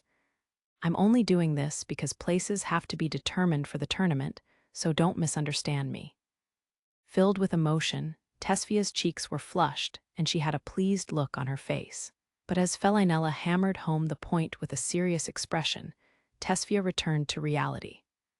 Of course, Loki is one thing, but it wouldn't have been strange for either me or Alice to win. I'm more surprised over having been able to win my way this far. I'll just leave it at that, Felinella said, but I'm serious. Felinella smiled at Tesfia's frown, her own serious expression melting. The news was released to the tens of thousands in the audience. But there were no complaints among the audience who had watched Tesfia versus Alice and Loki versus Fillic, though there were some who had hoped to see even more fierce battles. For the time being, however, once the news broke, applause for the competitors' hard work came from the audience in the stadium. And the following announcement that the Second Magical Institute had won the tournament sent the audience into a frenzy. Even though there would be an award ceremony later, an unending storm of applause fell upon the competitors from the Second Magical Institute. Time passed, and an elaborate ceremony was held. Since Fillic still hadn't woken up, even after all the other matches were over, the ceremony was quickly readied. Loki gave the small runners-up trophy she'd received on stage a dubious gaze. Tesfia was hugging a trophy as tall as she was right next to her. To Loki, that looked a little dangerous. After that, she once more observed her own trophy. This is dirty. Realizing a certain truth, Loki pondered on how to break the news to Alice, feeling a small resentment. Loki's trophy, as well as Tesfia's trophy, was supposed to be made out of mithril, but when she secretly poured some mana through them, nothing felt right. It wasn't as if she fully grasped the structure of the trophies, but she grimaced at the difference in reaction to mana between the outer layer and the core. In other words, the trophies weren't made out of mithril. The surfaces were probably gilded with it. No, they definitely were. She could clearly feel the small quantities of mithril. Loki had called it dirty because the core of the trophy had, despite not being made of mithril, an extremely similar weight to pure mithril, meaning that it was impossible to tell the difference from the weight. Even though it was beyond her control, Loki couldn't help but feel guilty after all of her hopes to present Alice with the valuable mithril. Of course, she had to accept it. Loki's shoulders slumped, but then trophies were intended to be a proof of victory in the tournament, a symbol of glory that no one expected to be melted down and remade. That said, as the overall winners of the tournament, the Second Magical Institute, as well as the nation that it belonged to, would enjoy all kinds of benefits. A partial exemption on trade tariffs was one such benefit. As a byproduct of that, more of the latest information on magic would flow into the nation. There would also be an influx of people from other nations to purchase goods, which would enrich the nation as a whole. The Second Magical Institute was presented with the latest AWRS from all the nations. Through a sponsorship contract, they would receive priority on prototypes for 1 year after the end of the tournament. Alpha's reputation as a major power also rose. The point of these kinds of events was to emphasize the importance of Magicmasters. While it was an honorable job tasked with saving humanity, most rarely lived long. If one wasn't from a military or noble family, few parents would gladly send their child off to an institute that would lead to their death. That's why they needed an event to advertise themselves. Simply put, they needed to raise awareness in society to keep a supply of Magicmasters coming. The intent was to motivate the youths to become Magicmasters and assure them it was a highly esteemed path in life. The more exciting the tournament was, and the more records broken, the more pronounced this effect became. Alpha was already considered a major nation, but with this, their reputation for training Magicmasters would increase as well. there would definitely be more people applying to be students at the Second Magical Institute next year. The ending ceremony was a solemn affair, but once back in the waiting room, Alpha's competitors were rejoicing and sharing in the glory of victory without reserve. They were all victors, and they had earned the victory together. Thanks to all of us coming together, the Second Magical Institute has come out victorious. Now we will be able to return triumphantly with our heads held high, Fellinella said, as the leader of this festive group. But let's not get full of ourselves and remain diligent.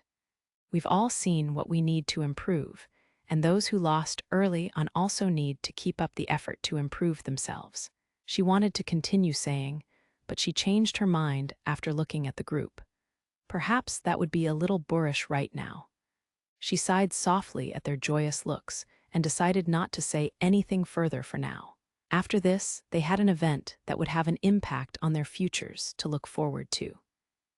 Every year after the Friendship Magical Tournament was over, there was a party and celebration held at the winner's hotel.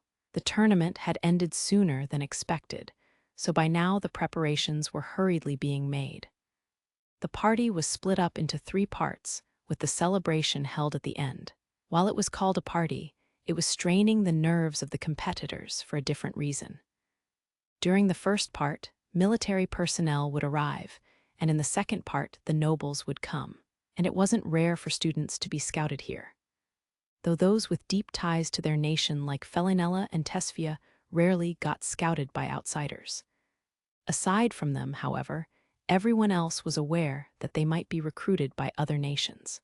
That's why this party was a prelude to the drafting process that would influence the future assignment of troops for all nations. As an example from the past, students from the Second Magical Institute were sometimes recruited directly by the captains of various corps from Alpha's army. However, Fellinella knew that this time the other nations would be a lot more active in their recruitment as the result of a decision made at the rulers' conference. So she couldn't enjoy the festive mood in a carefree way like the rest.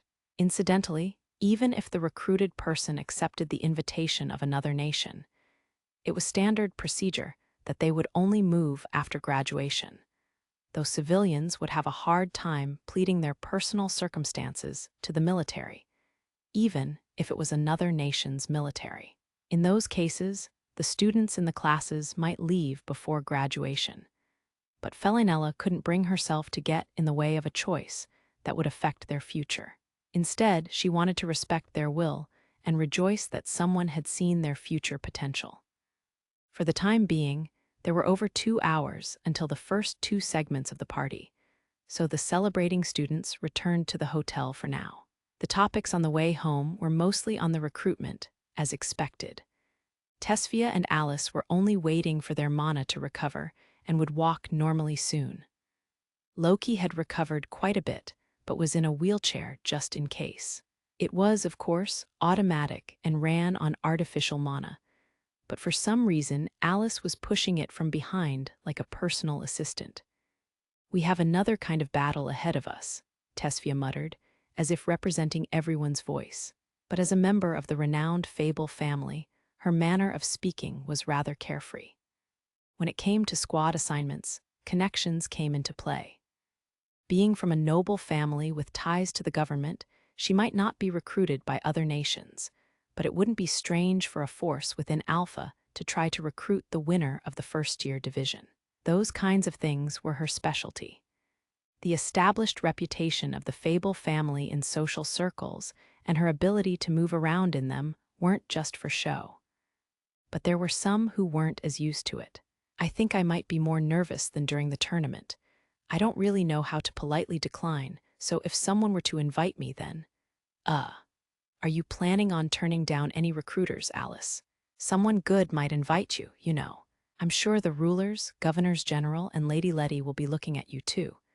That might be true, but right now I can't think about the future, so it would only put more pressure on me. Well, that might be, but Lady Lettie's squad is made up of elites who everyone adores, and to refuse an invitation from them," Tesfia said, even though there was no guarantee something like that would happen for Alice. This prompted Loki to retort, "I don't think that's possible. Lady Lettie left on the same mission as Sir Alus, though someone might still be here to represent their unit. Oh yeah, now that you mention it, that's true. But they really are amazing when you think about it. And what Al taught me was useful in the tournament, so I'll have to thank him later. Unlike the indifferent Tesfia, Alice wasn't sure how to react to Loki's words and decided to return to their original topic. What about you? Someone might try to talk you up too, Fia. I can definitely imagine applications for an arranged marriage or engagement proposals flying around. I don't think I want to hear that. I'll politely turn them all down. Yeah, that should solve it. But if they're too persistent, come help me, Alice. What? They might take offense if I intrude, so that's a little. You're so cold, I'm begging you. If I don't, what? I might end up punching them. Alice thought Tesfia was joking for a moment, but when she saw those big puppy eyes pointed her way, she realized she might be serious. In the end, she gave in and shrugged. You might actually do it, and it might ruin the mood. Well, I get that, but what if there really are recruiters? It'll probably be fine. In my case, they'll have to go through my mother first, but if it's Lady Lettie's squad, I'd okay it immediately. So can I ask you to take care of it for me too? Alice asked Tesfia. Pretty please. Okay, let's help each other out, Tesfia said. Loki watched their exchange with an amused expression, which Tesfia noticed. What? No, I was just thinking that you might be approached by men, but Loki fixed her eyes on a certain part of their, especially Alice's, bodies. One of the features was the two hills visible even through clothing. Before she knew it, Loki was gazing at them with envy, but she turned her face away from them as she continued. Do you really think Lady Lettie would invite you? Aren't you getting a little too ahead of yourself? First-year students still have a long way to go, and you're both only in the 4 digits, even if you did do well in a tournament. That's just reaching too far. Loki let out a snicker on purpose. Just let me dream a little, Tesfia complained. You're in the military, so I guess you know a lot about this, Loki dear. Let me teach you about reality. Lady Lettie's squad is composed of members that are all skilled enough to lead squads of their own. Doubles are the norm, and only triples that live up to Lady Lettie's expectations are allowed in. This is an elite force considered among the best of the best in Alpha. If you still want a dream, then go ahead. Even Tesfia felt like she was shaken awake when told that her dream demanded she reach the superhuman levels of a double digit. Among the hundreds of thousands of Magicmasters, only 90 could have that rank. While she'd gotten stronger, that was still just a pipe dream.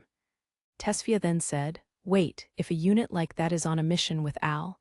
Loki realized she'd said too much. Loki dear, is Al's mission really that dangerous? I don't know, I haven't heard the details either.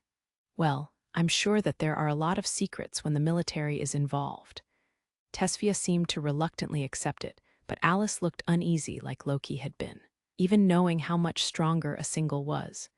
You can try asking Sir Alus once he returns, not that he will tell you. I bet. Alice's bitter smile seemed to infect Tesfia too, as she wore a similar uneasy expression. 35th chapter Chaos in the Outer World, returning to the early morning hours during the main tournament. The artificial sun still hadn't risen, and the room where Caesalnia had called the emergency meeting was dead quiet. Despite the lively dispute earlier, there was nobody in the room now. Everyone at the meeting had already started to take action, hurriedly reporting the important information they'd learned to their nations. The first thing they did was to contact the supervisors back in their own nations and have them ready their high-ranking Magicmasters and form units to depart for Balms. Even the nations that had their singles out on missions gathered the strongest force possible, because of the similarities to the calamity of the past. Alus was in a room being utilized as the temporary headquarters with Lettie and her squad, memorizing their affinities, spells they specialized in, and more. Lettie, we won't need a lot of simple firepower or numbers. Instead, I want you to pick out around 10 Magicmasters skilled in detection, barriers, and obstruction. And since it's yours, I figure I should leave keeping the squad together to you. Things will go smoother if I run my orders through you. He gave out all kinds of instructions on the course of their mission. The temporary headquarters was a single room on the 5th floor, though it was relatively large. It was dirty, but they'd just have to bear it. Gotcha, Captain. All personnel are fully ready here. I bet the Governor General must have seen this coming, Lettie said in a joking tone, wearing an affectionate smile she hadn't shown during the emergency meeting. She seemed to have a thing or two she wanted to say to the Governor General, but she didn't say anything further for now. Sir Alus, it's been quite a while since I was last on the front lines. Rin, wearing her maid outfit, was also present. She'd been worked into the plan as well. You'll be accompanying us as a spotter, Miss Rin. Just stay out of any actual battle. I won't be able to research your magic eye if you die. Okay. Rin's answer tapered off due to her apprehensions, not over fiends, but over being seen as a research subject. Seeing this, Alus frowned with regret for a moment. He shouldn't have stayed in the military, even if it was at Barrick's request. Though he couldn't have expected to be asked to clean up after not only Alpha, but the other nations as well. On the surface, it's meant to be a mission to measure the Devourer's strength, but, in reality, it's definitely a mission to exterminate it, Lettie finished for him. It seems Alpha has decided to address this threat on their own. Lady Caesania looks like she made preparations for that. I bet, which means we can't waste any time. Take too long, and the other nations that can't stand waiting around will intervene, so we'll need to settle things before then. That's when 2 male Magicmasters, among the best of Lettie's elite squad, Sajic and Mujir, asked some questions as if representing the group. They were the ones who had guarded the ruler during the tournament with Lettie. Sir Alus, may I ask about the details of this extermination? I hear we will be going with a select few this time. The older-looking Sajic had a well-trained body, seemingly sculpted out of rock, but his polite tone clashed with his appearance. It is an honor going with Sir Alus, but does the greatest Magicmaster himself really need to do this on his own? The rational-looking Mujir added, urging Alus to explain further. Of course, they didn't have much time, so Alus kept it short. As you've probably realized, we're up against a fiend, but we don't have the detailed information on it yet, or rather, nobody does. All we know is that it probably rivals an SS class, and on top of that, it's a devourer. Sajic reacted. You mean that it's the second coming of the calamity 50 years ago? Mujir asked in a panicked tone. Even a fearless, battle-hardened warrior would find themselves unable to brush off that shocking news. While it had been reported that the fiend had been exterminated, the SS class responsible for the calamity 50 years ago, referred to by its moniker of Cronus by the military, hadn't actually been killed. They had, through countless sacrifices, left it near dead, but in the end it had escaped their clutches. Of course, the Magicmasters didn't just sit idly by as it ran off, but there was no one left who was capable of stopping it. With one of its arms cut off, the fiend of all things took to the sky with its massive body and flew off. The nations intensified their Magicmaster training in preparation for its possible return. This was also around the time inhuman experiments began, the result of humanity being flung into a hysterical urge to protect itself. After a decade, Cronus still hadn't reappeared, and humanity finally calmed down. Realizing that that kind of research should be avoided, it was abolished as an abhorrent practice, and international policies took completely the opposite turn. Many who participated in the experiments were also punished. It's hard to imagine this will be a second coming of the calamity. According to the database of fiends, Cronus would be discovered immediately if it got close with that huge body. Well, it wasn't Alpha in charge of dealing with it but Balms, so who knows how accurate that information is. Fiends ate Magicmasters, and sometimes their own, to absorb their power and transform their bodies. The changes became more extreme the higher the class, the most common change being either growing larger or conversely shrinking and becoming more compact. In those cases, their appearance wasn't as twisted as low or mid-classed fiends, but instead resembled more of a complete life form. For the time being, it's clear we need to head to Balms right away. So make preparations, we're leaving in 30 minutes, Alus announced. Lettie's elite squad saluted, and left the room in an orderly fashion without making a sound. They were the finest magic masters around, and they'd soon realized they were short on time. If they had any more questions, they could ask on the way there. Alus and the others took up the rear. Lettie asked, "What will you do about the tournament, though?" "I'll be absent, of course, but I've made enough preparations for Alpha to win." Alus had a daring smile, and Lettie responded with a childlike smile of her own. "I love that part of you." "Well, considering the situation, I'll take whatever I can get my hands on to make it worth my time. And Miss Rin, there's still something you haven't reported to us yet, isn't there?" Lettie wordlessly nodded at Alus' sudden change of topic. Rin reacted. If that nasty Caesania was going this far, there must still be more to it. Alus figured that Rin must know what it is, seeing as how her cooperation would be indispensable to gather that kind of information. As expected, Rin awkwardly drew her mouth shut. "What's the point in hiding it now, or did Lady Caesania tell you to keep quiet?" Lettie asked. "I am sorry. Miss Rin, does this mean that the information won't have any impact on the extermination whatsoever?" Alus didn't overlook the fact that Rin looked away for a moment when he asked. He sighed. "I understand. I'll ask the Governor General about it later." While Caesania was at the helm, she was the ruler of a nation. And though she had the authority, her primary role was standing above people and controlling them. So it couldn't be helped that she could only see things from a human or political perspective. But the situation was different when fiends came into play. It was the Governor General who handled military affairs, and it was standard practice to disclose all information beforehand to assist him in carrying out his duties. If not, magic masters ran a higher risk of being sent out to die for nothing. In other words, it was the same as the person giving the order not truly wishing for the subject to return alive. Of course, they might not tell the rank and file everything, but in those cases, there was often a warning including an apology for not being able to reveal everything to the person who'd have to stake their life. That was the responsibility of those who stood above others. To say nothing of how this was an international incident revolving around a devourer. It might be revealed eventually, but Alus and the others were staking their lives on it now.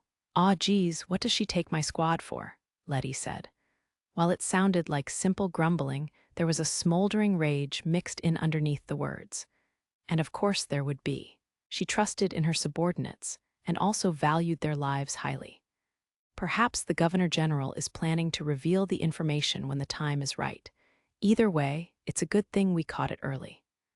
Alus showed no further signs of pursuing the matter, simply leaving those meaningful words. Gathered behind the hotel was a group wearing black coats, lined up in an orderly fashion. The times were tense, but the expressions on the faces of the black-clad group didn't look all that nervous. Some even looked quite relaxed, practically kicking back. Their methods varied from stretching to carefree yawns. However, the mood did a 180 as the commander for this mission appeared alongside their original captain, and they all saluted with perfect coordination. "Here, this one's yours, Ali," Lettie told Alus, giving him a custom-made cloak. As the temporary commander, Alus quietly accepted it. Custom-made it might be, but this was the same thing he had worn during the magical martial arts demonstration. The cloak he'd returned to the top brass after he'd finished with it had returned to him. Though it was a coat, protecting the wearer against the weather was only its secondary function. This special coat was made out of reinforced fiber with a variety of other useful effects, and its primary function was that of anti-magic defensive gear. Each nation had various anti-magic equipment, and Alpha specialized in things that were easy to move in, like cloaks. For example, Halcaptia had knight-like armor, giving it a national flair. The Balm's military struggled financially, so their magic masters were required to provide their own armor that varied wildly in quality. It was said that problems with military equipment like this was one of the reasons Balms had fewer magic masters than other nations. In other words, they had a low supply of magic masters with a relatively high rate of death. As Alus finished his final preparations, Rin whispered to him that the ruler had arrived. He turned to look over at them, acknowledging Caesalnia as well as Barrack. "Since you've come all this way, are you here to tell me something?" Alus said, skipping any greetings. The ruler tilted her head in an adorable fashion, while Barrack stroked his chin with a troubled frown. "Alus, Vizziest has set up out there. When you reach him, he will give you the plan and information." Caesalnia looked to feign ignorance at Alus' question, but her expression then turned serious, and she presented something to him with both hands. "This is a letter I received from Balm's Lord Holtel. It specifies the temporary delegation of command, complete with his signature." Alus casually accepted the letter that rested in an ornate box and shoved it into his pocket. "And take care of Rin." "Of course," Alus answered, but at the same time, he hoped she'd give him more to work with if that was what she wanted. Many rulers knew next to nothing about the outer world and the battles that took place there. That was a result of sharing political duties with the governors general. But it also meant that there was a subtle shift concerning the important things. Not even someone as intelligent as Caesalnia could fully put herself in the shoes of a Magicmaster. Alus didn't even try to hide his weary sigh. And that was when Barrack moved to him and spoke in a low voice. "Sorry about that. It seems there's a mineral deposit near the fiends." "What kind?" "I hear it's mithril. And I want you to ask Vizziest about the details. But Kurama may have been brought in for this incident." Feeling a sudden headache coming on, Alus firmly planted his face in his palm. But realizing that nothing would come from losing his composure, he gave Barrack a simple "I see." It was like bad news gave way for more bad news. He gave Barrack a cold glance. "Governor General, it will be your fault for failing to act when you should have. I know, it might be late, but I'm doing what I can." Alus gave Barrack a meaningful smile when he left his side, as Caesalnia gave Barrack a doubtful stare. But with the wisdom that came with age, Barrack brushed it off with a cool look. Yet even with that, he had a bad feeling about the smile Alus gave him. "It's about time for us to head over. Leave that work to us. I'm sure you haven't forgotten, but get those rare books and credit waiver ready.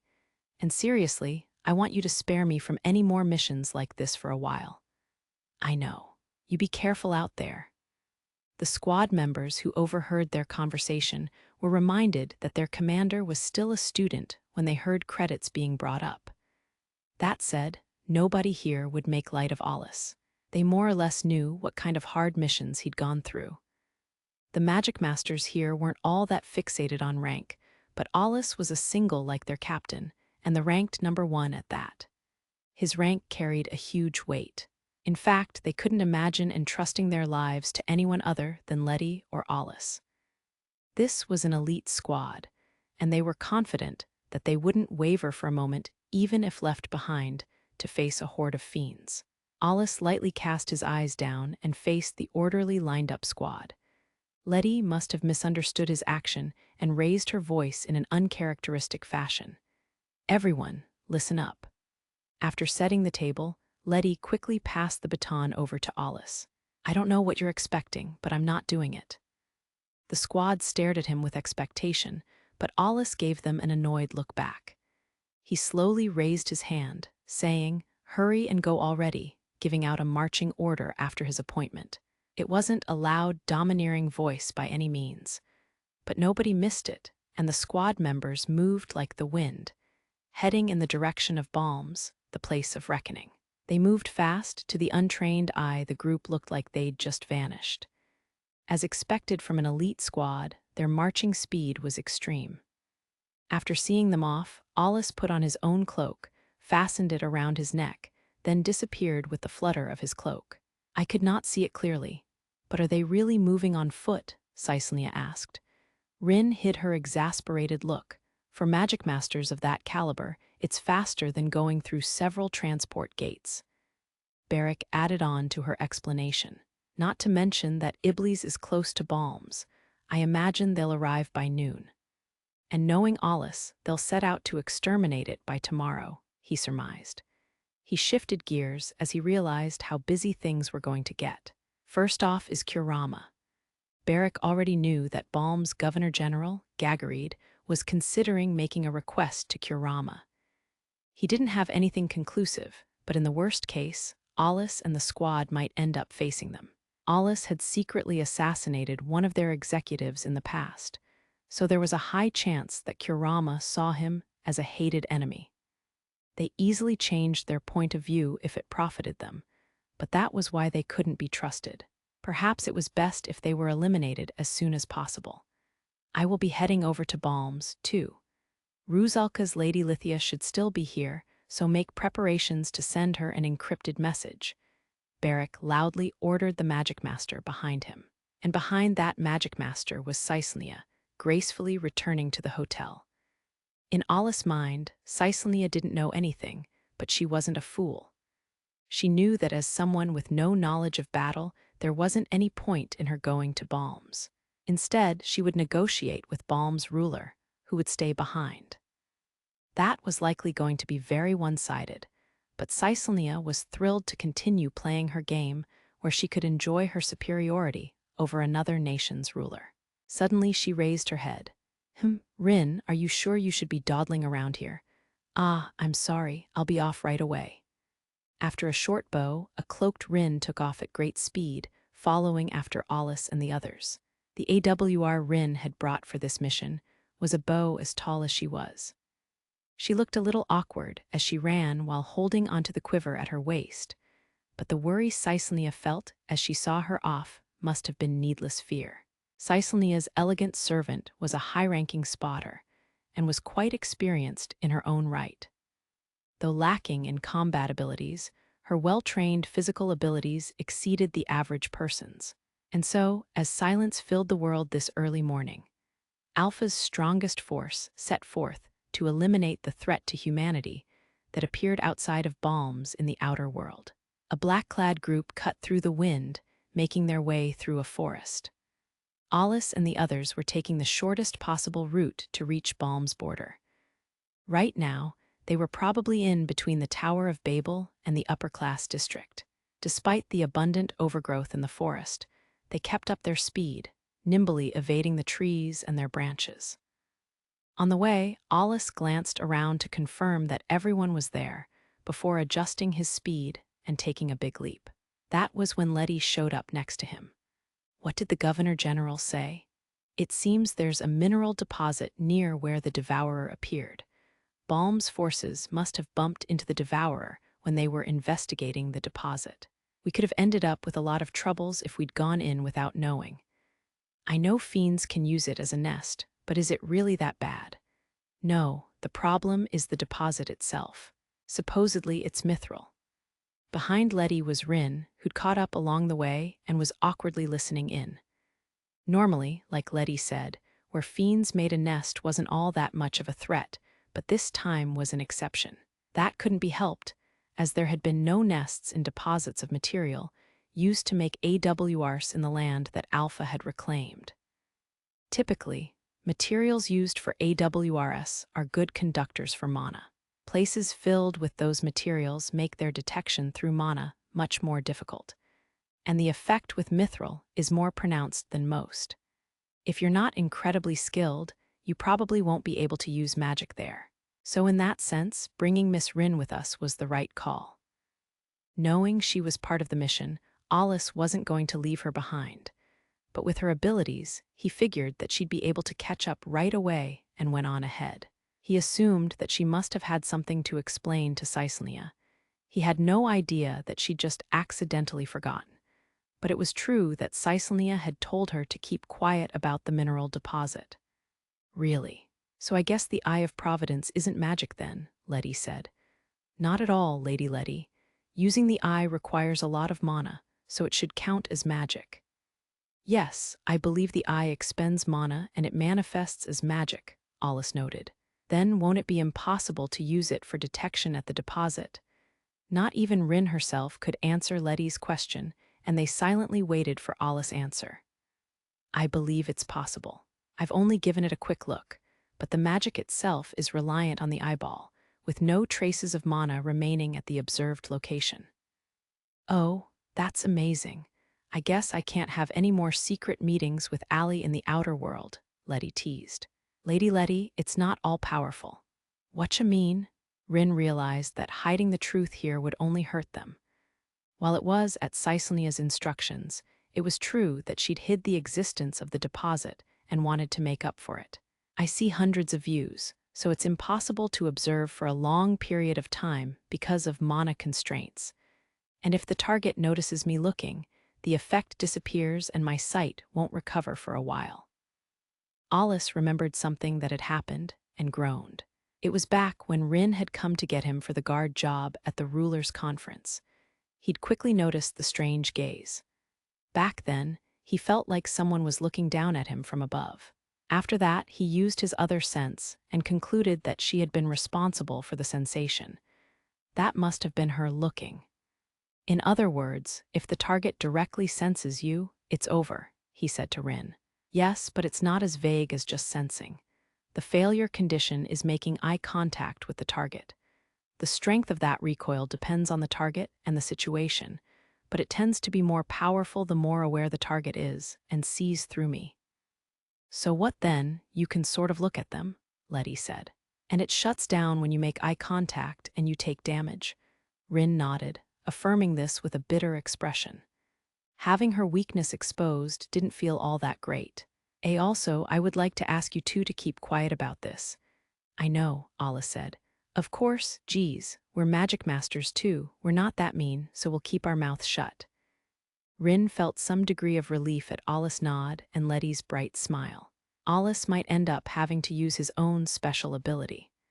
That's why he'd prefer no questions be asked. His Gra Eater wasn't just a convenient special ability like Rin's magic eye. It was an unmanageable power that stirred up a sense of fear among those who saw it, and if possible, he'd like to keep it hidden. So whether he used it or not would depend on the target. Still, the more I learn about it, the more interested I get, Alus said. Is that so? There are other magic eyes aside from the Eye of Providence, Rin noted. Lettie put a finger on her chin, bringing up one example after another. If I remember correctly, aside from the Eye of Providence, there's the blue eyes of Hequatra that can overwrite all magic, the one eye of Salem that governs over life, and the clear eyes of Ezephor that harbor death, Rin added. I thought they were all bull, but after seeing yours, I'm not so sure anymore.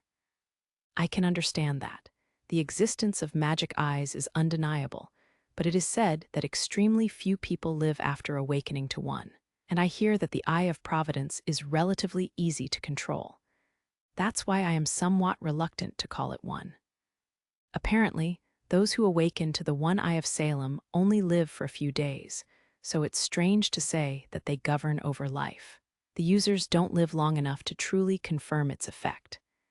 The clear eyes of Ezephor kill their user upon their awakening, which is how they got their name.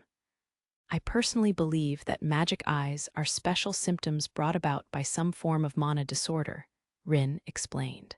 So you're saying there are no other magic eyes? I wouldn't go that far, Lady Lettie, but please think about it. The one Eye of Salem being able to create life exceeds human knowledge, and those with the clear eyes of Ezephor die when they awaken, so doesn't that kind of make sense? It's obvious that magic eyes have special powers, but I think that these are just rumors from when research on them was flourishing. Apparently, the majority of those who awaken die from mana disorders. You're pretty knowledgeable about this, Miss Rin, Alus said. Normally, it's hard to gather that much information about just your own magic eye. Yes, I looked up a lot of things to control my magic eye. Perhaps to erase the failures of the past, the military is burying knowledge on magic eyes, including the term itself. Even if those special abilities are real, there's nothing that can be done for them, after all. Rin's words trailed off at the end. Ultimately, the principles of the Eye of Providence were largely unexplained. And even if the other magic eyes existed, there probably wasn't any way to protect the wielders from their negative effects. In fact, not a single magic eye test subject had been saved in the past. Knowing that, it was thought that completely erasing all the information on magic eyes would prevent any needless confusion. Back when there were still some who knew about the special abilities of magic eyes, there was an unspoken rule that if someone showed signs of it, it needed to be reported to the military immediately. But that was in the past. By now, even fewer people knew about magic eyes. I see. But there is something I should correct you on, Alice said. There is a special power similar to the One Eye of Salem that governs over life. There's been a case of someone wielding the One Eye of Salem losing control. And when they did, a phenomenon of life being created happened, though no detailed information was received on it, so we don't know what caused it. Rin's eyes opened wide. Alice probably didn't notice because she was behind him, but she still stumbled over her words. Where did you hear about that? I've dug into this a lot, but I've never heard anything about that. It was only natural that Rin would be surprised. Even for military personnel, gathering information on that sort of research was difficult. Research was classified, and there probably wasn't much data to be found throughout the entire human domain. And of course, there were no such records in Alpha. Once Rin became able to control her magic eye, she'd asked for the Governor General's cooperation through Caesarea, so there were no doubts about that. So perhaps it had come from another nation. But that was even stranger. As Alpha's most important asset, they wouldn't allow Alice to freely visit another nation so easily. Before becoming a student, he'd spent practically all of his time in the outer world. However, Alice's next word stunned her. I bet. I learned that during a mission in the outer world. I wrapped up early and found it by accident while taking the long way home. The information was inside of a facility, but shortly after that it collapsed during battle, so I'm probably the only one who knows. In the outer world. So that means magic eyes first appeared quite a long time ago. That's right, Alice answered her. At the very least, it's been over 50 years. From way back then, huh? If there was even one case of it running out of control, would they have been able to stop it with their techniques back then? Lettie asked Alice curiously. Who knows, but I believe that magic eyes have a reason for being called what they are, regardless of their origin or how they came about. Before she knew it, Rin's fist clenched. If this had been known sooner, research on magic eyes and how to restrain them would have advanced further, possibly reducing the number of people who died when awakening to their power. I'll only say this because it's you, Miss Rin, but have you heard of the 4 books of Fable? No. Is there information about magic eyes in them? Rin stared straight at Alice as she asked this. She'd spent so much time in her life trying to explain magic eyes. As for Lettie, this was the first time she'd even heard of those books. Incidentally, the other members had realized the secrecy of the topic when Alice said, I'll only say this because it's you, and moved away from the 3. That's an elite squad for you. They have a knack for this kind of thing. The 4 books of Fable is an interesting collection of research data. I hear that it's packed with so-called prophetic and fantastical descriptions. Their contents can't even be verified by current methods. Supposedly, the improbable points of view and strange ideas would be very valuable to the right reader. And even copies of these books are considered rare and highly confidential documents. But you're really talking trash about those super confidential documents. Rin reacted to Lettie's statement. Lettie smiled dryly, but Rin seemed to quickly pick up on something. Alice nodded at her. Indeed, rare or not, the books being designated as confidential doesn't make sense. If the rumors are true, the originals exist. Not to mention that I've seen something like it lately. That was during the Godma Barhung incident. It was unclear when the man taken by madness had gotten his hands on that. So you mean that there might be something shocking about magic eyes recorded in those 4 books of Fable? That's just what I suspect. The copies being what they are, not much can be gleaned from them. But if the originals actually do exist, there should be very interesting things written in them. After all, the primary reason they were called prophetic was that they had writings about fiends before they ever appeared. So it wouldn't be strange for there to be topics touching on magic eyes. Not that I can say for certain, since I haven't read the originals. Neither Rin nor Lettie could hide their surprise. Alice had only seen it as a way to kill time on the way there, but it seemed the information was more shocking than expected for them. Let's leave the fun topics at that. We're almost at Balm's border, so let's pick up the speed. At Alus' call, the squad increased their pace, moving at the speed of wind. Rin sped up and ran side by side with Alus. She had something she wanted to ask. It seemed like she'd calmed down from her shock. She glanced at Alus with a stiff expression and carefully chose her words so as not to expose her feelings. "Sir Alus, may I ask why you kept that information about the One Eye of Salem to yourself?" I didn't keep it to myself. I've only taken up an interest in it lately, but I reported it to the top brass immediately. Though, as a result, it got concealed. Without any evidence, you could call it a reasonable decision. But you get why, don't you? Rin felt a chill as she nodded. As far as she knew, there were only a few examples of research on magic eyes. All of them ended up without anything to show for it, and their test subjects died. Just being linked to that would ruin one's social standing. Having to deal with criticism to acquire special abilities was one thing, but things were different when there were no results to show. The special abilities disappeared even if the eyeball was gouged out, and those who awakened to them would die within a few days. On top of that, there were only around a dozen who had awakened, and considering the number of people who managed to control it.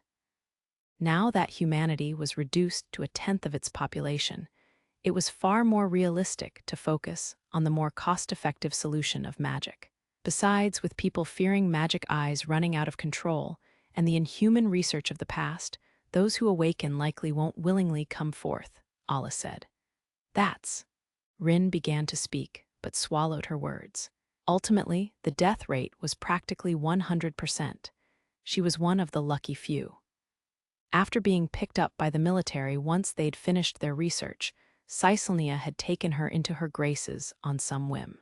And like Alus said, the bad reputation remained. It had a dark past, like with taboos, so few would treat her fairly. So in that sense, it would be better to cooperate with my research than rely on some shady book, Miss Rin. It's very likely that some discovery will reach a new development, Alus said, with a carefree expression. Rin smiled wryly at his sly statement. A sturdy bulwark had been built around Balm's military headquarters, and some of the walls were just on the outside of Babel's barrier. At the top of the 20-meter wall were sentries cautiously keeping watch over the outside. There were devices to detect high-classed fiends, but security was tight around this strategic position, with almost all the high-ranking Magicmasters having left for the outer world without returning. The security had gotten even tighter. Those related to the military had stopped thinking about their remaining military strength, as if to escape from reality. Hopefully, they'd be able to do something if an A-class fiend showed up, or maybe a B-class. That kind of negative thinking was clearly spreading through the headquarters. Even if the devices picked up a high-classed fiend, there was no one left to send out to eliminate it. Of course, those who called themselves Magicmasters couldn't just look on from afar. "I hope Sir Dunkel, or even Lady Gillida, returns," one of the sentinels solemnly muttered to himself. None of the other sentinels answered, the words painfully melting into the heavy atmosphere looming over them. This kind of statement had been said every day lately, with nobody seriously answering anymore. Most people had family on the inside of the barrier, which was why they felt a strong sense of duty to become the shield that protected them. As a result, they were prepared to give up their lives if needed. If that act would protect their loved ones, they would take pride in it, even if they had regrets. But there was no guarantee that they would be able to protect anyone even if they died right now. It's already been so long since we lost contact with the extermination force. Suddenly, an unexpected answer came from one of the other sentinels, perhaps just on a whim. "Never mind. I was just talking to myself." The first man to speak raised his hand to stop the other. There wasn't much dignity in his behavior, but it couldn't be helped. He had just been a normal sentinel, not someone who commanded Magicmasters. In fact, he had been one of the underlings tasked with cleaning up the weak fiends around the walls. The captains had been taken into the extermination force, leaving just them. While he fumbled around trying to imitate the captains, it just felt wrong. But as this villain's sentinel captain realized he was complaining in front of the others, he hurriedly shut his mouth. Seeing how the comrades he fought side by side with had been completely changed out, that couldn't be helped. If it was just a change of comrades, he could have continued encouraging himself. But considering how few were left, naturally feelings of helplessness would well up. And that inevitably led to thinking about being left behind, which made him feel even more helpless, and it continued in a negative spiral. He even felt like the AWR he'd used for years was unreliable. Looking around, there were some who didn't even have their hours. Morale was at rock bottom. "Captain, why won't Governor General Gagarid ask for aid from other nations? There are rumors saying he won't even respond to the other nations' requests for information." "How should I know?" the Sentinel captain said. "Our job is to shut up and follow orders. But I hear that the Governor General is very conservative, so there must have been a good reason for him to take such drastic measures. Maybe he's decided reinforcements won't be needed at the moment," he said to his younger subordinate. But inside, he cursed the upper brass for not calling in reinforcements already. The captain had volunteered to be on lookout since last night, so there was no energy in his voice, and he'd rubbed his eyes countless times. That was when 5 of his subordinates who were also on lookout approached him. "Captain, it's time to change over. Finally, I can't wait to go home and get some sleep. I have lookout duty in the evening again. You men make sure you rest, too. I don't want you overlooking any fiends because you're too tired to focus," he said, preparing to go down the stairs and walk to the military headquarters. The other sentinels couldn't hold their yawns back as their mouths opened wide. But the sentinel captain didn't feel like telling them off. If he was in their position, he would have done the same. They'd been allotted a few rooms in lodgings a ways from the base for resting, and so they went out from the ground floor. "It's pretty noisy, Captain." "Yeah, I wonder why." "Why don't we take a look? Seeing how they're crowding around over there, I don't think it's a fiend," one of the captain's subordinates said and pointed. There were guards there too, but they showed no movements as they stood on each side of the door. It couldn't be an emergency. And yet there must have been over 50 people gathering there, gossiping about what was going on outside. There were even people on the second floor looking out the windows. The sentinel captain was confused. "Yeah, what's going on? It's something out of the ordinary for sure, but it doesn't look like a crisis. Security is acting like normal, and there's no alarm," said one sentinel. "But even the outside response personnel are here. What are they going to do if a guest shows up?" "Haha, a guest's not going to get inside in this crowd, Captain." "I guess that's true," the sentinel captain said in astonishment as he looked over at the entrance. Taking his subordinates with him, the captain casually asked one of the people who had gathered what was going on. "What's with this ruckus? We're supposed to be on guard." "I'm sorry, but there's something going on over there." If the captain's memory served him right, this woman was part of the outside response team and a non-Magicmaster. Seeing how timidly she bowed, she must have been a newbie who still wasn't used to things. She pointed towards a large glass window on the second floor with a bewildered expression. After confirming that there was nobody higher ranking than him present, the captain commanded his subordinates and cut through the crowd. "Open up, let me through." His subordinates pushed the crowd aside, and the captain climbed up to the second floor to look out the window as people around him gave him annoyed stares. "What the hell is this? There's a suspicious group approaching. Why hasn't anyone sounded the alarm?" "Sorry, does anyone here know anything about the group in black?" one of the more considerate subordinates asked. Someone said that the woman at the front with braided reddish hair might be Alpha's Lettie Kultunka, somebody said. This earned a reaction from the sentinel captain. "What? Why would Alpha's ranked number 7 be here?" "No, wait, it's still not confirmed. We can't rule out the possibility that they're bandits yet." Having unconsciously shouted this out, all eyes focused on him. If it was a squad from Alpha, then that was fine, but they could still be criminals looking to take advantage of the weakened bombs. If they were, it would be strange for them to show up at the military base, but caution was still needed. There were also some people who worshipped fiends, so it might be a terrorist attempt by one of those cult groups. At any rate, I can't show any weakness in front of my subordinates. Why is it always me who has to play the role of captain at times like this? The captain couldn't help but complain to himself about the situation. "See, come with me?" He unfastened the clasp so he could draw his AWR at any time. He'd survived in the outer world for 7 years, and he knew that even a bare minimum of preparation would help him respond to the situation. With his 5 subordinates at his side, the Sentinel captain decided it would be best to act undaunted as he stepped outside. How successful he was depended on who you asked, but personally, the captain wanted to pat himself on the back. He also made sure to keep his legs at shoulder width to keep them from shaking. As for my arms, I guess I should cross them. He purposefully hit the sheath of his sword AWR with his knee to create a metallic sound, doing his best to look like a soldier. This was as threatening as he could make himself look. However, the group clad in black didn't even look fazed by his attitude as they continued forward. The redhead at the forefront, as well as the other members, gave off a strange pressure. Soon, the person alleged to be Lettie Kultunka was close enough to see clearly, and the captain tensed up. He'd fought fiends in the outer world himself, so he could tell. The pressure she gave off was not normal. Even if he didn't know the others in the group, he could see she had the proper presence a high-ranking Magicmaster would have.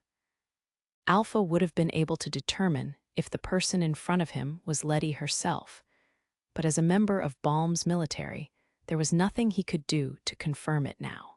Suddenly, he heard a clattering sound.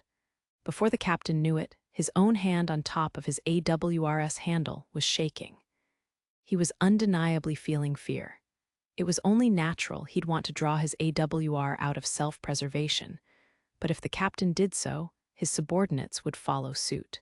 If he lacked self-control, things could spiral out of hand quickly. As these thoughts ran through his mind, he suddenly snapped back to reality. "Idiot, don't move without orders."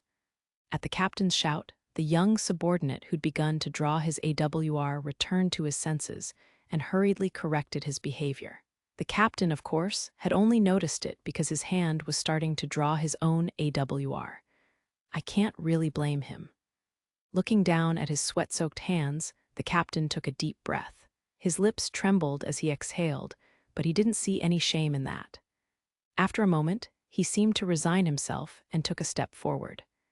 "You're Alpha's ranked number 7 Magicmaster Lettie Kultunka, are you not? I am a patrol captain of Balm's military headquarters," he said in a soft manner, in an attempt to show his lack of hostility. There was still some distance between them, but this was a way for him to determine their true intentions. If this wasn't a squad from Alpha with Lettie at the lead, and the black-clad gang were bandits or terrorists, he could at the very least use his life to buy some time for the others. In response to the captain, the woman took a step forward and waved with a smile on her face. The Sentinel captain, who'd frankly felt like he could drop dead at any moment, let out a sigh of relief. As Lettie continued approaching, he was taken in by her beauty. She had large, innocent-looking eyes, well-shaped facial features, and a toned body visible even through her cloak. He'd heard the rumors, but never imagined they'd all be true. The rest of the group with her had equally strong presences. Each and every face in the black-clad group was far more powerful and fearless than his own. Yet Lettie's beauty stood out from the fierce group, like a bright flower in the desert. As the captain thought such things, he felt like something was off. The center of that sensation was the hooded figure standing next to Lettie. He was no woman, and from his appearance he didn't look like the other seasoned veterans. If anything, he looked frail, like a young boy. Lettie whispered into his ear, and he started walking forward in her place, his hood still hanging low. "Captain, I apologize for not contacting you before now, but we're pressed for time.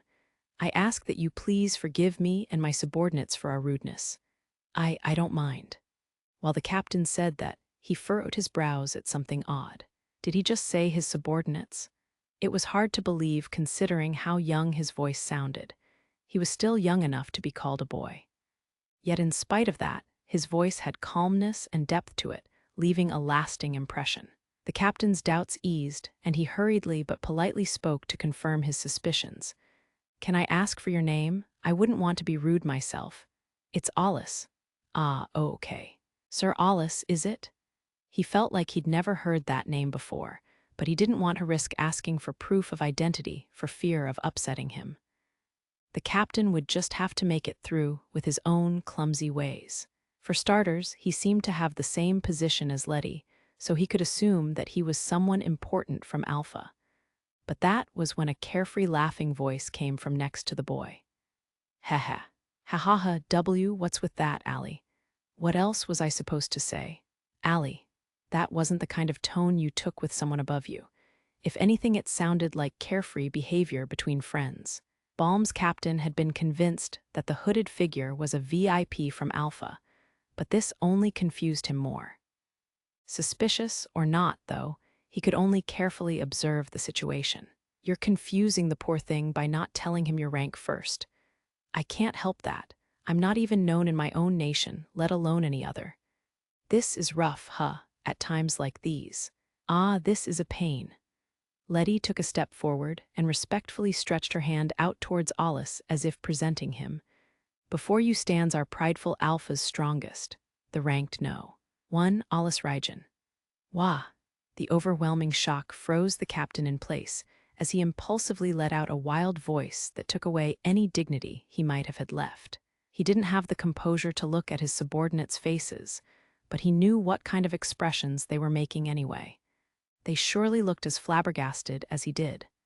"Hey, you could have put it better," Alus told Lettie. "This is only going to take more time now. You don't get it, this is the only way, and it's a good opportunity since you're always gloomily shutting yourself away in Alpha. That's just going to cause misunderstandings. That's enough." More importantly, when Alus turned to look at the captain flinched and kneeled on the spot. This was the only thing he could think of as an appropriate response to the situation. He was a Magicmaster in his own right, and before him stood not just a single, but the greatest Magicmaster who was above all others. This was the best sign of respect he could think of. In fact, he felt more respect for this single, foreign nation or not, than for the top of his own nation, who'd only made one blunder after another. The subordinates took a cue from their captain and kneeled in respect before the strange, yet great, single-digit Magicmaster. "You don't have to go that far. It's only going to create a bigger disturbance." "Not at all, this is my personal sign of respect for you, but if you say so." The captain slowly stood back up, with his subordinates following suit. As he raised his head again, he looked at the boy. With the hood now removed, he could clearly see his face and the atmosphere around him. The captain didn't know if it was just him, but he looked displeased without any trace of affability, like the teenager he was. Though surprised to see his age confirmed, the captain's behavior didn't change, because to him, Alus looked like a savior. "So, Sir Alus, why have you come to Balm's?" he hopefully asked. There was more vigor in his voice, now as if he'd come back to life. He was ashamed of his own self-interest, but couldn't keep himself from asking. The relief he felt wasn't so much because of his position as it was as an individual. Alus pulled out the ornate box he'd received from Caesarea and removed the thick letter on expensive paper from within. It was a note of authorization signed by Balm's ruler Holtel himself. He figured that getting the captain to understand the situation would be enough. "We have received orders to aid your nation and eliminate a certain target. We've also received temporary full authority to take command by Lord Holtel qui Balms. As such, we'd like to meet with Governor-General Gagareed for now." The captain stared wide-eyed at the letter held in front of him. Once he confirmed his ruler's signature, he gave his answer. "You understood, however. The Governor-General hasn't met with anyone these past few days. Don't you get it? I have been given complete temporary control of Balm's army. With the ruler's approval, I have higher authority than the Governor-General. So take us to Gagareed right now. We don't have the time for this." "Yes, sir." With that, Alus and his party finally entered Balm's headquarters. The crowd that had gathered naturally parted to make way for the captain's return with Alus and the others in tow. but they all had mystified stares. The number of Magicmasters they passed, as they made their way to the top floor of the headquarters, was far fewer than in Alpha. There might even be fewer here than in the Institute. Alice realized Balms was in a very poor state. Eventually, the captain stopped before a door and turned around. "This is it, Governor General. I have brought an elimination force from Alpha." There was no response to his knock. "Good work, that's enough." Alice thanked the captain and rudely opened the door. "Who said to let anyone in?" At the same time, an intimidating, angry shout rang out from inside. "Why should I care about your orders?" However, Alice casually brushed it off and stepped in regardless of what the room's owner felt. Of course, there were too many in their party, so only Lettie accompanied him. "Who the hell are you? What is security doing?" With bulging veins on his face, the middle-aged man got up from his chair. That was when another person in the room turned around and called out to Alice, "You're faster than I expected, Alice." He greeted him with a smile, but Alice simply shrugged as if he'd expected this. "Lord Vizziest, I see you were waiting for this." "That's correct. I tried to talk things through ahead of time, but this man is just too stubborn." Alice wordlessly handed Vizziest the letter. Upon receiving it, Vizziest turned to Gagareed, showing it to him. "Will this suffice, Lord Gagareed? With this, command of the military is transferred to us. We need information, so I ask for your understanding." Like hell I will. I have no intention of asking for help from the likes of Alpha. This is Balm's problem, and it will soon be settled. "It seems you still don't understand the situation," Vizziest said. "Once things are under control, you will likely be court-martialed. To think that you don't even understand that this incident doesn't just concern Balms anymore. Everything has already been decided." He forcefully sat back down, crossing his legs. However, he knew that they didn't have the time for this as well. So he decided to go with the carrot instead of the stick, changing to a softer tone. "Lord Gagareed, you are just a step away from a capital crime. Any further obstruction of the mission will threaten humanity and only further deepen your sins.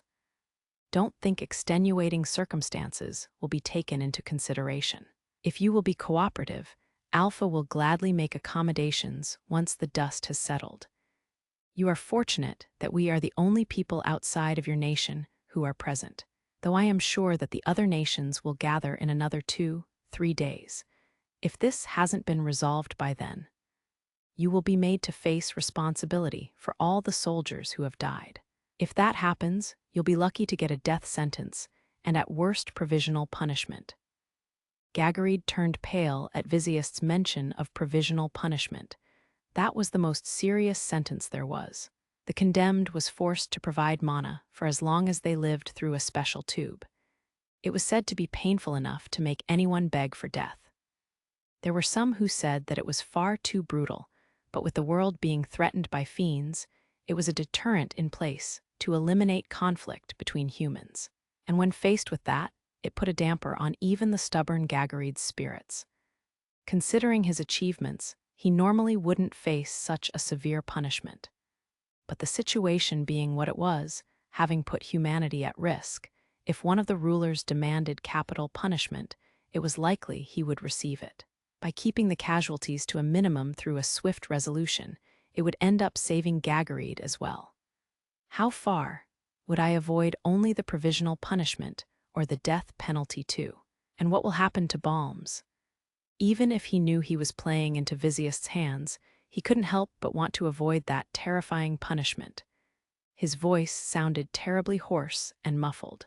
"I would say that depends on your cooperation. If you were to retire, I would speak out in your favor, but know that it won't be an honorable discharge. As for Balms, its national body won't change. The other nations will need to follow up on the overall lack of Magicmasters in some way, but none of the nations have enough leeway to make Balms a vassal state. From the citizens' point of view, the nation's top leadership will simply change."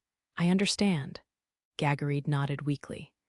Seeing that things had wrapped up, Alice discreetly walked up to Vizziest and spoke in a quiet voice. "That promise will only last until the other nations' forces gather. If Alpha doesn't solve this on its own, it will be hard for us to force our will through. Sorry about having to put you through this. It's not your fault, Lord Vizierst. Besides, I'll just demand adequate compensation.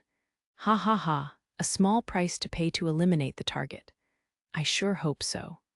Vizierst must have been at work forming a plan before Alus and the others arrived, because on the table was a large map with its blank spaces hanging off the edges. How's the current situation? Lord Gagarid stubbornly refused to help, so I had to borrow a map and investigate on my own, sending my subordinates to 10 kilometers out from the wall. At the moment, we have no clues. The target remains unconfirmed. Of course, I've only had them confirm that there's nothing there. I can't ask them to die, after all. Alus nodded, and Lettie, who'd sat down and made herself at home, joined in the meeting as well. Gagarid was still seated in his own chair, but he could only groan. Long time no see, Lord Vizierst. I see you haven't changed, Lettie. Now then, with Alpha's strongest gathered, we should be able to beat this thing. That said, I hear it'll be hard to kill with just one nation's forces, Lettie said. That's exactly why. The top brass seems to have something in mind, so this isn't just for Alpha's sake. It's also meant to lead to a stronger partnership between the nations. Standing against fiends already demands international cooperation.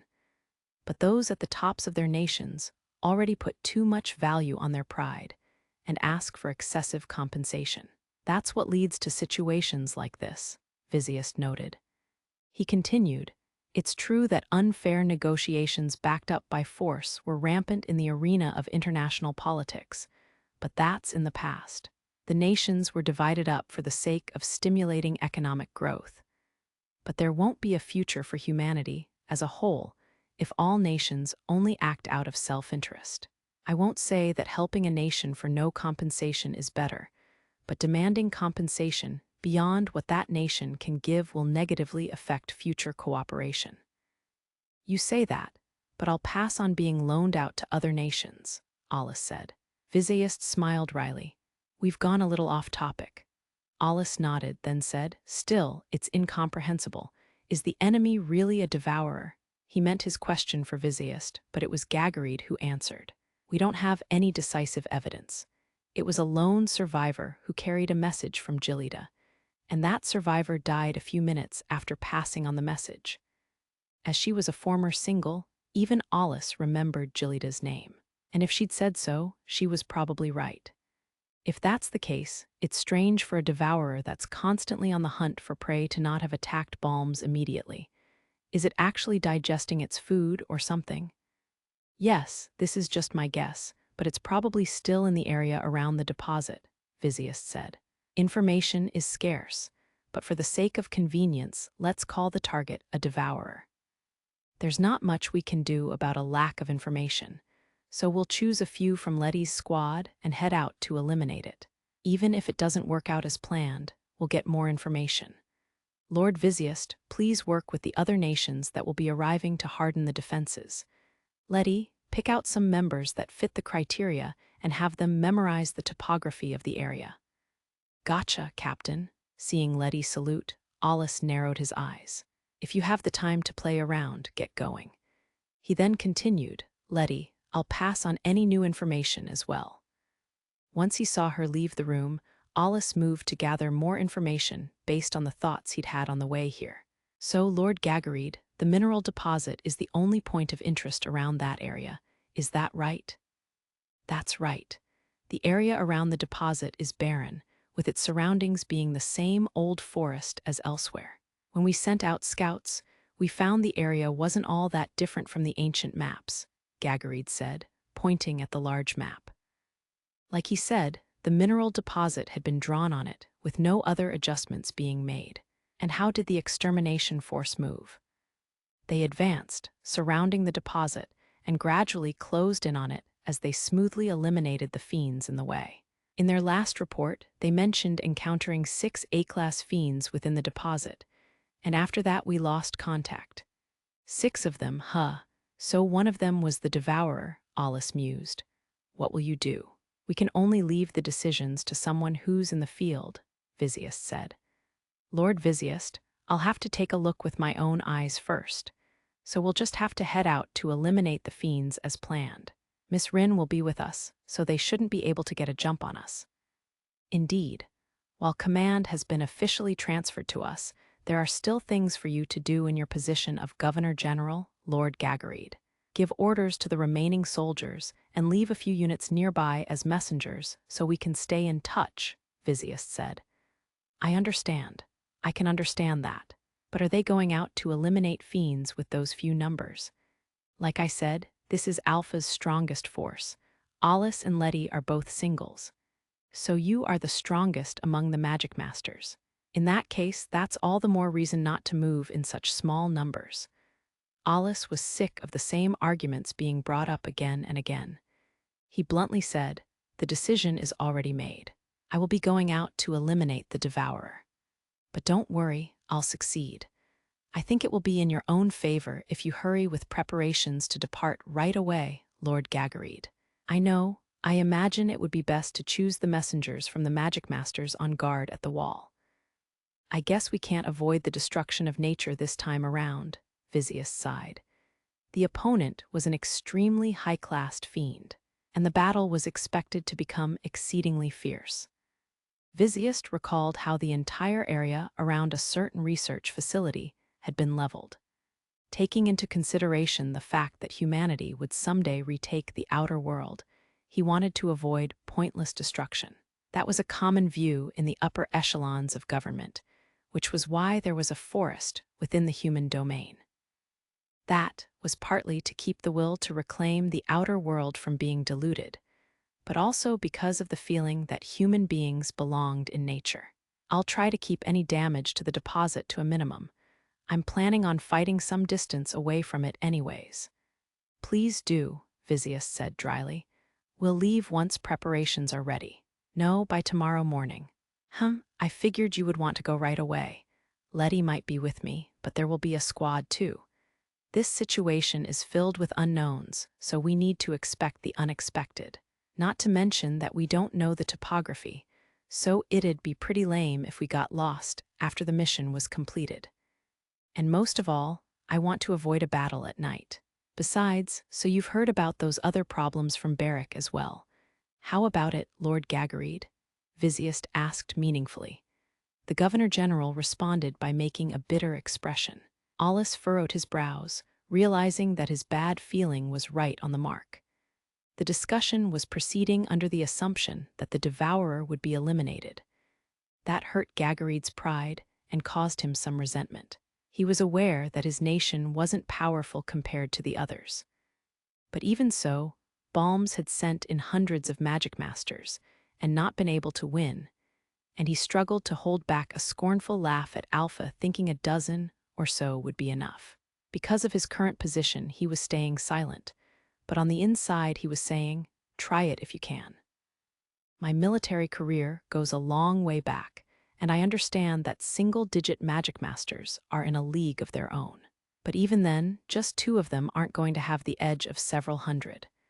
True, Balms didn't have any singles to be proud of, but their other Magicmasters weren't so weak that they should be taken lightly. If anything, he was confident that their doubles and below were of the same quality as any other nation. Gagareed kept his frown from showing, observing the situation, but he was surprised when Vizziest brought up a new topic, and he wore a somewhat bitter expression as he could clearly see where Vizziest was going. So he resigned himself, realizing he wouldn't be able to smooth things over. Indeed, I've requested aid from Kurama. You idiot, Alus spat out. I didn't have a choice. Besides, the request can be immediately recalled. That's the kind of agreement we came to. Kurama is supposed to contact us once the elimination is complete, so there's still time to take it back. That's why I'm calling you an idiot. They're a criminal organization that can take on nations. There's no way they'll step down from a chance to show off their existence on an international level and grab their reward. I doubt they'll back off with just an exorbitant cancellation fee. Vizziest nodded at Alus' words.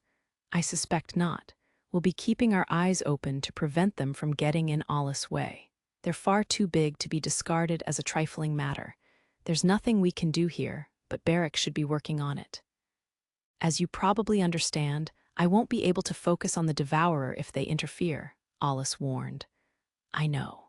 Say, Lord Gagarid, if Kurama won't step down and starts rampaging about, ruining everything, I won't be able to cover for you, Vizzius said.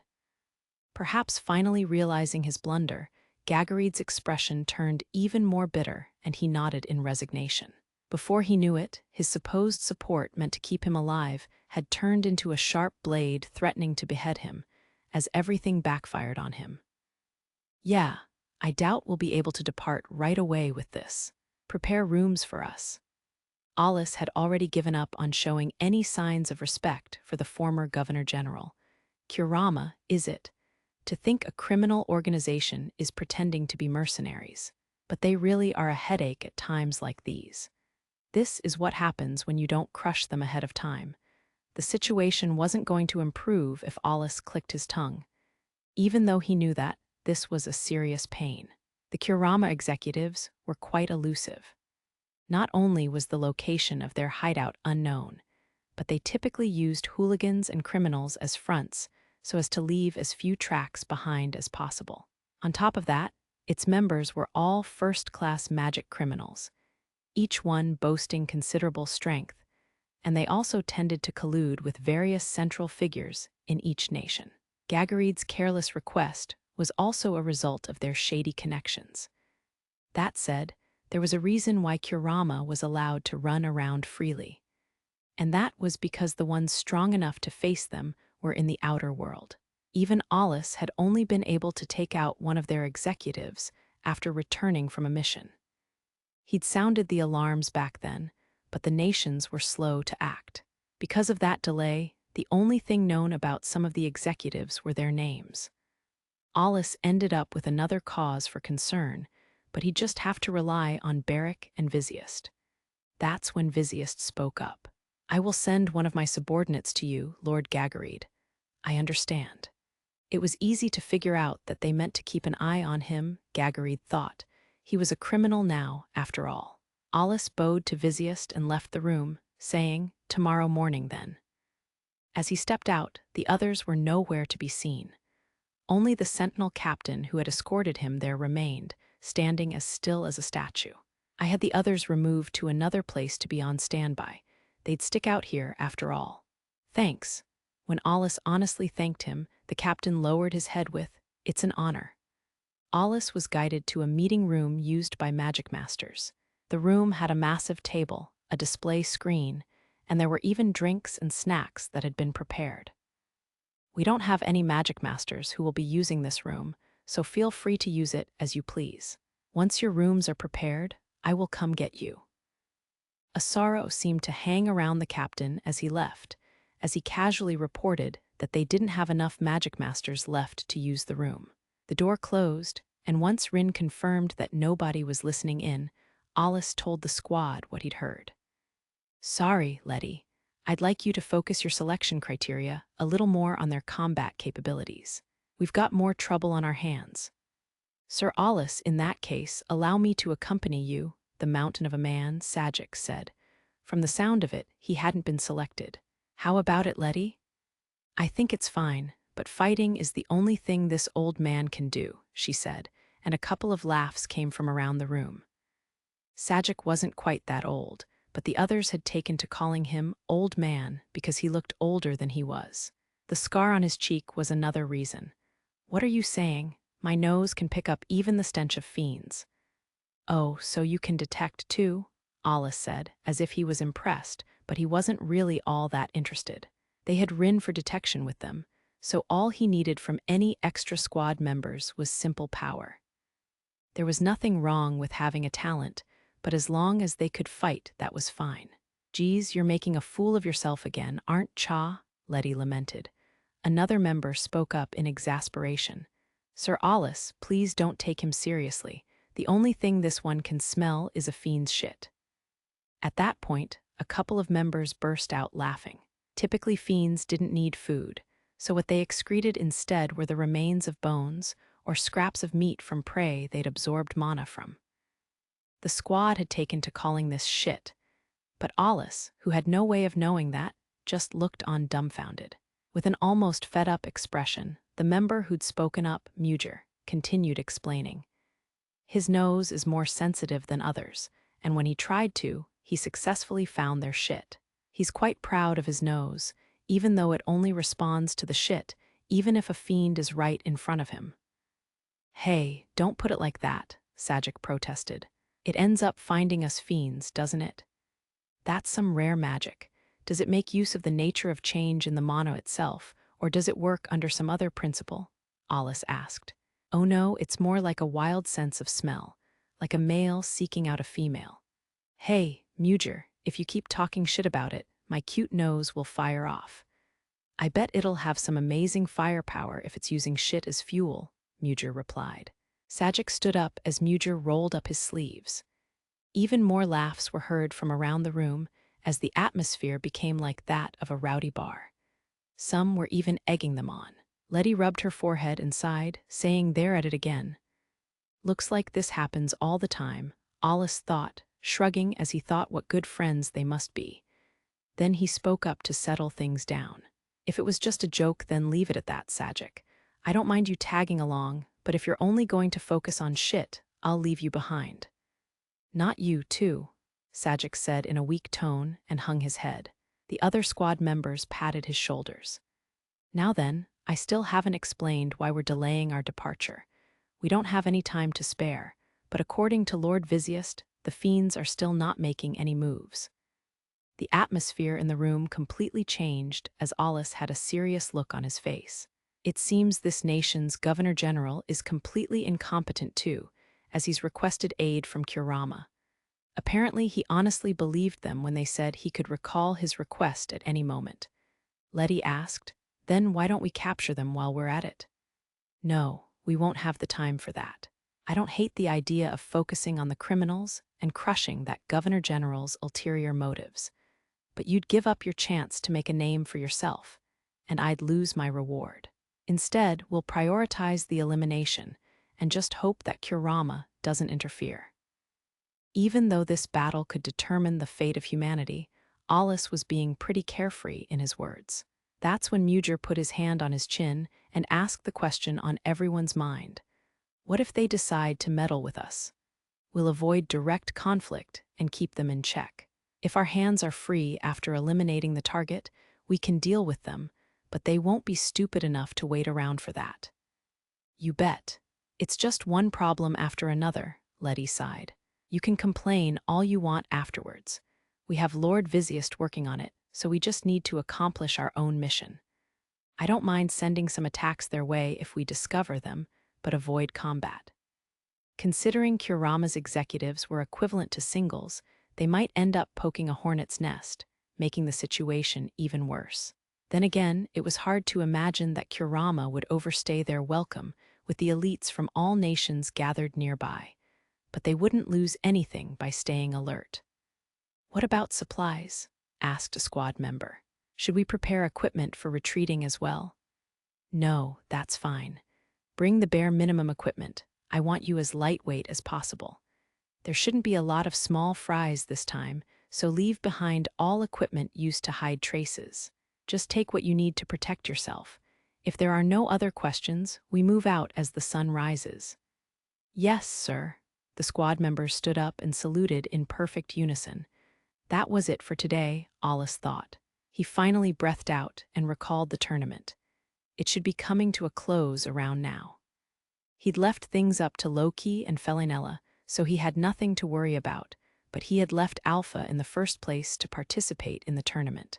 The image of Cyslnia's alluring smile popped into his head, making him feel a small amount of resentment. It wouldn't be interesting to leave it at this, he thought to himself, regretting that he hadn't demanded a bigger reward when he'd had the chance. 36th chapter. The two encounters Alice, and the others left Balm's headquarters at first light the next day. It was Alice, Lettie, Rin, and 12 others from Lettie's squad, for a total of 15. But Alice wore a dubious expression just before they left.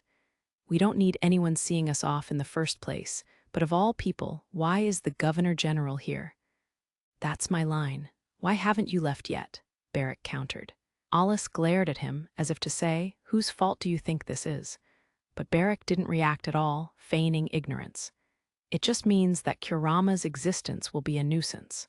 Just leave that to me. They don't seem to have made any moves yet. No, I guess we can't rule out that possibility. That means that we'd have to take care of everything, so once the other singles arrive, have them stay on high alert." "I intend to," Barrack said. Alice let out a sigh, and Barrack grinned. "That reminds me, Alice, your pupils were in the main tournament, weren't they? Do you know how it went? You're going to bring that up." "Well, I'm not worried about the results, so I'll just have them tell me when I get back." I think that would be for the best. And I imagine you wanted to see Alice's match." Barrack's wrinkled face smiled. "There's nothing to worry about there. I've had all of the Second Magical Institute's matches recorded, at the highest quality as well.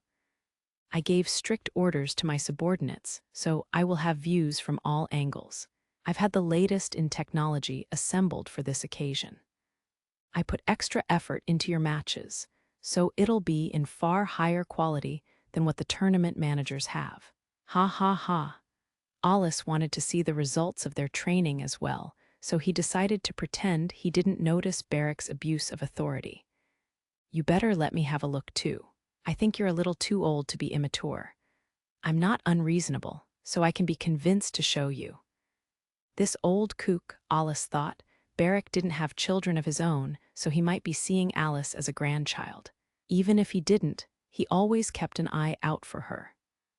Alice found out about this after the fact, but Barrack had had a hand in Alice's admission into the institute. The way he seemed to come to life was like any elderly person witnessing their grandchild's big moment. His methods were a little extreme, though. "Well, just think about it," Alice casually replied. But Barrack's expression turned serious. "When you return in one piece, I'll consider it." Alice looked peeved at the fact that Barrack would merely consider it. Frankly, he was too exasperated to retort. "Right, we should go. I'm leaving this to you. We'll handle this side of things, but—" "I know," Barrack said. "I'll make sure the other nations don't intervene." "Well, we'll have things wrapped up before then," Alice said, and they parted ways. After that, the group cut through the wind as they made their way to their destination, out beyond Babel's barrier, and finally arrived in the outer world. Seeing the picturesque scenery in front of him, Alice let out a sigh. "I guess I wouldn't be here seeing this if not for this mission." Unlike the weather inside the barrier that conformed to humanity's convenience, this was real shifting weather. Today it was clear and refreshing. Beyond the barrier lay another, the real world. It had been a while since he had last felt this sensation, and Alice took a deep breath as his Magicmaster intuition returned to him. "Rightcha, let's go. It's time to clean up this monster." "There's no guarantee that it'll be a monster," Alice said seriously. He'd said this meaning that the devourer might not be strictly classified as an ogre. Typically, fiends that more closely resembled humans and walked on two legs were referred to as ogres, or sometimes as monsters. Of course, Lettie hadn't meant to refer to those ogres. It was just an expression, but it appeared Alice hadn't picked up on that. Lettie, confused, looked at Alice's expression for a moment before realizing that he'd misunderstood her. She started laughing. "Allie, you should get out more. It's just a figure of speech. Just hope you don't get the tables turned on you." "Oh, but if we get the tables turned on us, so will you as the captain." "That's not going to happen." "Yeah," Rin shrugged as she watched them. "The two of you seem quite composed." "Of course," Alice said. "I've never struggled to eliminate a fiend so far. That's just how it is. Allie, once this is done, Van Ollie's is next." "I know. Oh, there was something I should have said before we left. Everyone stop a moment." The squad members' faces tensed up as they looked at him. "At the completion of this elimination, you all can split up my part of the reward." Seriously, the reward for eliminating something estimated to be at least an SS class isn't something to sneeze at, you know, Lettie said to him.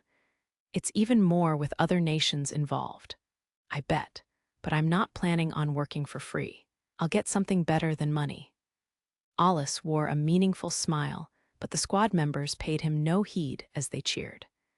As the captain took the biggest portion of the reward in an elimination, His giving up his portion meant that the squad members' rewards would skyrocket. They, of course, took pride in serving their nation as Magicmasters, but they still needed money for their equipment and to live. It was human nature to be happy for what you could get. In the end, very few showed any interest in what Alus meant by something better. Sajic was actually drooling as he imagined what to use the money on. All right, let's go. It's hunting time. The squad members sported ferocious smiles at Alus' words. The black-clad group's morale was high as they made their way into the abundant greenery, running in a diamond formation with Alus in the front. In the center of the diamond was Rin, with Lettie next to her as the vice-captain and bodyguard. As expected, Balms did some cleaning up, Alus noted. They'd traveled quite a distance by now, but hadn't encountered a single fiend. There was practically no sign of any, either. Seeing as how Rin wasn't reacting, Alus knew there weren't any fiends anywhere near them. Still, Alus said, it's strange for there to be no sightings at all. Alus nodded at Lettie's voice coming from the receiver in his ear. The fiends are likely keeping their distance by instinct. Maybe they're scared of being eaten, or maybe they really were eaten. Either way, it's no normal class ruling this area. High-classed fiends tended to rule areas with lower-classed fiends obeying them. And unlike wild animals, fiends didn't need to eat to live. So even if the lower-classed fiends feared the A-class or higher fiends, they didn't normally distance themselves this much. But the fiends were keeping their distance from the target. Alus suspected that meant their target didn't even bother trying to rule, but simply devoured its own kind instead. If his suspicions were correct, then it was abnormally aggressive and greedy. In other words, as they reached the halfway point, Rin showed a slight reaction. Alus immediately picked up on this, and he gave the squad orders to stop before she could even let him know. The squad maintained formation and kept watch on their surroundings while Alus went over to Rin, impressed by her abilities. There are 4 people 500 meters to the north of here, and 1 more quite some distance away from them, for a total of 5. Are they Balm's survivors, perhaps? Rin reported her findings and asked the question that the squad began to ponder. Alus couldn't say right away, but suddenly he felt a strange sensation. We're being watched. He thought he could feel eyes on him from somewhere. Miss Rin, how many details can you make out? Alus asked Rin about the figures to the north. Lettie gave Alus a meaningful glance. She most likely felt the same sensation he did. He told her to hold off on that with his eyes and waited for Rin's answer. They're wearing rather crude cloaks, but based on their appearance, they are most definitely Magicmasters. Pretty unnatural for survivors, Alus noted. Rin nodded and focused some more. The figures all wore cloaks that reached down to their feet and hoods that covered their faces, making it impossible to even tell their genders. 2 of them stood on the branches of a large tree, keeping watch. 1 person was moving towards the 2 on the branches. Rin concluded that they must be grouping up. She then closed one eye to purposefully lower the number of views she controlled. Her vision magnified, giving her a closer look at the lone person. When she did this, she could see some kind of AWR hanging from the person's hip. Hearing this, Alus started thinking. If they really were survivors, he couldn't figure out why they'd still be here in the outer world. If there was just 1 of them, that would be one thing, but with 5, they should be able to move around. A reason not to move. Maybe some are injured, or perhaps they're bound with some kind of spell. Catching on to Alus' hesitation, Sajic and Mujir gave him their suggestions. If they're survivors, should we go rescue them? Sajic asked. No, wouldn't it be smarter to wait and see what happens? Mujir put in. In the next moment, the magic formula on Rin's eyeball rearranged itself at dizzying speeds, and she let out a muffled shout. Something is strange. The 2 on top of the branches don't appear to have done any fighting. 1 is wearing a red robe and is rather small. And the other one is probably a man based on their physique. If they were survivors, they would have been in these woods for 2 weeks. Why hadn't they reported back? Instead, the worst-case scenario that Viziest and Barrack had mentioned came to mind. What do you think, Ali? Could they be from the other nations? Lettie asked him. Probably not, they'd be too fast. Not to mention, we would have heard something about it through Barrick. Alpha would start off on its own. That was what Caesonia and Barrick had set up, and they would have made sure the other rulers followed that. So, Lettie finally accepted reality and spoke the name that made all the squad members frown. You think it's Kurama? It's very likely, but I don't want to break up the squad to see what they'll do. Right after Alus said that. No way, Rin shouted out, and as everyone turned to look at her, the sound of something breaking rang out. She fell to one knee and covered her eye to ease the pain. Tears streamed out from between her fingers. Lettie supported her from the side, but before she could ask what happened, "Looks like it was right on the mark," Alus muttered. He'd seen the magic formula on Rin's eyeball scatter like it was smashed to pieces. Rin had been observing the figure in the red robe from behind. However, the figure had turned around in an instant and glared at her magic eye with hostility. In other words, the target had noticed the eye of providence. And because of that, the effect was broken, as Rin had said before, with the result being that she had temporarily lost her sight. "Miss Rin, are you okay? I was completely seen through by the person in the red robe." "I'm sorry, Sir Alus, my sight won't recover for a while." "How long?" "From 30 minutes to an hour. Fortunately, I was only looking through one eye. Just to ask, can you tell how strong someone is through that eye of yours?" "It doesn't have that kind of ability. However, this is the first time I've been noticed so clearly. There was clear murderous intent in their stare." "I see, murderous intent was it?" It took someone at Alus and Lettie's level to notice a magic eye. So the opponent was likely equal to a single. At the moment, they were north of Balms and relatively close to Hydrangea. Their single was a young man named Kurokal Eifertas. He had been at the rulers' conference, so Alus knew what he looked like.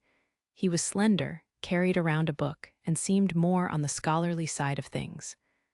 Based on his height, he wasn't short enough to be called small, so he likely wasn't the one in the red robe. Hydrangea might still be hiding someone on an equivalent level to a single, but it wasn't likely. Nor was it likely to be the other nations for the same reason and their current location.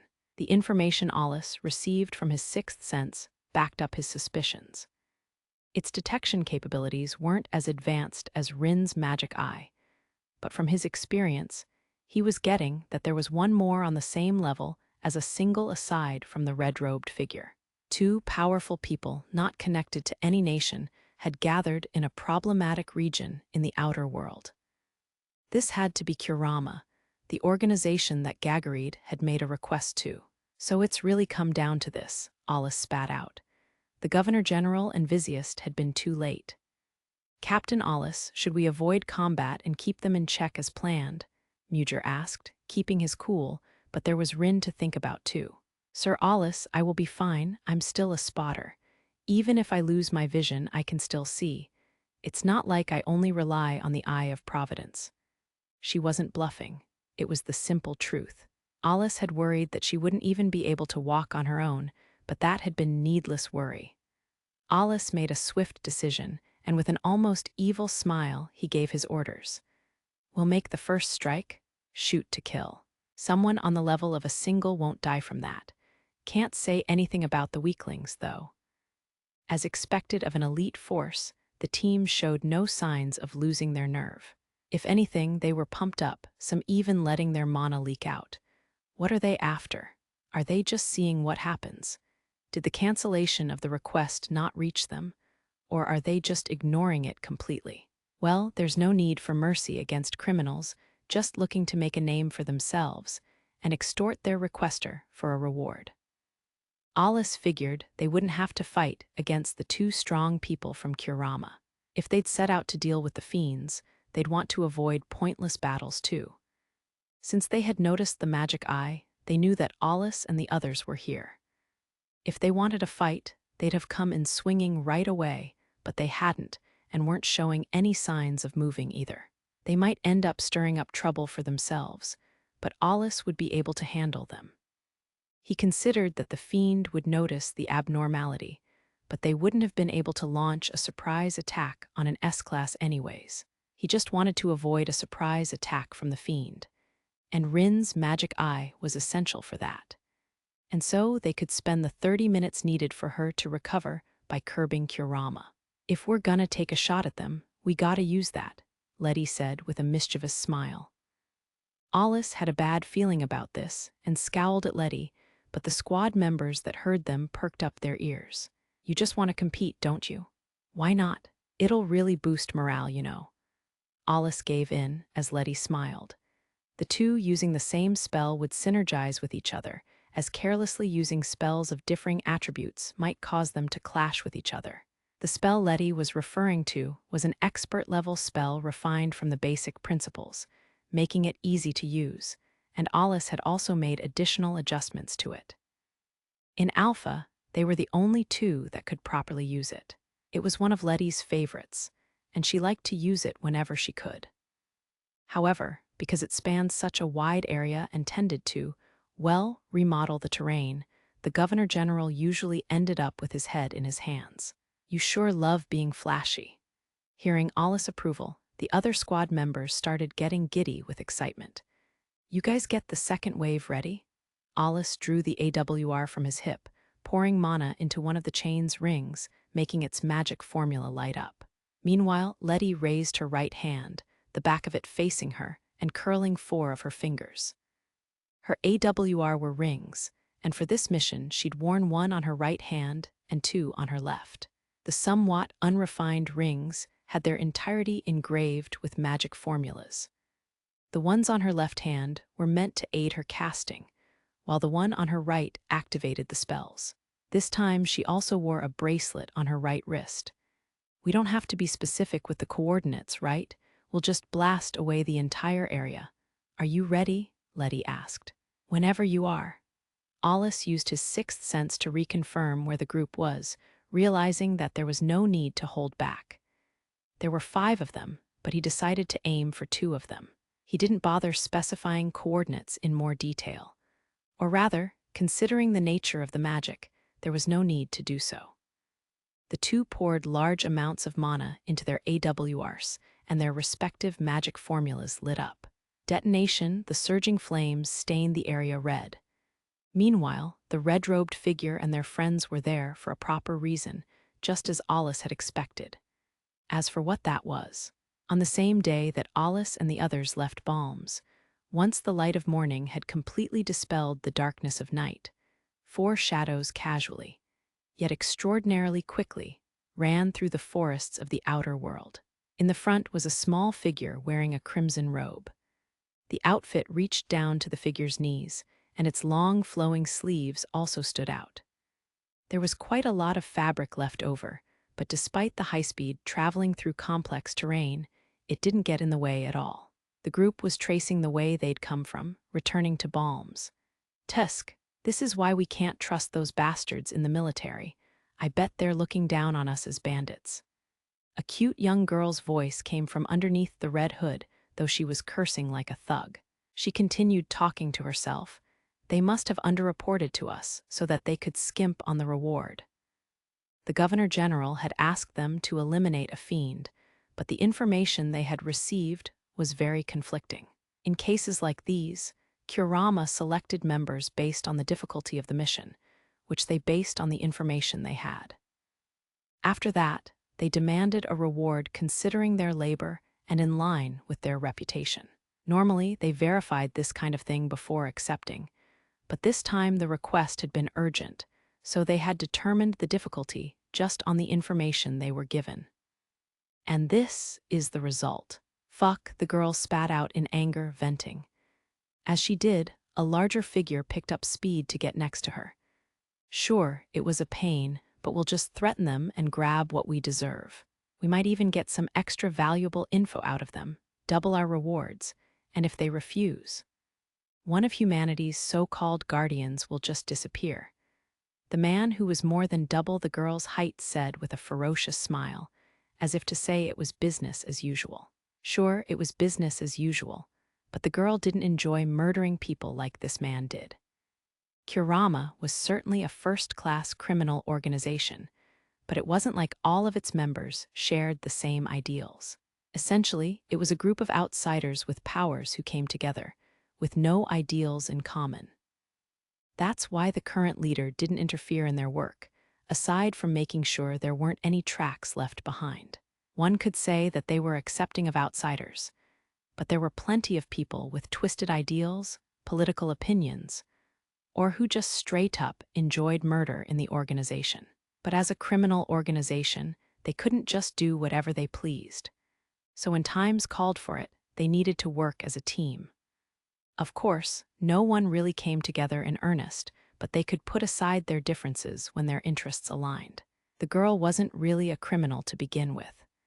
But after corrupting herself, she had begun to use her previous position and abilities to accomplish illegal requests in Kurama.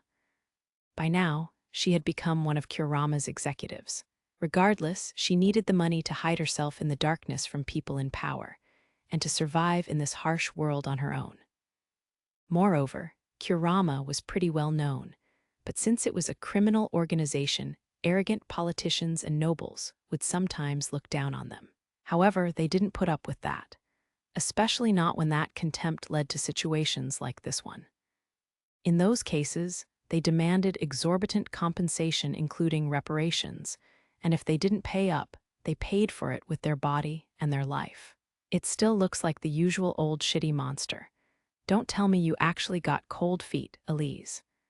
The massive man turned his rough face toward the girl called Elise as he teased her. His swarthy face had scars everywhere, and he had stitch marks on his thick neck. Like his face, his body likewise was covered in scars. However, these weren't scars inflicted on him by his enemies. He was an oddball who cut himself with a knife for each person he killed on a request. Despite his big size, he didn't make any sound as he ran, just like Elise. "You brat, we could have done it. But you'd have been dead, Hazen. Not even I could have killed that myself. So consider yourself lucky, kid." They hadn't fought it, but Elise and Hazen had already identified the target. The dread that had run through Elise's body when she'd observed it through magic was still present. Strangely enough, it wasn't the sensation that she would get killed. The fiend's form wasn't all that unusual, just like Hazen said. But the sensation Elise felt was hard to describe in words. It didn't look out of the ordinary, but she felt some kind of unexplainable ghastliness. If she carelessly attacked it, something that couldn't be undone would surely happen. Obviously, this was an abnormal situation, and she determined that she lacked information. It must have been either an oversight or a deliberate omission by Balm's Governor General. Battle had been expected to start before dawn, but she'd seen a strong indication for their defeat with just the two of them plus an additional 2 subordinates, and they'd temporarily turned back. If they'd gone to kill it, she would have been fine, but Hazen, who hadn't even picked up on its strength, would have gotten killed by his own inexperience. Even then, he was one of Kurama's feared executives. As the international community was keeping a watchful eye on them, they couldn't afford to throw away fighting power for no reason. Personally, Elise wouldn't give a damn if Hazen died here. Everyone's a brat from your point of view. You can relax, I'm not making light of your power. I was just wondering if you'd gone senile. I frankly don't care if we blow away the fiend or that fucking client. Hey, who are you calling senile? Do you want me to tear you to pieces? With an irritated voice, she flipped her hood up. Elise's hands were hidden by her sleeves, but the sound of her knuckles cracking could be heard. Fighting to the death with an old hag would be pretty fun, but I don't fight against someone I can't beat, Hazen said. Then let me teach you some worldly wisdom from an adult. Stupid or not, you better watch your mouth. Because if you start barking on your own again, you'd be better off cutting your own tongue out. Hazen fearlessly snorted at her and said, "It would be faster to smash your ears in." But Elise ignored him.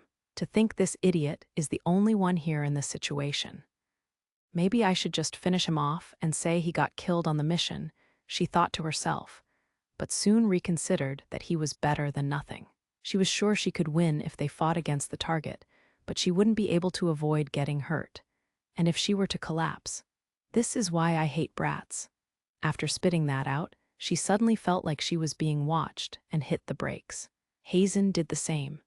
The two slid across the ground as they turned around, but there was no one there. That said, it wasn't her mind playing tricks on her.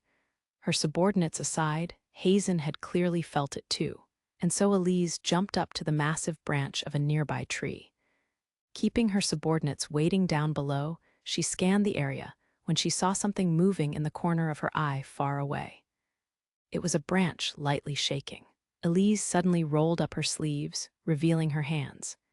They were the thin, fragile-looking hands of a child.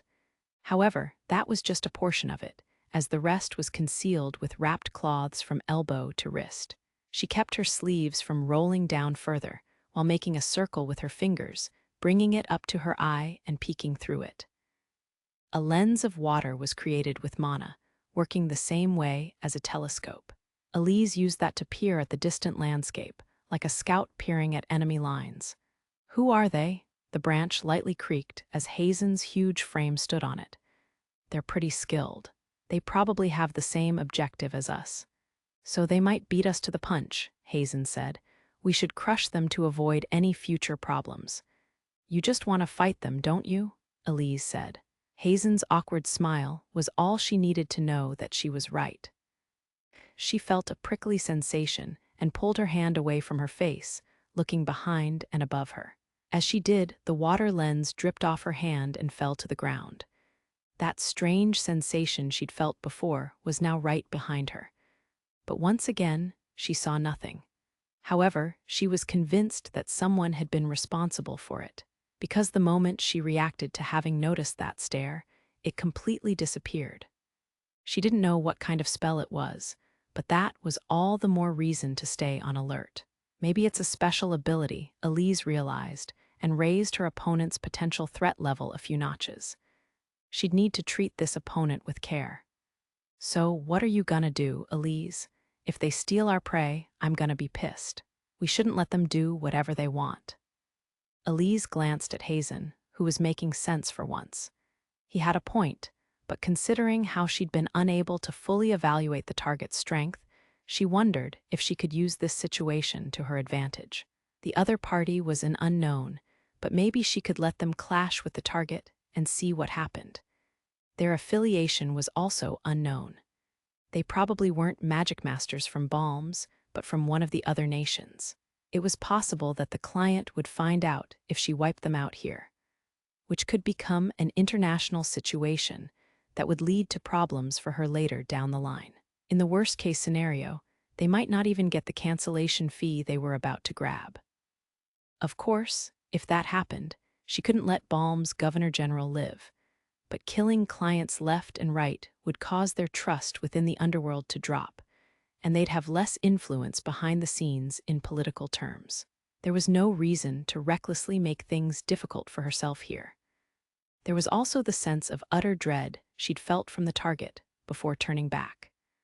As long as the identity of that sensation was unknown, she wanted more firepower on the level of their executives to pitch in and help kill it. However, Elise's cheek twitched as she thought of Kurama's other executives, and realized that wasn't going to happen. There were some she could never get along with, some who would pounce on any weakness, and some who lost sight of everything when the fighting started. There was even an idiot who only seemed to be able to say, "I'll fucking kill you," the girl shrugged. "Nah, the best option here is to grab that cancellation fee for not giving us enough info." That made deciding easy. Getting a little extra money's not going to be worth it to kill that thing. We'll hit up that bastard for giving us worthless information and make him pay up. Besides, I don't think he'd give us any information that I would accept. "After all, I saw it for myself and couldn't tell," Elise said. "You gotta be kidding me. We'll get a bunch of cash without doing any real work, so just settle for that." That's when a fifth figure approached them. The contact they'd left behind in Balms had caught up with them. He jumped to one of the branches below them and muttered a single word, "Cancelled." He'd brought news of what the client wanted. "You heard him. No more whining, Hazen. The situation's changed, and someone else got the short straw. I'm not fighting if it's not worth it. You might be after the money, but I want to fight something, so I'll go pound on those guys." As Hazen said this, the muscles in his body swelled up and pushed against his robe. Elise left Hazen for later and asked her subordinate with her eyes if there was any more information. This information hasn't been confirmed, but according to the news, the singles from the other nations will be gathering to eliminate the fiend shortly. Shortly? In that case, who was that group in black? Are they reconnaissance then? No, that doesn't quite add up. There's a lot of confusing information out there, but it seems Alpha has already sent out an elite squad. In that instant, a dark red mana filled Elise's surroundings. Hazen's eyes shot open in shock. He could see Elise's eyes open wide, and the edges of her lips spreading so wide it looked like they'd torn. His stirred-up fighting instincts were quickly disarmed after seeing her abnormal appearance. It was like an open fire on the verge of erupting, immediately getting deprived of oxygen. His momentum was completely taken away from him. The subordinate who'd brought her that information instinctively lowered his head and cast his eyes down, as if trying to hide from his fear. His trembling legs made it clear that he didn't dare look Elise in the eye. As for Elise herself, they're from Alpha, in that case.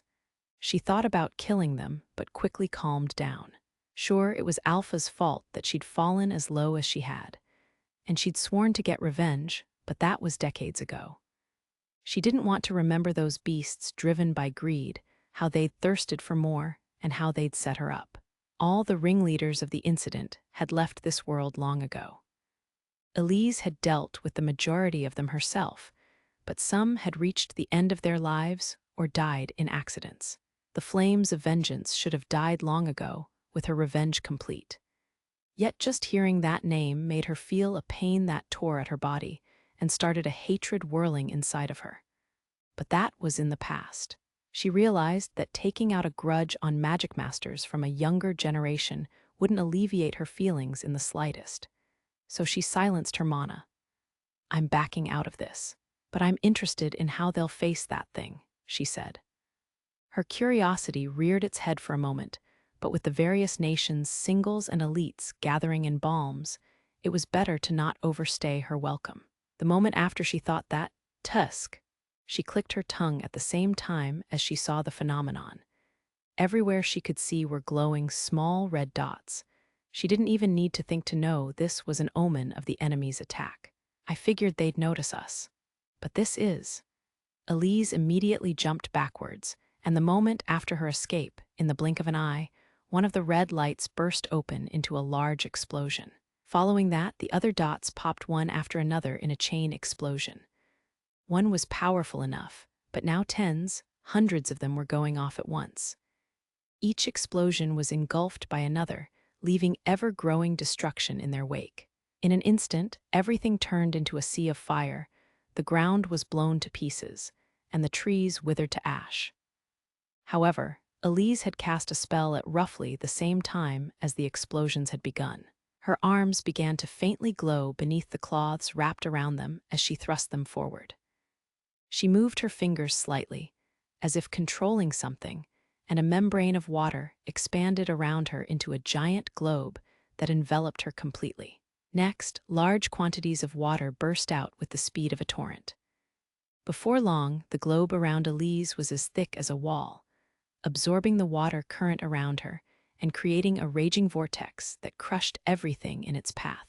Water furiously splashed about, not just protecting Elise, but also extinguishing the flames. Inside the globe of water was one more person. Hazen, with his face red and swollen as he trembled with rage. "That was detonation, but it's been refined quite a bit," Elise noted. It was hard to imagine that just anyone would be able to use a spell like that. Magic may have evolved since Elise was in active duty, but the user must have put a lot of work into it. Its degree of perfection was a little too high to call it a mere expert-level spell. So this is the power of modern Magicmasters. "It's got to be a single," Elise muttered, and then thought to herself, if there had been someone who could use this level of magic back then. No, that's in the past. Nothing would have changed. Before long, the burning, bright red flames had been extinguished by Elise's power.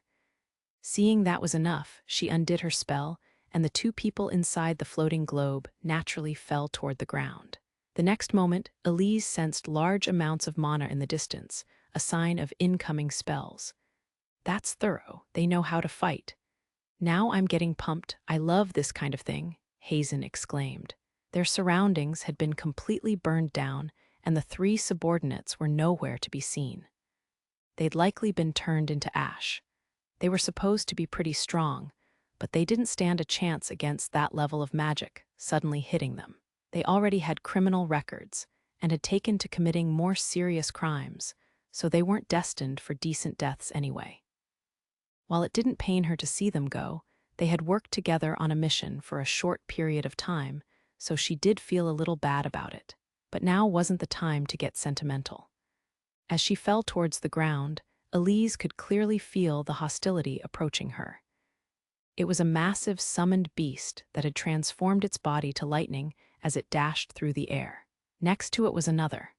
A liquid purple serpent was swimming through the air, making its way to Elise and Hazen. The liquid that it splashed about appeared to be a strong acid. When it dripped to the ground, it burned the trees and white smoke rose up. "Sorry, but I'll play with these too," Hazen said. "Whatever you want." The wind conjured up to break her fall rustled Elise's hood, revealing her face. Her hair that reached down to her shoulders danced in the wind, exposing the white nape of her neck. Her pale blonde hair was dyed crimson the further towards the ends that it went. Her amber-colored eyes looked as sharp as a predator's, but her skin was as clear as a child's. Her youthful body showed no signs of her age. Seeing as how she only reached up to Hazen's waist, those who didn't know her would assume that she was just a determined child. She most certainly didn't look like someone old enough to be called an old hag. Yet that insensitive Hazen sometimes called her that in jest, much to Elise's displeasure. Of course, she knew better than anyone that her appearance wasn't going to change, because she'd looked just like this for almost 100 years. Without waiting to land, Hazen ripped off his cloak and unleashed a violent torrent of mana. He grabbed hold of the sword handle at his waist and pulled it out of its sheath. But surprisingly, what one would normally expect to be at the end of the handle wasn't there. Hazen fearlessly grinned, raising his arm and grasping his weapon even tighter. Yet there was still no blade to be found. "First off's that poison summon, then you take responsibility and don't let them near me. Who's gonna let you have it? This is the perfect prey to vent on." As he landed, the muscles in one of Hazen's hands swelled up abnormally, and as he swung the handle, there was now a long sword blade sticking out of it. The invisible energy launched from it flew through the air and slashed up the ground, ultimately splitting the liquid serpent in two.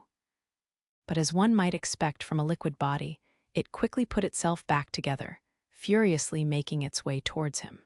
But at the same time, a fierce pillar of fire rose up from the ground that had been fissured by the invisible energy. Shaya, the serpent didn't even have a chance to evade as it squirmed in the flames.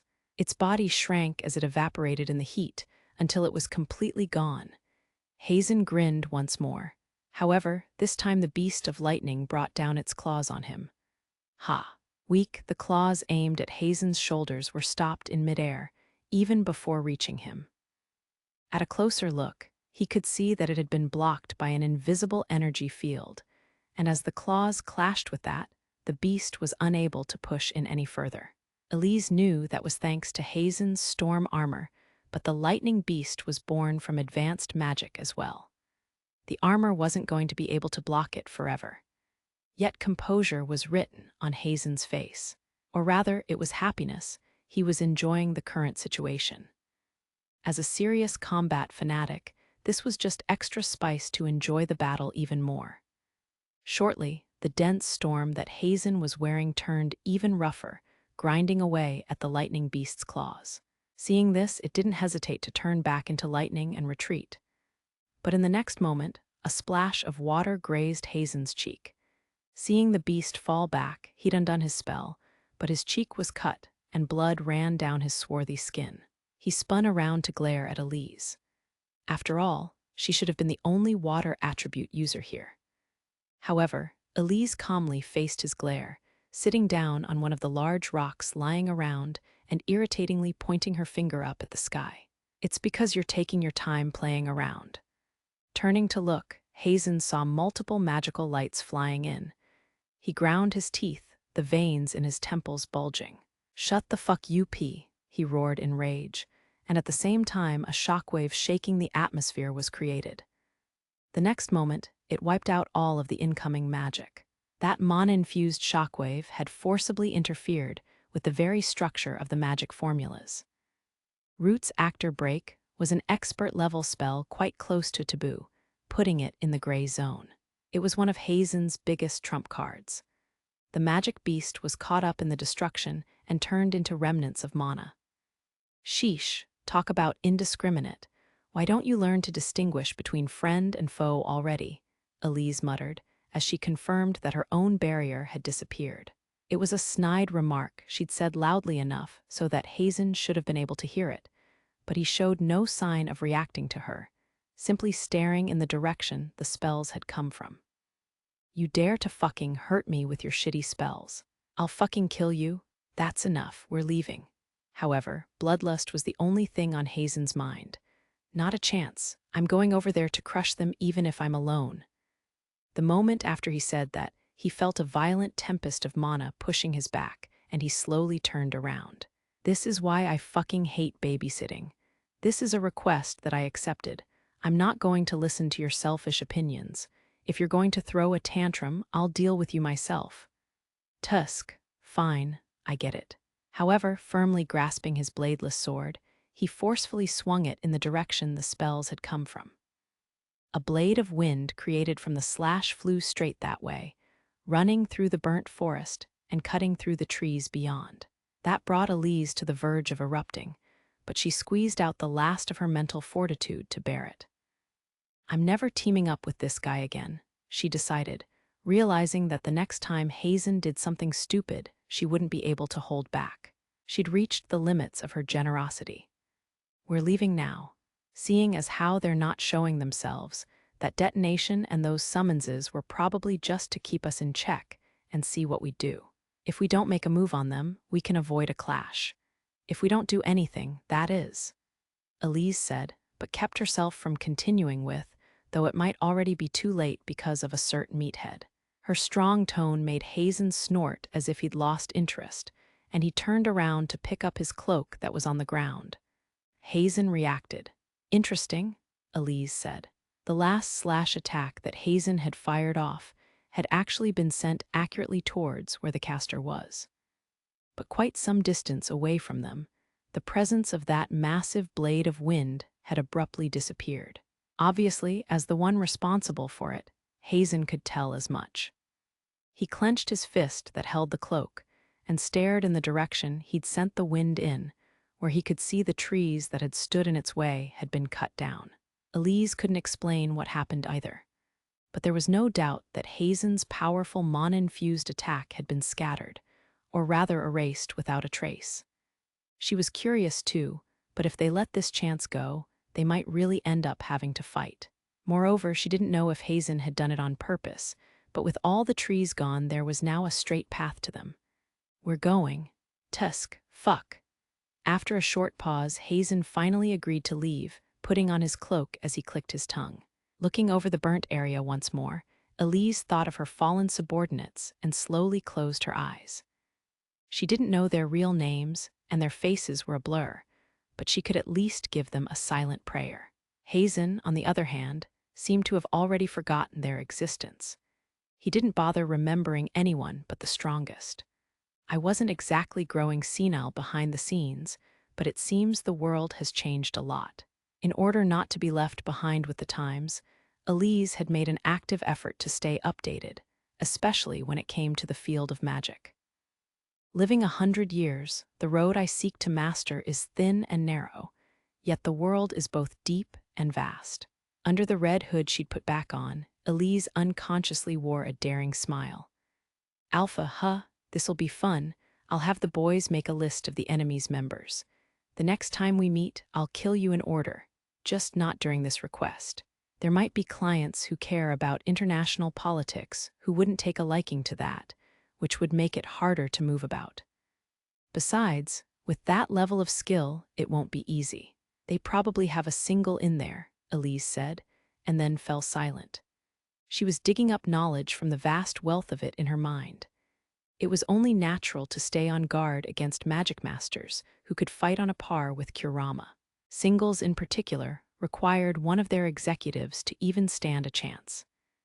In that regard, Alus and the other singles saw Kurama's executives as opponents they couldn't afford to underestimate. Hazen glanced over at the red-hooded woman. "Oh yeah, you know lots about politics too. How much do you know about Alpha's military strength?"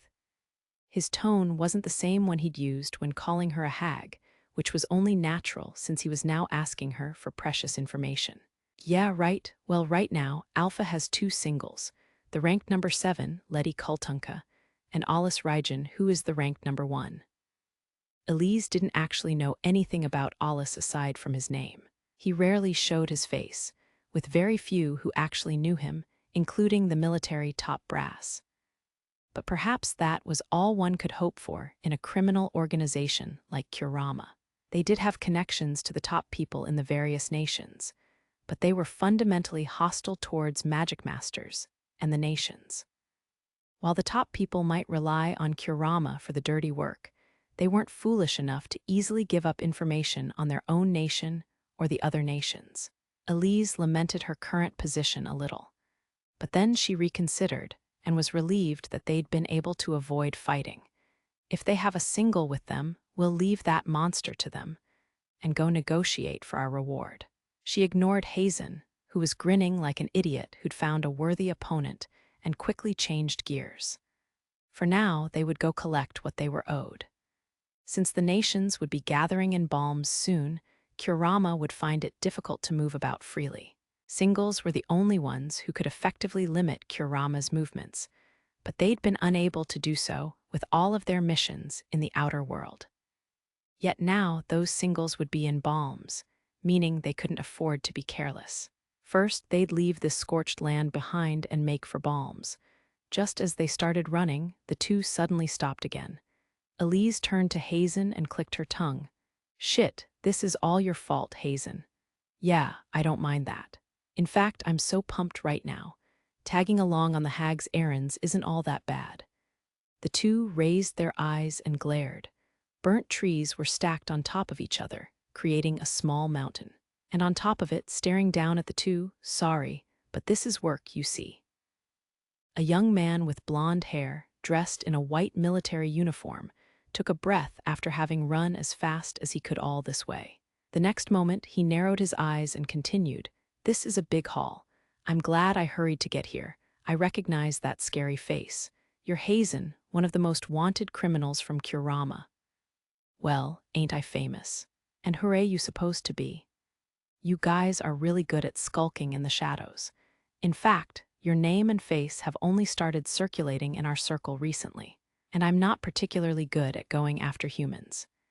Hazen's lips twisted into a crude smile. His cloak rustled a little as he quietly gripped the bladeless handle in preparation for his next move. "I've got no business with weaklings."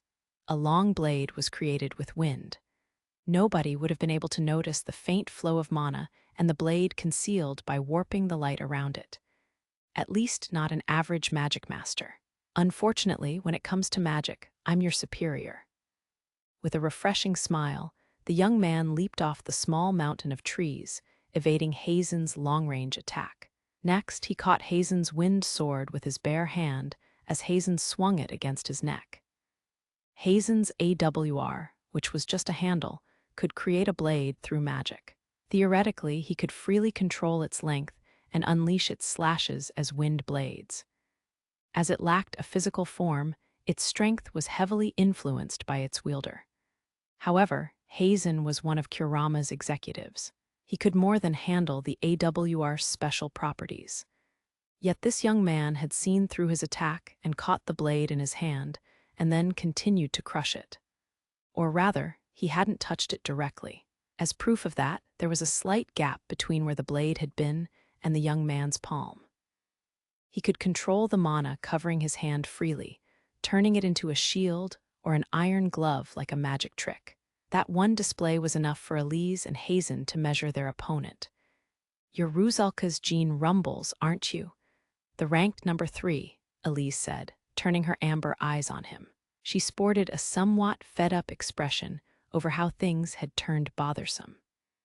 If the group from before was from Alpha, this meant the other nation's singles had already started arriving in Balms. It might just have been that Jean was extra speedy, but he had still arrived faster than the intel they'd been given.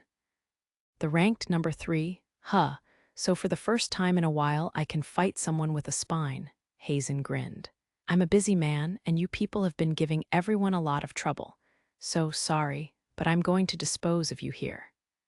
Elise said, I was hoping to leave this gloomy place behind, but I guess you won't let us go that easily. In that case, I'll have to go all out too, but isn't your actual goal elsewhere? Jean narrowed his eyes as he heard how much Kurama knew. You wouldn't want to wear yourself out fighting us, would you? How about we negotiate instead? And just so you know, this is me compromising. She decided to at least try it, but Jean Rumbles was known to be very serious in his work, so that probably wasn't going to fly with him. However, Elise got an unexpected reply. If you'll be returning to your own hideout, I can leave it at that. If you promise not to meddle with Balms, that is. Her face stiffened the moment he said that. Sorry, but that's no good. She had no intentions of returning empty-handed. Figuring that was the end of the negotiations, she reached toward the cloths covering her arms. Meanwhile, Jean stared at the two members from Kurama with a derisive smile. I expected as much. Not that a promise is worth anything to people like you. He too had prepared himself for the battle that was unavoidable. He'd also hoped to buy some time, as Ruzalka's following forces should catch up eventually. I've just had to put off a fight before this, so you better not let me down. Hazen found this as convenient as anything as he bared his fangs. Mana incomparable to before flooded to his AWR. The next moment, the blade of wind instantly grew longer as it attacked Jean directly. Jean dodged it with nimble steps, but its reach was unexpectedly long, looking like it might even reach the clouds. Seeing that blow in lieu of a greeting, Elise stepped forward as if to push Hazen back. I told you we don't have time for this, Hazen. Stop playing around. I'll do this. She had a daring smile as she loosened the cloths around her arms. I guess I'll erase one of the singles. I'm sure you can stop the fiends even with one of you dead. Despite looking like a little girl, Elise's words sent a chill down Jean's spine. At some point, his palms had started sweating, and he realized that he'd been fooled by appearances, as he needed to be the most cautious of her. Jean's body and mana felt numb as the loudest warning signals he'd ever felt were running through his head. I'm not a fan of hurting the ladies, but I suppose I don't have a choice. He kept his smile the same as he remained at a distance from her.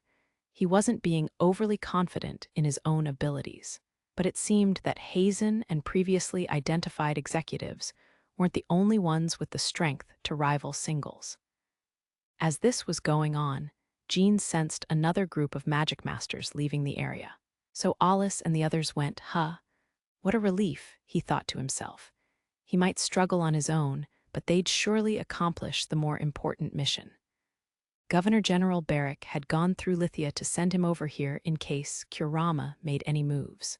Caesania had said that Alpha would deal with this on their own during their meeting, but Barrack hadn't forgotten what Lithia said.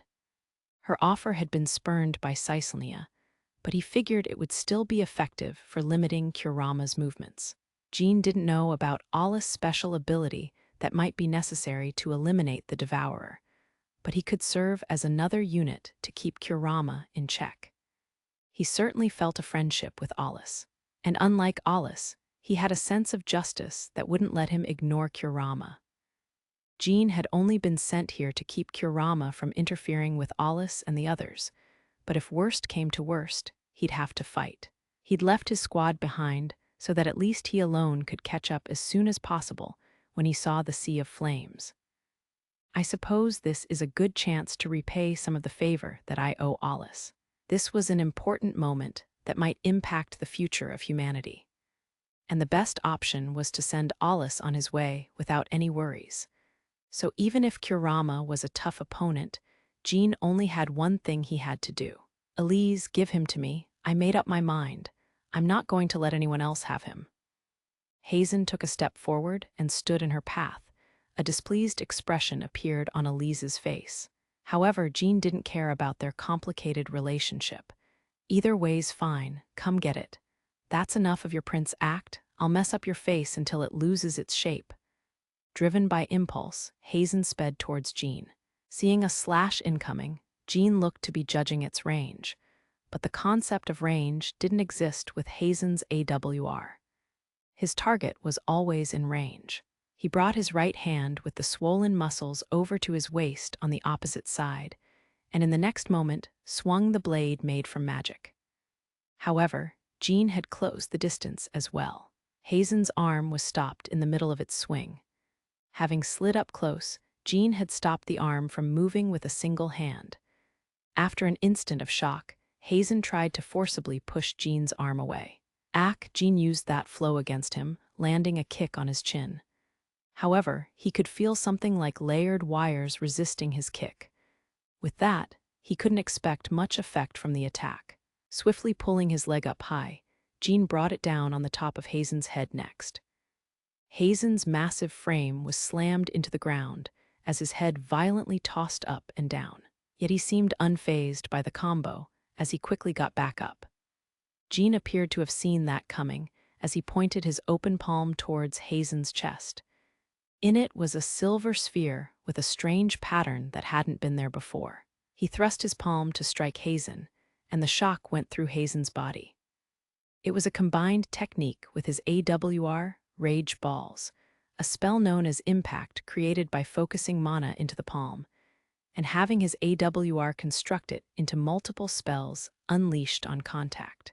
Each one alone didn't have all that much power, but by timing the shockwaves so they overlapped, they had several times the power in a single point. Hazen was sent flying like a cannonball. However, partway through, he regained his posture, bent backwards, and slid across the ground as he barely managed to land on his feet.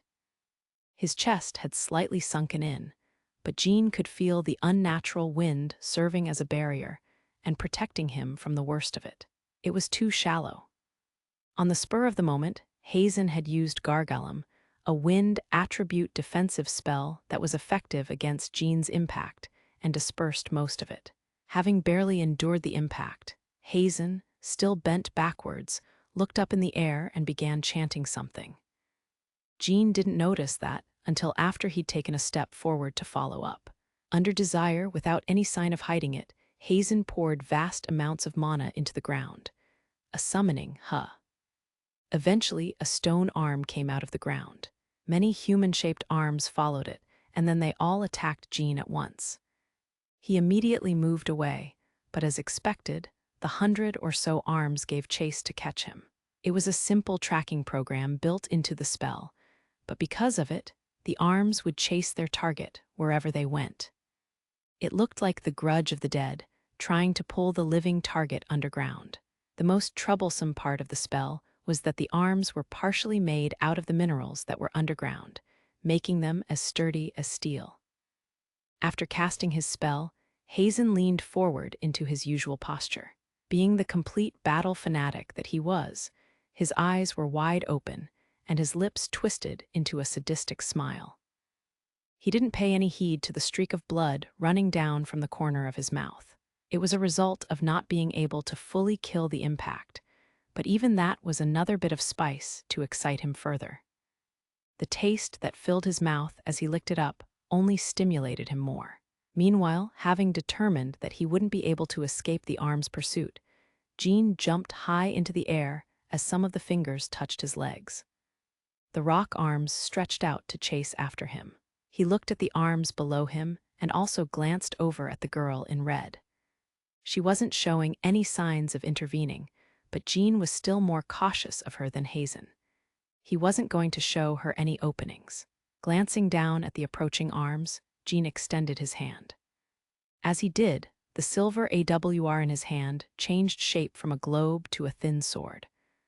Upon a closer look, it became clear that its color was a mix of silver and red, the red parts due to it being heated as hot as magma.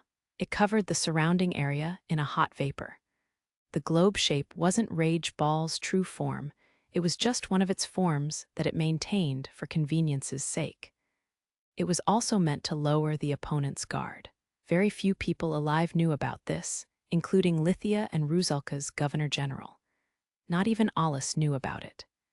The Rage Balls, which had properties similar to those of shape memory alloys, were made entirely out of meteor metal. What was once a globe was now a thin, double-edged sword. That transformation clearly hadn't followed any laws of physics, as its total volume had increased. And the blade, glowing red from the heat, had one magic formula after another starting to light up. Jean raised the completed sword and swung it down at the approaching rock arms. Vermilion, a single strike that would wipe away everything.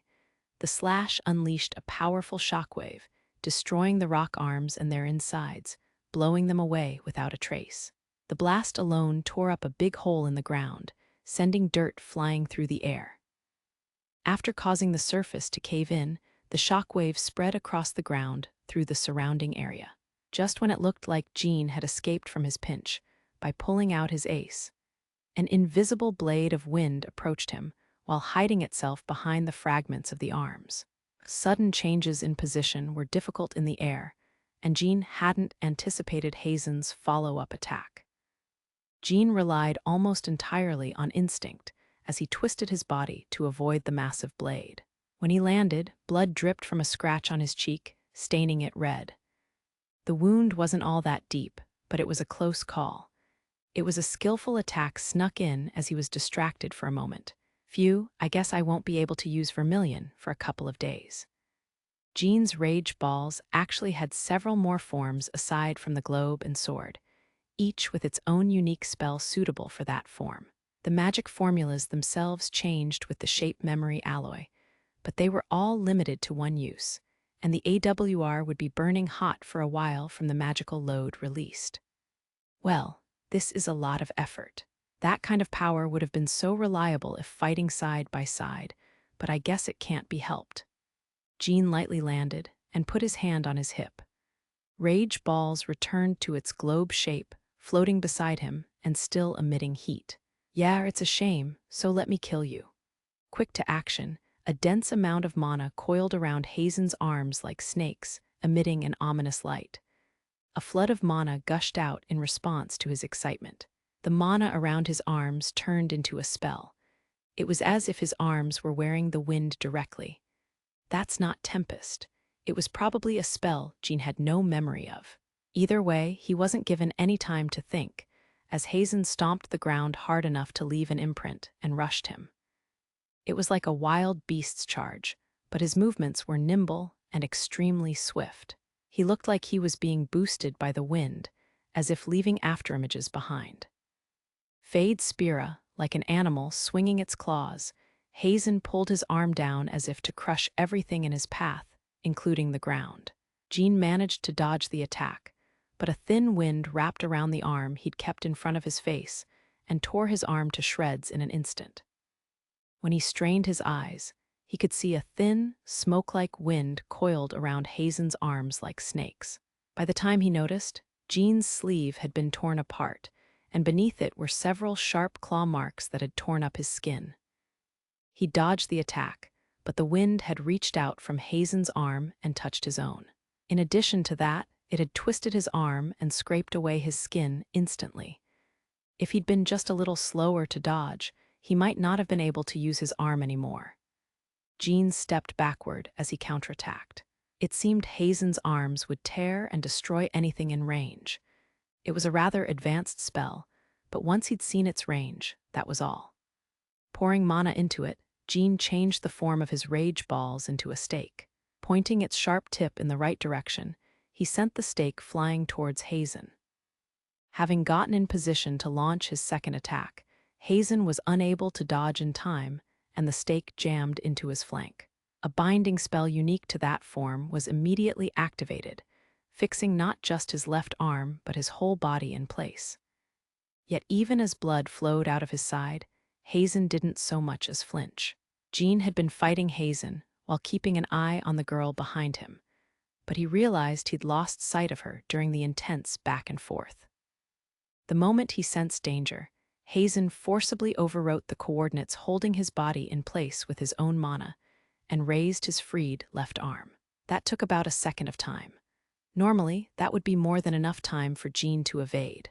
However, Jean stepped away from Hazen, and he felt a wall of wind made from magic behind him, preventing him from moving. So this was what he was after from the start.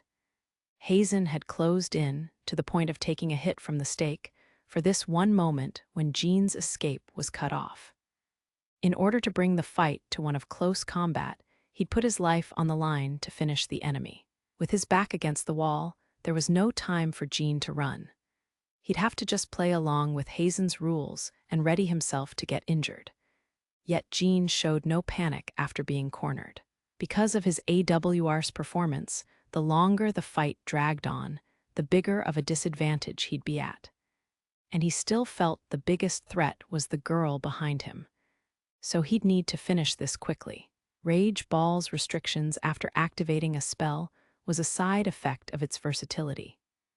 In exchange for the perfect spell for the situation, it temporarily lost its function as an AWR, so one might even call it defective.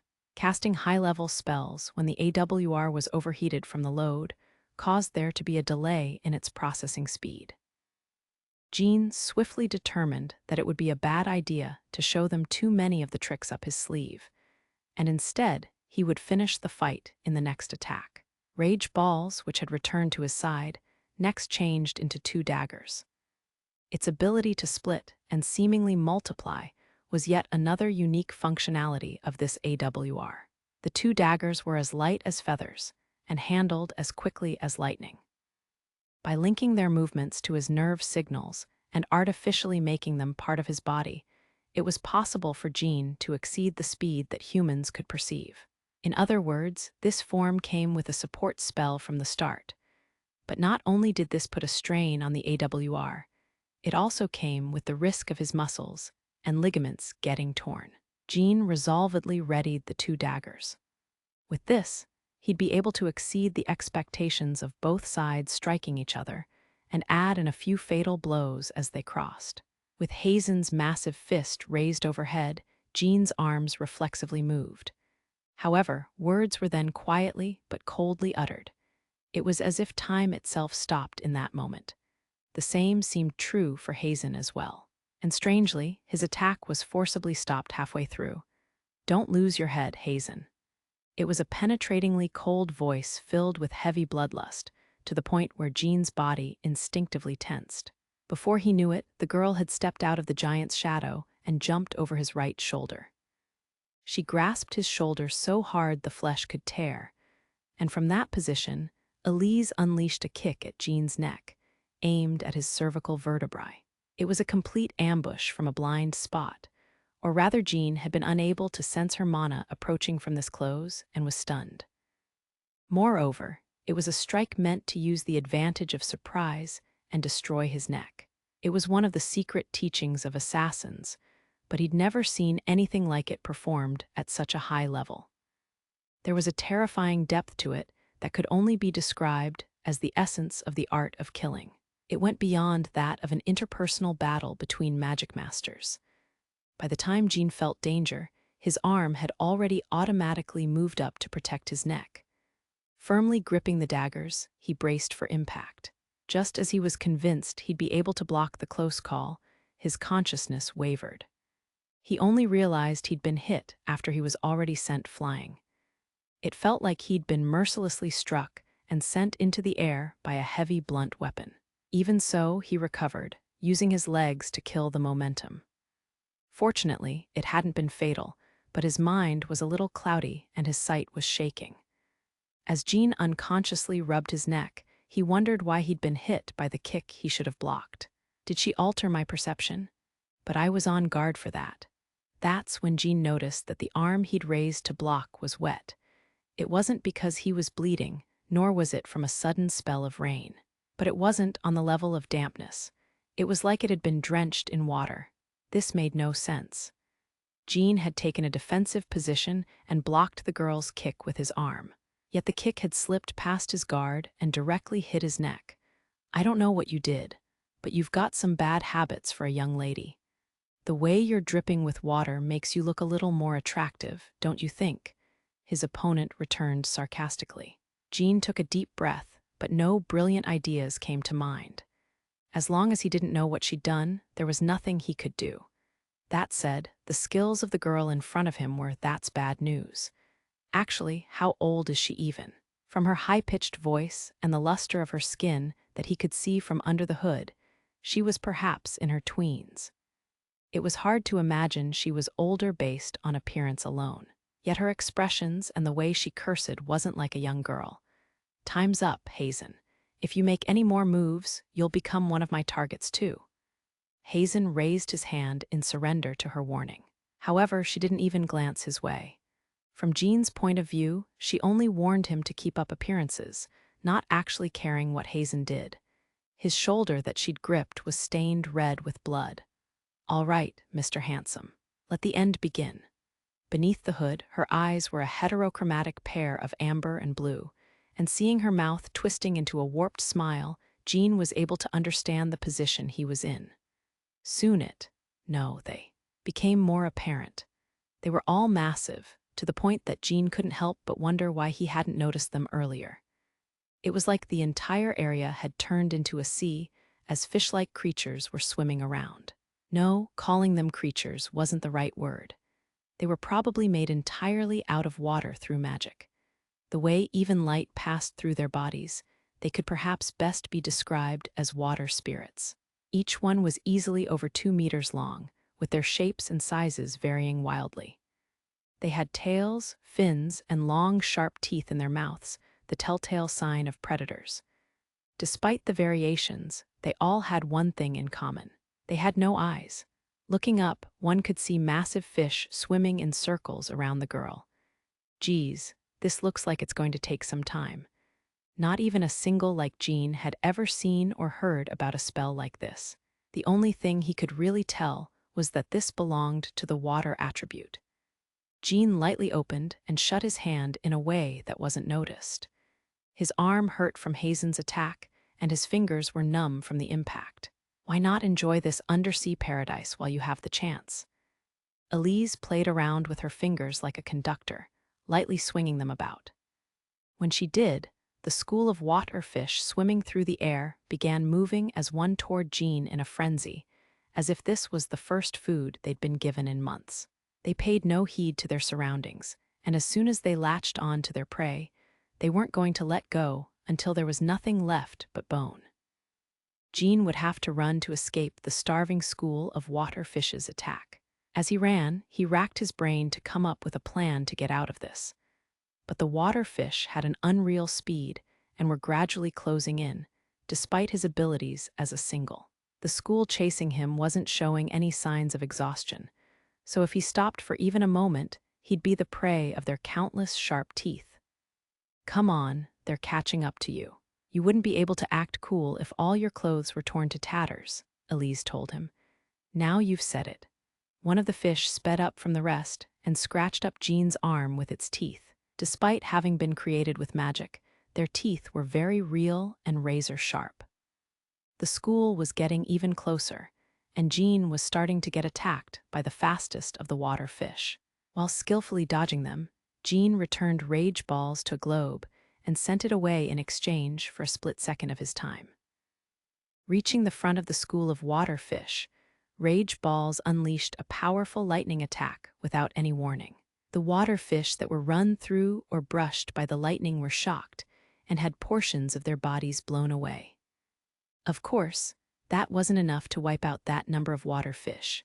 Each one had been made with individual mana, and destroying a portion of the school wasn't going to make it disappear in its entirety. If anything. "So it didn't work after all," Jean muttered, glancing behind him. He could see the supposedly destroyed water fish regenerate and start swimming again. It looked like their numbers had actually increased instead of decreased. Then attacking the source is all I can do. His arm's state wasn't a problem. It could still move well enough. But his AWR was starting to overheat, unable to perform its normal functions. He understood the cost of using the unique magic, but he wasn't in a situation where he could choose not to use it. Now that he'd used 2 unique spells in succession, Rage Balls needed time to cool off. Not even Jean knew how delayed its processing speed would be now. At any rate, it was a war of attrition.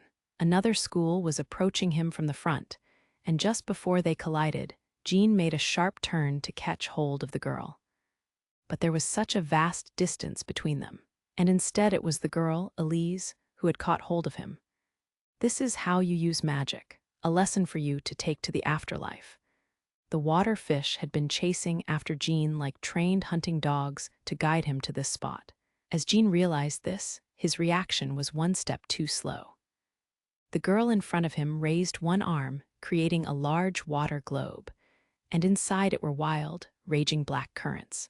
Eventually, the cloth around Elise's arm was melted by the water, revealing a vividly glowing magic formula, carved right on her skin. That wasn't something completely impossible. There had been experiments for decades, but carving a magic formula directly into the skin was unsuitable for freely controlling spells due to the need for precision in the formulas. Cells are born and die daily. The scars from a magic formula carved into the skin would heal and twist, and ultimately backfire when used. No matter how much work one put into it, the formula would lose function before long.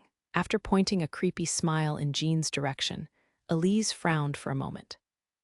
That frown contained sadness, anger, and all kinds of emotions, and could be interpreted in any way depending on who was looking. It was a vague and incomprehensible expression.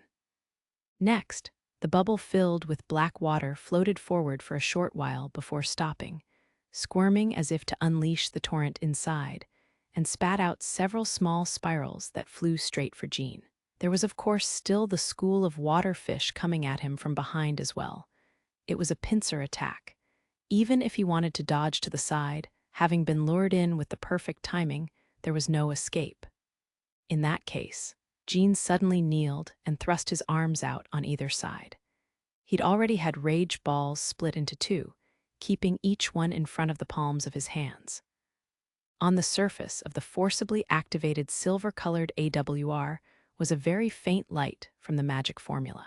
He immediately pointed one arm towards the school and another towards the spirals, accompanying those gestures by speaking out the spell name. Hellfire. It was an expert-level spell that turned the area around it into scorched earth.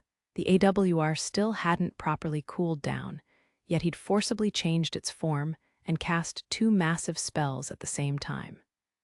He could tell that Rage Balls was reaching its limits as it was starting to shake. The flames unleashed were clad in lightning. Just a look at the crimson flames made it clear how intense they were, and they engulfed everything, turning it into ash. As a result of their clash, Jean's vision was covered by an immense amount of steam. He could barely see his hand in front of his face. Hopefully, the same was true for his opponent, Jean thought to himself, but he remained on guard. At the very least, the water fish weren't attacking him from behind, so they must have been wiped out. The problem was in front of him. Jean didn't think that was enough to beat her, but he sensed something in the white steam, like a massive snake, but also like a water current. He could definitely hear something hiding in the steam, wriggling and scraping across the ground. Even if he wanted to confirm what it was, he couldn't see that far. Next, he heard another abnormal sound beyond the steam. Jean furrowed his brows at the sharp, whip-like cutting sound. Reaching out with his mana, he could just barely make out that someone was fighting. Though whether it could be called a fight or not was a different matter. The sense of battle lasted for just an instant, ending with a single blow. Before long, the steam surrounding Jean was blown away by a strong wind. When he could see again, there was nobody in front of him. The only things he could see were the boiling surface and a burnt-away forest, clearing up his view considerably. Even the trees that were barely still standing were burned to their roots. When Jean touched one, the scorched bark peeled right off. So they ran away. If anything, he was the one who'd been cornered, and he felt less regret and more relief over this turn of events. Eventually, after several deep breaths, Jean sat down. That was rough. It's not worth showboating on your own, But still, Kurama was tougher than expected. Still seated, he let the tension leave his body and took another deep breath. He paid no heed to the burnt smell and simply focused on calming down. Rage Balls, still split in two, was lying nearby. Even after he got to Balm's defensive lines, the AWR wasn't going to be of use to him. Not much time had passed since Kurama had left, so Jean looked in the direction that Alus and the others had gone in. If Kurama's run off, then my work is done for now. I can just leave the rest to Alus and take a breather. But still, what was with that ending? He hadn't been able to see it for himself. There was no way his subordinates had arrived as reinforcements. So, just who was it who had helped him out as he was backed against the wall with his AWR overheating? No, perhaps assuming someone had helped him was too rash. From the way things looked, it wasn't impossible that someone had let the two Kurama executives escape. It was possible that the whip-like sound hadn't been due to battle, but was some sort of signal. Regardless, he hadn't been able to see anything in the steam, so he'd just have to guess based on what he'd felt with his mana. Only one thing was certain. He'd sensed a fourth mana that didn't belong to that girl or to Hazen, so someone had likely intervened. But who would show up here? Jean had rushed over to stall Kurama for a top-secret mission that no one else knew about. Nothing was making sense, so Jean looked up at the sky and let out a sigh. Him. With the scorched land behind her, the woman was happily humming as if she was out on a casual stroll. This was still the outer world. While their numbers were reduced here, it was still an area where the fiends ruled. Despite being such a dangerous place, the woman ignored the burnt smell and cheerfully talked to herself. Oh dear, that Elise is always so restless. You can't get in the way. But right, she doesn't know anything, does she? Oh well, that's fine. Just leave it up to him and everything will work out. Anyone who saw her would surely be shocked. After all, she wasn't dressed like a Magicmaster, but like an average city girl you'd find anywhere in the inner world. She had the gentle face of someone who'd never left the human domain and would never get anywhere close to battles against fiends, being surrounded by a comfortable, ordinary life, such as gossiping with her friends or smelling the flowers on a stroll down the road seemed like it would suit her best. She looked approachable and friendly, like someone who was easy to ask for directions. But what a mystery! Who told them where the deposit was? That's information you could only find out after a geological survey in that area. In fact, who was it who said you could get mithril from there in the first place? The woman enjoying talking to herself suddenly stopped and found the answer to her question by searching her memories. Oh my. Now that I think about it, I was the one who told the head of Balm's research team about it. But that won't do. If there is something you want, you have to take care of what you wake up. Oh, those people were all devoured, weren't they? She shrugged off the circumstances of the world, as if to say, oh well. With graceful steps, as if she were dancing on a stage, the woman, Dakia Agnois, happily smiled.